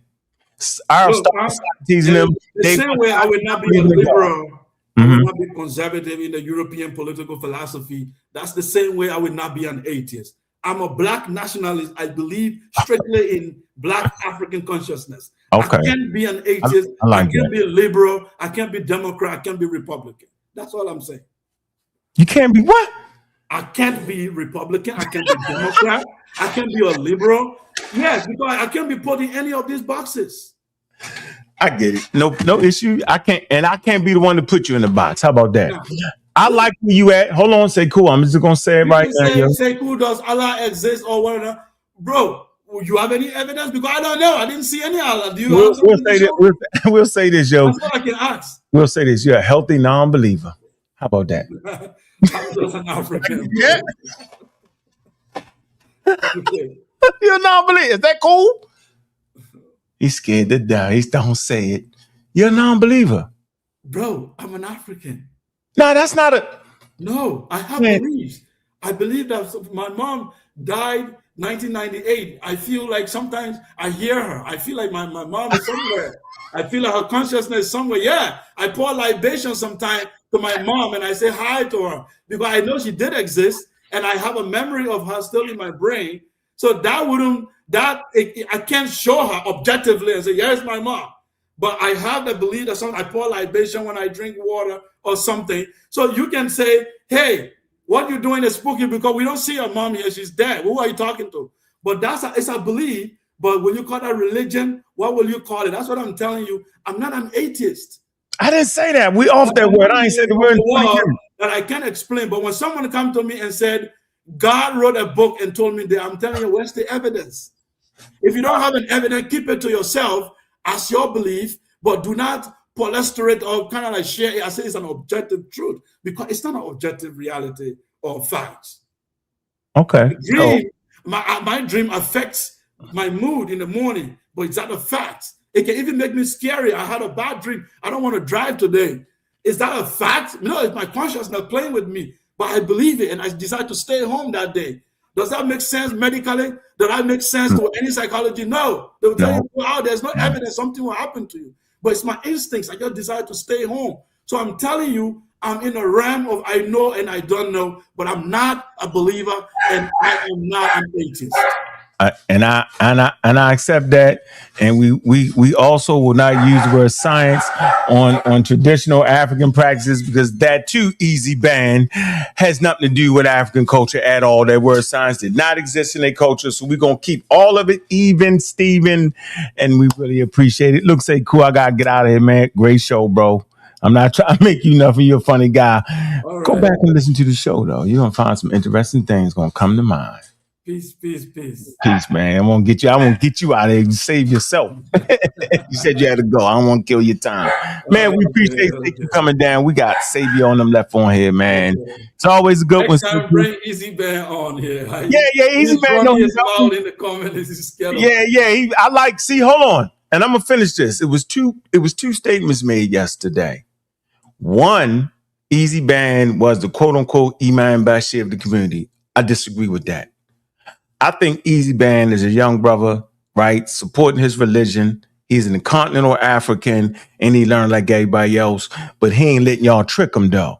He feel like I'm gonna say he already been tricked by Christianity, but he got enough sense to know I may be tricked by Christianity, but I ain't gonna let y'all trick me with the same. He's bringing outdated argument, things that we're gonna pass. No, we ain't went. No, I don't think we passed it. We're gonna pass all these things, no, man. We ain't passed it. The question is asking Jabari yesterday. Those things. No, that was the great. Do you realize, yo, that was the best conversation?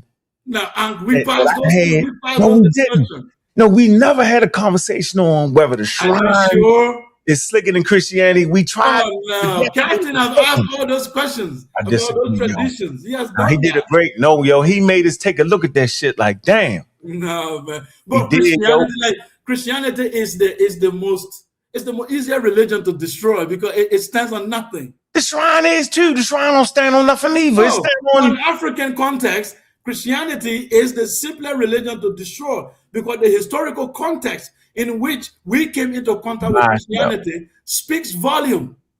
The historical context in which we came in contact with Islam speaks volume. So those two religions are easy to march on. Very easy. It's easy to say that because we can see the history transform. We can see how they came in, destroyed Africans. Some parts of this. I can wake up in the middle of the night and destroy Christianity. It's easy. The conversation is going forward, yo, because I'm going to make sure go forward is the new religions. Christian don't win. Have you ever seen Christian win a debate? Christian have nothing to debate. He do, yo. He jumped up. Yo, he's pretty good on that. And yo, that's why everybody was mumble jumble. I was laughing. I'm like, oh, this is a good one. Like even Muslims eat Christian, like they eat them like carrots. Everybody shit on them. They have nothing. No, you know what I seen? Yeah. I seen Pastor Bennett come in here and clean up the damn division. Now he ain't get me because I held the signs, but all y'all playing religion, he beat y'all up. You ever have a conversation with Pastor Bennett before? Just very briefly. He's always on Jabari. Try it again. Jabari be running from him. You will never see Jabari debate him. He run. No, what does Mayweather what does Christian have to talk about the white boy hanging in the tree? Nah, Mayweather definitely, yo. Pastor Bennett, yo, with that master's degree in theology, yo, working on that doctorate, yo, he time enough. I seen Polite get washed by that daggone Christian pastor, yo. I seen these Christians come in this community beat the shit out the pseudos. I was laughing. Now you know, he's like, you probably never met him. Hey yo, Pastor Bennett. Listen. Pastor Bennett, yo. Now I beat him up. I caught him early, and that's all you gotta do when you're a champion. Sometimes you want to catch some fighters early in their career. Beat them all up. We debated twice. Yeah, you know what I mean? I know Pastor Bennett video. He love yelling. He does. Nah. Pastor Bennett is. You gotta talk with Pastor Bennett, yo. I'm gonna get. You know what, yo? We're gonna do this. We're gonna do. Hold on. We're gonna do Sekou Killer, Pastor Bennett, brother. That's gonna why be. Will I debate on here? I don't have an issue. We're not gonna debate. I don't believe we as black men, like that, right? Okay. We're not debating, bro. We're gonna have a conversation around. We might though. Easy Band, you ain't got. I don't know, Easy Band. You ain't got enough royalty around. Leave Easy Band. Not yet, Easy Band. But Easy Band. Don't let them fake you out. I think you got something. Yeah, I'm saying. What? Okay, I give you a point. He thought the point was going. What did he got? He's my brother. I love him, but he has nothing. He say the things that people in traditional African religion. He has you uncover him today. You expose him. He's always having ChatGPT in the corner. Yeah, but he's a ChatGPT guy. He's not a researcher. Nothing wrong with that. Let me show you this. So, like, in the Christian conversation against the shrine conversation, he say things that people don't expect him to say, and he get them. In the scientific conversation, listen, since we all well versed in science, let me finish. Since we all well versed in science, when he makes the point that the scientific method got a Christian, yo, we don't stunt that because we know what role the Christians played in adding to the science. We don't stunt. That's part of it. We ain't tripping because we know your religion. You can separate that and create scientific concepts. So he think he was getting us, but he really wasn't. But he say the things that need to be goddamn said, and you better have an answer for it. And Jabari was up there kind of like, he was, you know what I mean? He was in a show. He was in the Philly show. It's okay. I respect people who I can debate with. When you are talking, they can show you receipts. Yeah. You know this person is not doing it for chase clout. He's a very honest person looking for knowledge. Yeah, I agree. When we talk, we can bring our entire library down and show it. This man can't show you one Christian literature, even the Bible. I can tell you that Easy Man don't have a Bible. But I'm telling you. And I can tell you that he doesn't believe most things he says. I can tell you that I know how to look at people. And I'm telling you something now. I had a debate with him that everything that guy keeps saying is repeating, regurgitating. There's no information there's nothing rich into the information he's given. It's belief. And belief, I can spin my belief any way I want.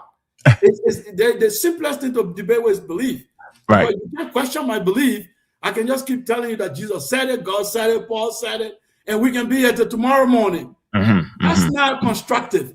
Can you prove objectively to us what you are saying? You cannot. So why are we even debating? You saw the entire debate with him. He kept you beat him half to death in that subject. Hey, hold on, get it straight. You beat him on mercy.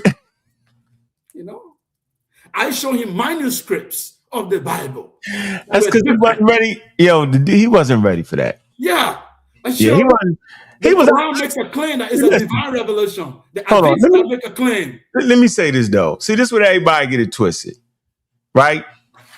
When it comes to people who I feel like can have a good conversation with me, right, with honesty, it's you. Jabari got great conversation tactics, yo. Yo, that's one of his strengths, to change and act like won't answer the question. Woo, woo, woo, woo, woo. At least me and you'll go all the way through and have fun. Jabari always think he got to win, right? Instead of just saying, yo, you may have got me there. He always got to be the first one to have the book. The first, he's just too much for me. Now, that doesn't mean he's a skillful debater. That's what you want to say. I call it skillful scamming. Oh no! Come on, intellectual real estate. I don't mean money. Nope. I don't mean monetary rise. No, he's not that. I'm not saying none of that. I'm not saying he's a bad person. I'm just saying, yo, Sekou don't even live in Africa. Look, what the fuck? I listen to the conversation. Don't get out the chat. The chat. Don't listen. You living in China. What does that have to do with you, bro? Wait a minute. But my point is, at least I can have when Jabari don't feel like when you hit Jabari upside the head, he's gonna start that nonsense. But at least I know he got a range. At least I know you got a range, right? I swear I beat all y'all up in that smash, say cool, and Jabari conversation where he started backpedaling on the word black. You was just crazy, mad at me about the lady. It was okay, right? But I'm saying for me, yo, y'all never get around scientific literacy ever. Now, you have added something to your repertoire that's going to be unbeatable. You have added scientific literacy. So at this point, you're going to be beating yourself up on ideas. It ain't gonna be me. You. Maybe it's a new transitional period for me. Yeah. I will enjoy this period. Yeah. I'm with scientific literacy. Yeah, 100%. You is. I think it's very useful. I think we need it more than anything else. I will say that very clearly. We need it very bad. We do, bro. Our community approach things always esoteric way of interpreting. Yeah, they mess it up. And we don't really get out of stuff. So our society, if even in Africa, for example, if you ask people on the street, why do you vote? Like, why is this candidate good? They will be saying that he goes to my church, or he's a good imam, or he got a beard, or he dressed like a Muslim. There is no really intellectual discussion going on about project, about what this person, political philosophy is, or what can he deliver? What is his track record? We vote based on sentiment, whether he's from my ethnic group, he's from my religion. So I'm saying these reasonings have to go. We need sound reasoning. And for sound reasoning to happen, scientific literacy can play a role. It can make you to look at things objectively, dissect it, challenge your own views, and then come to a very good conclusion. That's why I think we need scientific literacy. It's very good for us as a community. For us to do that. But even if you see me debating Christian and Muslim, I said my primary reason for debating that is political. One, I'm very clear. It's not about religion. If an Arab practices Islam, I have no problem with him. I can be a friend with an Arab who practices Islam. I don't have a problem with him. That's his culture. I don't have a problem with a European or Middle Eastern Christian. That's whatever they did, their ancestors put together. But a Black African Christian, bro, I see you like a comedian. You look like a joker to me. But yeah. Say cool, get out of here. You know you gotta go. I'm making you late, yo. You tripping. Yeah, I'm leaving, man. If I stay here all day, I will just today I'm a little bit on fire. Yeah. But I wanted to ask you all, you know, is the concept of the African, like God, the European? No, it's another way. It's an African, it's indigenous way. Stone Age. They got Stone Age gods. Right. Yeah, Stone Age, hunter-gatherer culture type of thinking. You know what I mean? Yeah. Yeah, you shouldn't compare Stone Age hunter-gatherer to a modernized, like it's different thought. You Good topic, though. Luckily, I'm doing a course. One of my elective courses today is the war religion, and I'm getting a lot of primary materials on that. Come back, come back to me and say, "Unc, boy, you was right again." Come back. Yeah, I'm having a debate with my professor right now. I wrote my assignment and I challenged because he talked about I don't know what does he call it, primary religion. Primary religion versus religion. And I said, I challenge him on that. It sounds like proto-science versus science.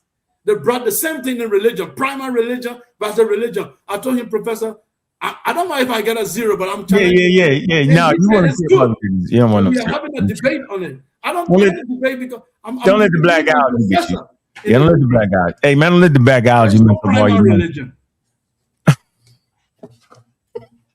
Hey, man, don't let that do that to you, bro. Look. Yeah, but challenge your professor. That's what you're supposed to do. And let me know how that worked out for you. Yeah. I will show you. In fact, I don't even mind showing you my entire assignment when I'm done with the professor. I want to see it. We want to show it to you. All right, we want to see it. That's going to be fun. That's going to be fun. Okay. We read these super chats, man. All right. Hey, and Rob, man. DAOG, man. Appreciate that support. See, them super chats is real, yo. Kyle always doing it, man. If Europe wasn't in the convo, how would you denote which specific groups of humans lived in North? That's right. That's a great point right there, man. Man, yo, before we go forward, we'll hit that daggone Cash App. Yo, how many Cash Apps we got for the day? We got some super chats. Let me not get one. Let me see. I ain't got. Let me see. Really? Oh, y'all playing. Yeah, y'all tripping. Let me drop the thing. I ain't got one. You know how long we've been rocking? This has been a great damn conversation, man. Show y'all love for the conversation, man. Stop playing, man. I dropped that link again. We got a couple more minutes on here, man. But damn, man, I'd like y'all at least enjoy the damn conversation, yo. You had Sekou Keller, man. Dedicated, yo, Egyptian maniac, yo, on the panel, having fun. We had a good conversation. Go back and listen to that, yo.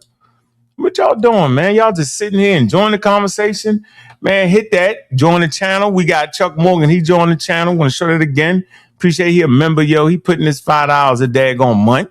That's love. You know what I mean? He got open access to it. Kyle, he always support. He got open access to do election, do what he need to do. You know what I mean? That's what we doing with the supporters, man. You have trash information, you know what I'm saying? But go ahead and get it out, and then we're going to deal with that, man. Y'all listening to the Community Skeptics, man. We doing our thing right here, man. We enjoying everything, and we appreciate everybody, yo. But y'all got to show some support, man. Y'all can't sit here for damn near 3 hours and not do nothing, yo. Show that love, man, for real, yo. Got you. Y'all gonna have to do that. That's proper for the course after this great discourse. Proper. It's a red flag if y'all don't drop that damn cash. If y'all tripping. Yeah. Money fill the gas, but it never feel honey. Cash out. Dreams get so fast. If you don't own your time, you just rent your past. Cash out. Screens full of flex. Real life hit hard when the rent come next. Cash out.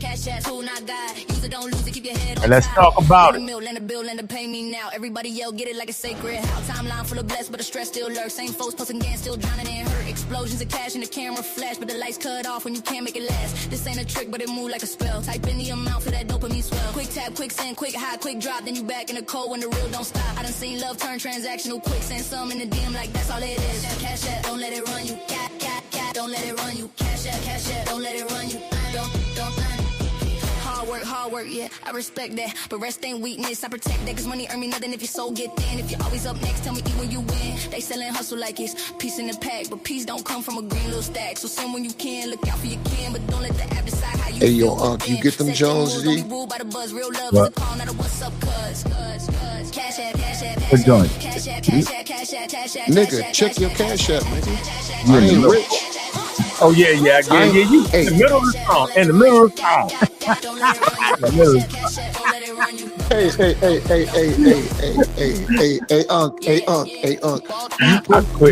You put pressure on the Israelite brothers. But, you know what? I give up. Black people. But only in Black America.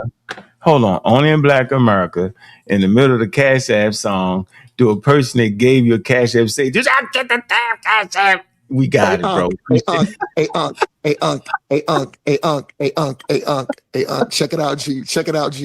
Oh, hell no. Hey, my rib love that Juju song, that good Juju. She love that song. Juju. Because my rib had a dialogue with Juju, and you know what? The dialogue was good.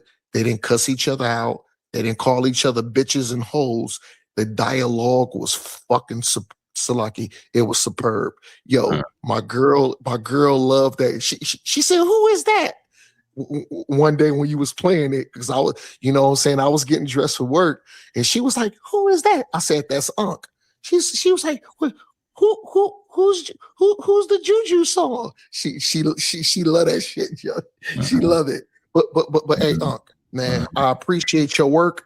You know what? We agree sometimes, we disagree, but you know what my thing is? Brother Omar always shows support.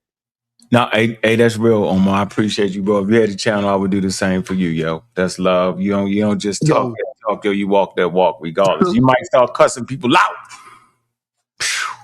Right? I jump off the porch. I jump off the porch sometime. I come in hot. But you know what? I'm an honest brother. And you know what? Salute to Ezbans. Good work. Yesterday. Yeah, good job, Ezbans. Excellent work. Then let's get in. I'm gonna mute out. I mute out. Ezbans. Go ahead. So Ezbans, you know what separates me from everybody. You don't know what separates me from everybody else, do you? I'll say this, man. I've noticed that you at least you try to be objective, brother. I'll give you that, man. I'll give you your props there, because a lot of people, man, you know, you see the indoctrination and the derangement, right? Even though I might say something that, you know, might be sensible, they'll try to just like brush everything I'm saying with the brush of, oh, he's a Christian, so let's just dispel everything he's saying. And shout out to brother Omar, man. I appreciate the dude, man. He's a good dude for real. He's always on here, you know, being respectful, bringing encouragement, and, you know, adding to the conversation rather than taking. So I appreciate brother Omar, man. And yeah, I'll say that about you, bro. Real talk. Yeah, we don't got to agree on stuff, but I will always, first of all, how old are you, Ezbans? I'm 41. People that's younger, right, deserve their voices heard. You're going to see something. You might be a whole different thing, but if you conversate with them enough, they're going to see something, right? They're going to express something that you may have not expressed and need to be expressed. I feel like in every conversation I had with you, whether it's on science, whether it's on this show, whether you got the point right or not, right, you express something, right? So you when in the science, you were saying basically, I think I understand you got this point wrong, but you basically saying, yo, but it was Christians who fixed the calendar, or if it was Christians did that, right? Now, in your mind, you think it was because of their Christianity, that whatever God had them see that. In my mind, I understand it to be it's based off of the actual work they did outside of the God thing, but that's okay. But yeah, get them damn Christians credit for what they did. Absolutely.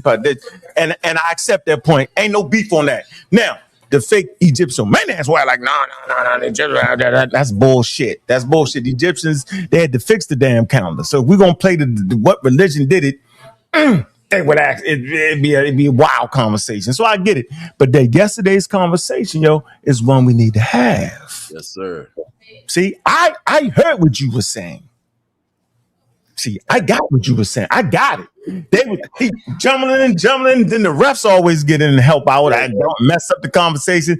Nick never answer your questions. All that, bro. Just answer the question, man. You know what I mean? Hey, what you got to say about yesterday's conversation? And big up to Sunnet and make sure y'all like and subscribe to Sunnet TV. Y'all not be over there late on the night. Yeah, shout out to Sarnetta, man. He's the Don King in the community, man. He's the best to do this stuff, man. He brings people together, and you know, he creates fiery conversations. And sometimes when he's jumping in and doing that, you know, he's doing it for his own reasons, right? It's not always because a lot of people might take it offensively and stuff like that, but I try not to, because I understand that, you know, Sarnetta, you know, it's not nothing personal. But anyways, about the conversation yesterday, man, like you're saying, you know, he wasn't answering my question directly, and he was kind of, I'll say this, bro, he was kind of lying, man. Straight up. I am called Jabari a lie, man. I'm just saying he be, you know, skewing away from it. Yeah, all right. I'll pull back a little bit, but I'll say hold on. I ain't telling you to pull back, because I ain't gonna never let you pull me back. If I feel like a nigga lying, he lying. I'm just saying, I don't think he was prepared for the conversation at all. That's what I'm gonna say. And he was trying. He wasn't prepared for anybody to question that. That was a good one. And I think that's what we need to start doing, is questioning what these guys stand on, their beliefs. I didn't get a chance to actually find out his position on whether he believes that the deities are real and literal or not, and to actually match that with what the people in ancient Kemet believed, right? So that's something that we need to look into. Because my thing is, if he's stringing along people and telling them to join his little cult or whatever it may be, sorry about that. If he's doing that, right, we got to kind of hold like a high bar, right, to say, how do you know the legitimacy of this is correct? How do you know that you're practicing something correct? And on top of that, do you even believe that these deities are real, right? Because if this is all a myth, which some people believe that it's all a myth, right? Yeah, it's all mythology. I'm saying it. It's in the mythology section in Barnes and Nobles. There's a reason why. So you. So if it's a myth, no, it's a myth. Can I tell you why it's a myth? Hold on, now don't laugh too quick. All right. The argument would be, because I used to make that. How come? Because I used to do the Egyptian thing. How come Egyptian religion, Greek religion, Persian religion is in the mythology section of Barnes Noble, but Islam, Christianity ain't?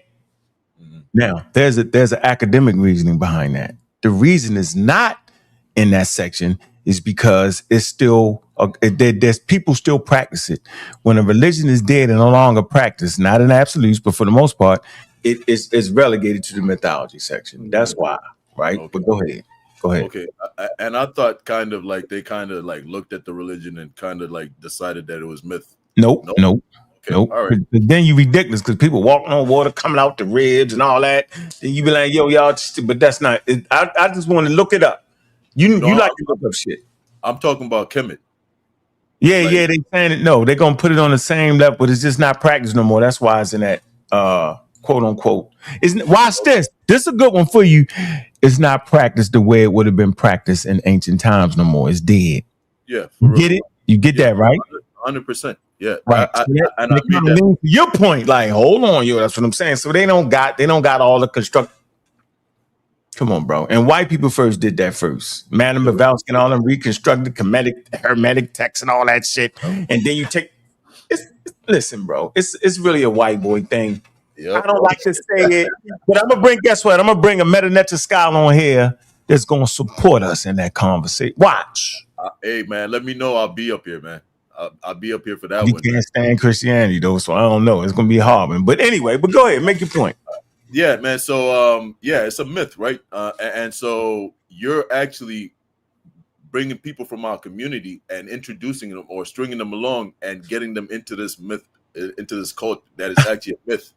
Like, what are we doing here, man? Like, that's crazy to me, man. And the craziest part is you got people in the chat that's supporting it, and standing for it. So, like, yo, are you guys? And you seen Seven Asar yesterday. He was on there acting like. I asked him directly, like, yo, so you believe that what he's doing is authentic, is an authentic representation of what was actually happening? He said, yeah, because he's trying authentically. So that just shows. He said yes, because he's doing an authentic study and research and this and that. So you can tell a lot of the people in the community, brother, they're not going off of logic and asking questions. They're just going off of emotions. Oh, I like Jabari, or I respect Jabari. So therefore, whatever he's doing, I'm gonna just say it's authentic, even though I don't believe it. Because if you believe that what he's doing is authentic, Asar would be the #1 guy in the shrine of Ma'at. You feel me? Fact. So, yeah. So if you believe that what Jabari is doing is authentic, I need to see all you guys in the chat join the shrine of Ma'at behind Jabari, and because if you believe that that is authentic, then you should stand on that. They ain't gonna stand on none of that. But yeah, it's authentic, and here's where you may differ with me. I'm saying that if it's going, I think you're gonna agree with me on this.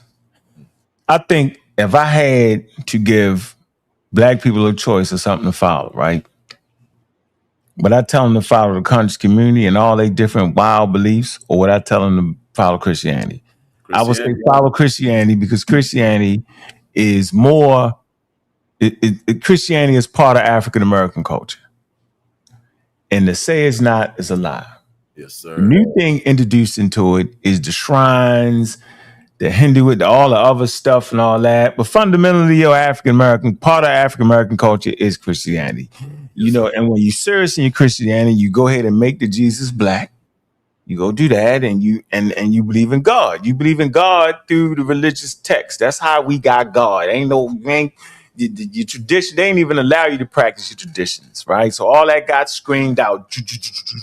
So when we talk about African American culture, yo, is the African Methodist, I'm not sure if I'm saying it right, the African church and all that, the institutions, you know what I'm saying? We don't got shrine institutions where they have built institutions. We can go in and watch a movie, or we can get together. Civil rights movement proved that. The civil rights movement, for me, once I got clear, right, it was a clear Christianity led that. You get my point? Now, a lot of people in it wasn't Christians, right? Everybody wasn't Christian. You didn't have to be a Christian to do it. But Martin, he was a Baptist preacher, bro. Now, he was a serious dude. Don't get me started, right? I felt like his intellect was serious. Like for me, if I got to choose Malcolm and Martin Luther King, we argue in my group, I always pick Martin Luther King. Luther King. Right? Because of his intellect, because of his formal training, because of the way he's seen it, right? Whereas though, if you want to be a warrior style, charge the hill, then you're going to pick Malcolm and them. Malcolm and the Nation of Islam, right? Nation of Islam, they actually didn't participate in the civil rights movement. They didn't, because they were separatists. They wanted to be separate. They didn't want to be integrated. I'm saying is the reason we need to be integrated because our communities was underfunded. The whole, matter of fact, purposely underfunded, right? They segregated you, meaning you could only go to this, that, and the other. Blah, blah, blah. It was wild, right? And it was fair. It wasn't fair. And if it was laid out like it should be laid out, right, then of course we don't need to be in white community. We got our own thing, but they blocked all of that. That's why we were saying, if what y'all saying is right in your constitution, then since we helped build this, we supposed to have all that too. And that's what they fought. But they fought with their mind and intelligence, and they had super thinkers with them, super high leverage lawyers who ended up in the daggone highest offices of practicing law. You know what I'm saying? In that civil rights movement, yo. So they did it with the thinking, the sharpness, the clarity. Whereas though the Nation of Islam, let's call it what it was, a cult. And I want to kind of separate Malcolm from that a little bit, right? Because Malcolm broke away from that. And when he broke away from that, he lost his protection. He lost his damn life. So I'm going to say Malcolm was growing like we was growing. You get it? Let me just say one thing. 2 seconds, please. Brother, just 2 seconds. I'll let you keep going. But what you're doing right now, man, is remarkable in this community, man, because you're actually just being simply objective, man. You're not trying to say that Christianity is real or whatever it may be. You're just sticking to the facts, right? But a lot of times you find people try to dismiss Christianity as a whole, right? And say, oh, it didn't do nothing for black folk. We didn't do anything. Not true. So I'll give you that. You can keep going, brother. Not true. And big up to the 2 cash apps I got. John WN, appreciate that love. And then, Omar, appreciate you, bro. No, I'm saying is I'm not afraid of Christianity.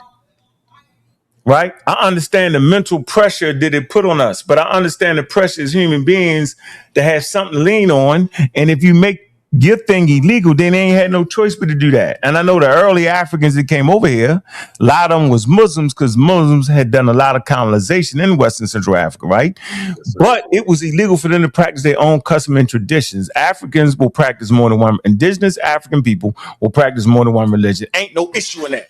Not even with you, for real. That's not and as African Americans, we don't get it. You pick the one. That's European thinking. That's African American thinking. Pick the one. That's not how indigenous African people be. You swear they Christians. Then when you get into it, they got the stuff in their house. All they. Yeah. I mean, we still use the same nouns for our gods, right? Like, so for instance, we have this god in Central South Africa called Mulungu, and this Mulungu, basically, linguists basically trace that term or the usage of that term or that noun to like 5,000 BC, brother, like before Kemet, and the same term basically we use for the creator God for the Bible. And just one more thing to add, man, you're having a conversation with Sekou about whether atheism is an African concept or so. I'll say this to that point: neither atheism nor agnosticism, because he was trying to act like, I'm not atheist, I'm African. But then if you're agnostic, agnosticism is in the same category as atheism when it comes to that. It's not an African concept, it's foreign to Africa, right? In terms of like the universal belief system for Bantu speaking Bantu speakers especially. So even him having the stance of agnosticism, he's following a concept that's foreign to our ancestors. So just to add to that point. Hey, I ain't knocking that. You know what I'm saying? I don't think we know the minds of all African people. I'm pretty sure you have somebody saying, no, like you said, it's different pressures. I think African Americans, man, can't actually relate to you may lose your life if you start questioning certain beliefs. It's entrenched like that. I mean, it's the truth. It's different. What I mean is I'm not speaking on an individual level. I mean like the universal belief system. No, I get you, but I'm saying there's certain pressures you get. In America, people talk shit because you're an atheist, your family talk, but then we forget about it. By the time we sit down to eat dinner, an atheist gonna be right there when y'all pray and shit. We might laugh, might not, we're gonna eat our food, that's it.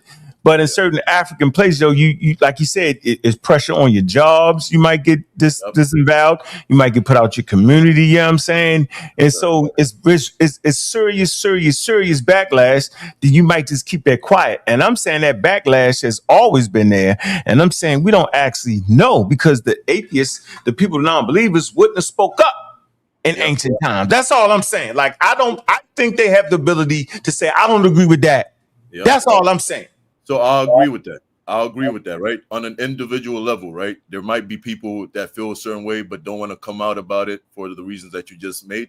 And that's just logical. You know what I'm saying? Yep, that's all I'm saying. And so that's why I don't deny that a lot of the foundations of scientific thinking is in Africa, because I know they had that ability to think that.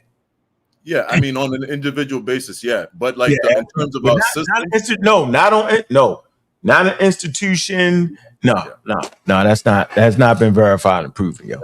Not at all. That's my only point about that is that Sekou, when he's saying that, oh, I'm not an atheist because I'm African, that makes absolutely no sense, because even the stance that he stands on, being agnostic, is also not an African traditional universal concept.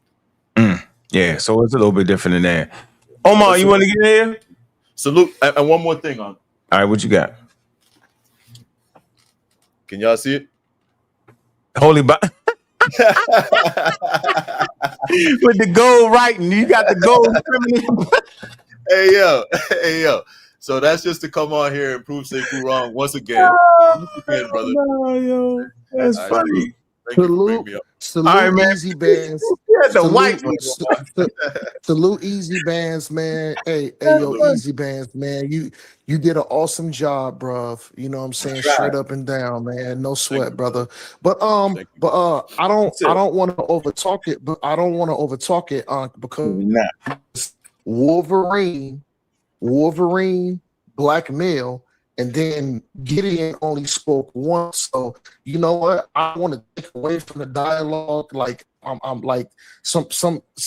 Gideon like, Israel. I'm becoming humble to shut my mouth. So if Wolverine, Gideon, a black male want to speak, I'm gonna mute out.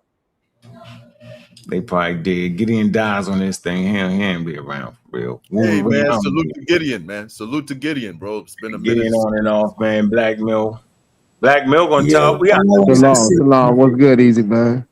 I'm good, man. Good to see you, brother. Same here. I call prison. Word. Black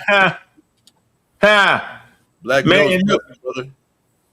Hey man, we had the 4 hour mark. We went long today, man. We gotta get out of here. Stuff to do. Graduation coming up, yo. Son graduation. I gotta get out of here. Easy Band. Any last words?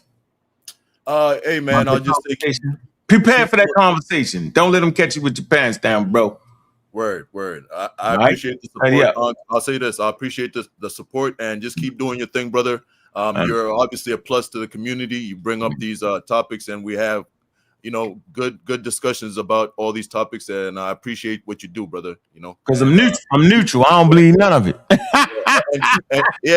I like that stance, brother. Come on, yo. At least you don't try to be what you're not. I can't do it. Right? Yep, can't be. We not, yo. Appreciate you, yo. Umar, you got something to say? Get out of here. Yeah, I also want to give you your support. And I want to give you your shout out, for giving a fair platform, not muting out. And you know what? The times you did muted me out, The times you did do it, it was warranted. It was warranted.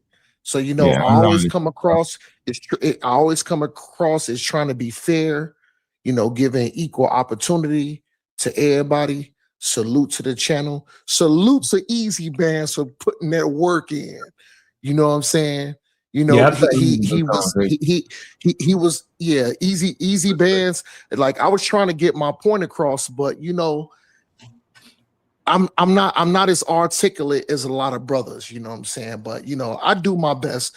I jumps on the panel. Do a good job. I jumps on the panel to validate my point, and guess what? You ask for the bull, you get the horns. Yeah, you start I appreciate all the brothers. A salute to Ezbans for putting that work in. And you know what I'm saying? I always support, and I digress. I appreciate your hard work, Straight up, man. We're gonna keep it moving, man. Big up to something that was a great conversation. How he led into that, man, the way he moderated that was great. He always leaned toward Ezbans. I don't know why Jabari don't act like the refs don't be on his damn side. He get all the damn calls. That should be crazy. I'm like, come on, Jabari. You got to know that, yo. And then he tries to gaslight like Sonetta isn't helping him, bro. Like, yeah, crazy. No, Sonetta is helping you in any way possible with information. Everything is in the game. But you got to learn that that's how it is. It is what it is, yo. Yeah. I mean, if that's his champion, that's his champion, yo. So the key is, once you realize that, then you learn how to get around that. Yeah. You got to be prepared.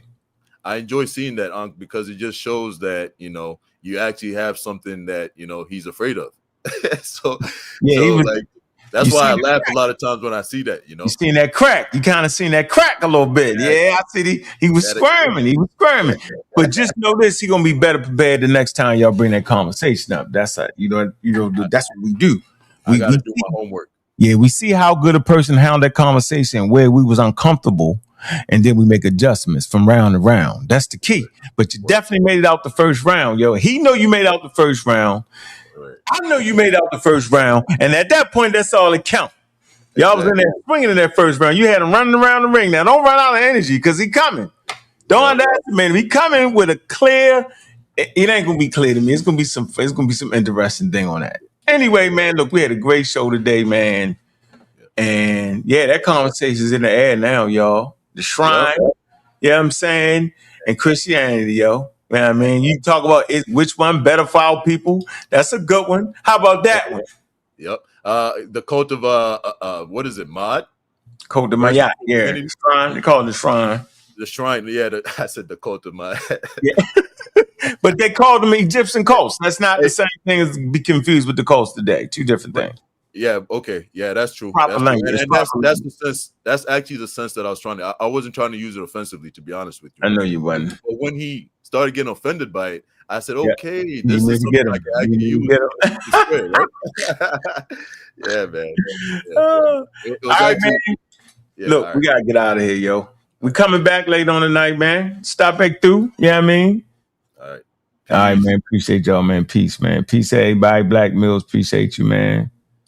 I'm sure we want to end this with some fire somewhere. It's got some fire in the hole some kind of way. You know we got the fire in the songs, bro.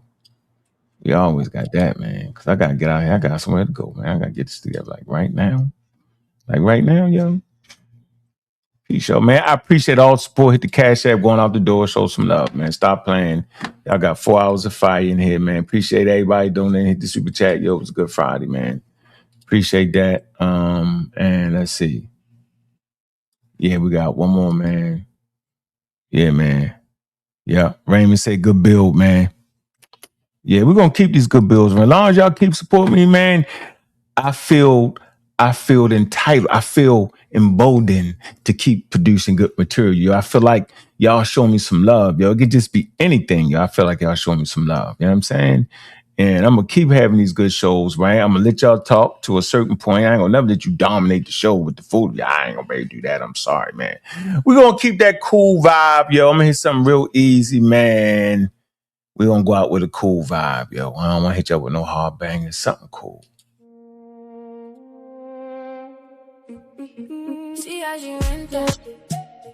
Y'all know it. My body remember. something where I never tell.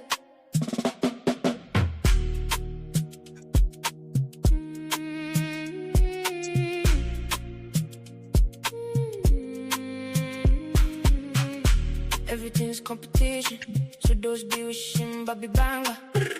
Put niggas on a mission, bitches in the corner, hiding and sneak dissing. Now you they do me, do me, do me. Now you they do me, do me. So now you they hold me, hold me, hold me. I no feel leave, no feel go.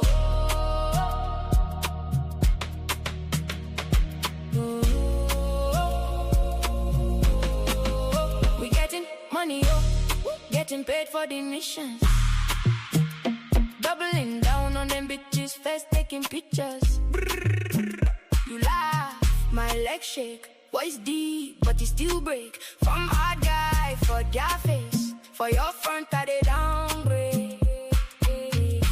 Everything's competition. She does be wishing Bobby Banger. Put niggas on a mission, bitches in the corner, hiding and sneak dissing. Who they control remote? Who they press my code? Hey. Who turn hard man joke? Who they shift my road? Nah you, nah you. Nah you. Hey. We getting money, yo. Getting paid for the missions. Doubling down on them bitches, first taking pictures.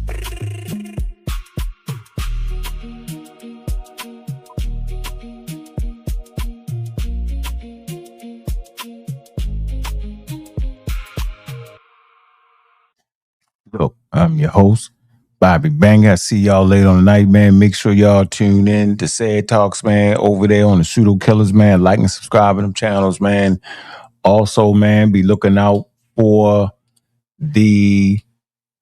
Hold on, let me get all the things in place. I want to put the banner up for y'all. Hold on 1 second. Let me put the banners up and put the banners up. Put the banners up.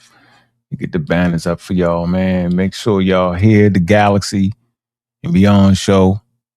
Juju, Space Age African, Brother Gary, man. If y'all not a member of the server, man, y'all got to jump in there, man. Sad Talk, man. And make sure y'all catch the Medical Talk with Malcolm, man. Look, man, I'm your host, Bobby Banger. And with that, we out.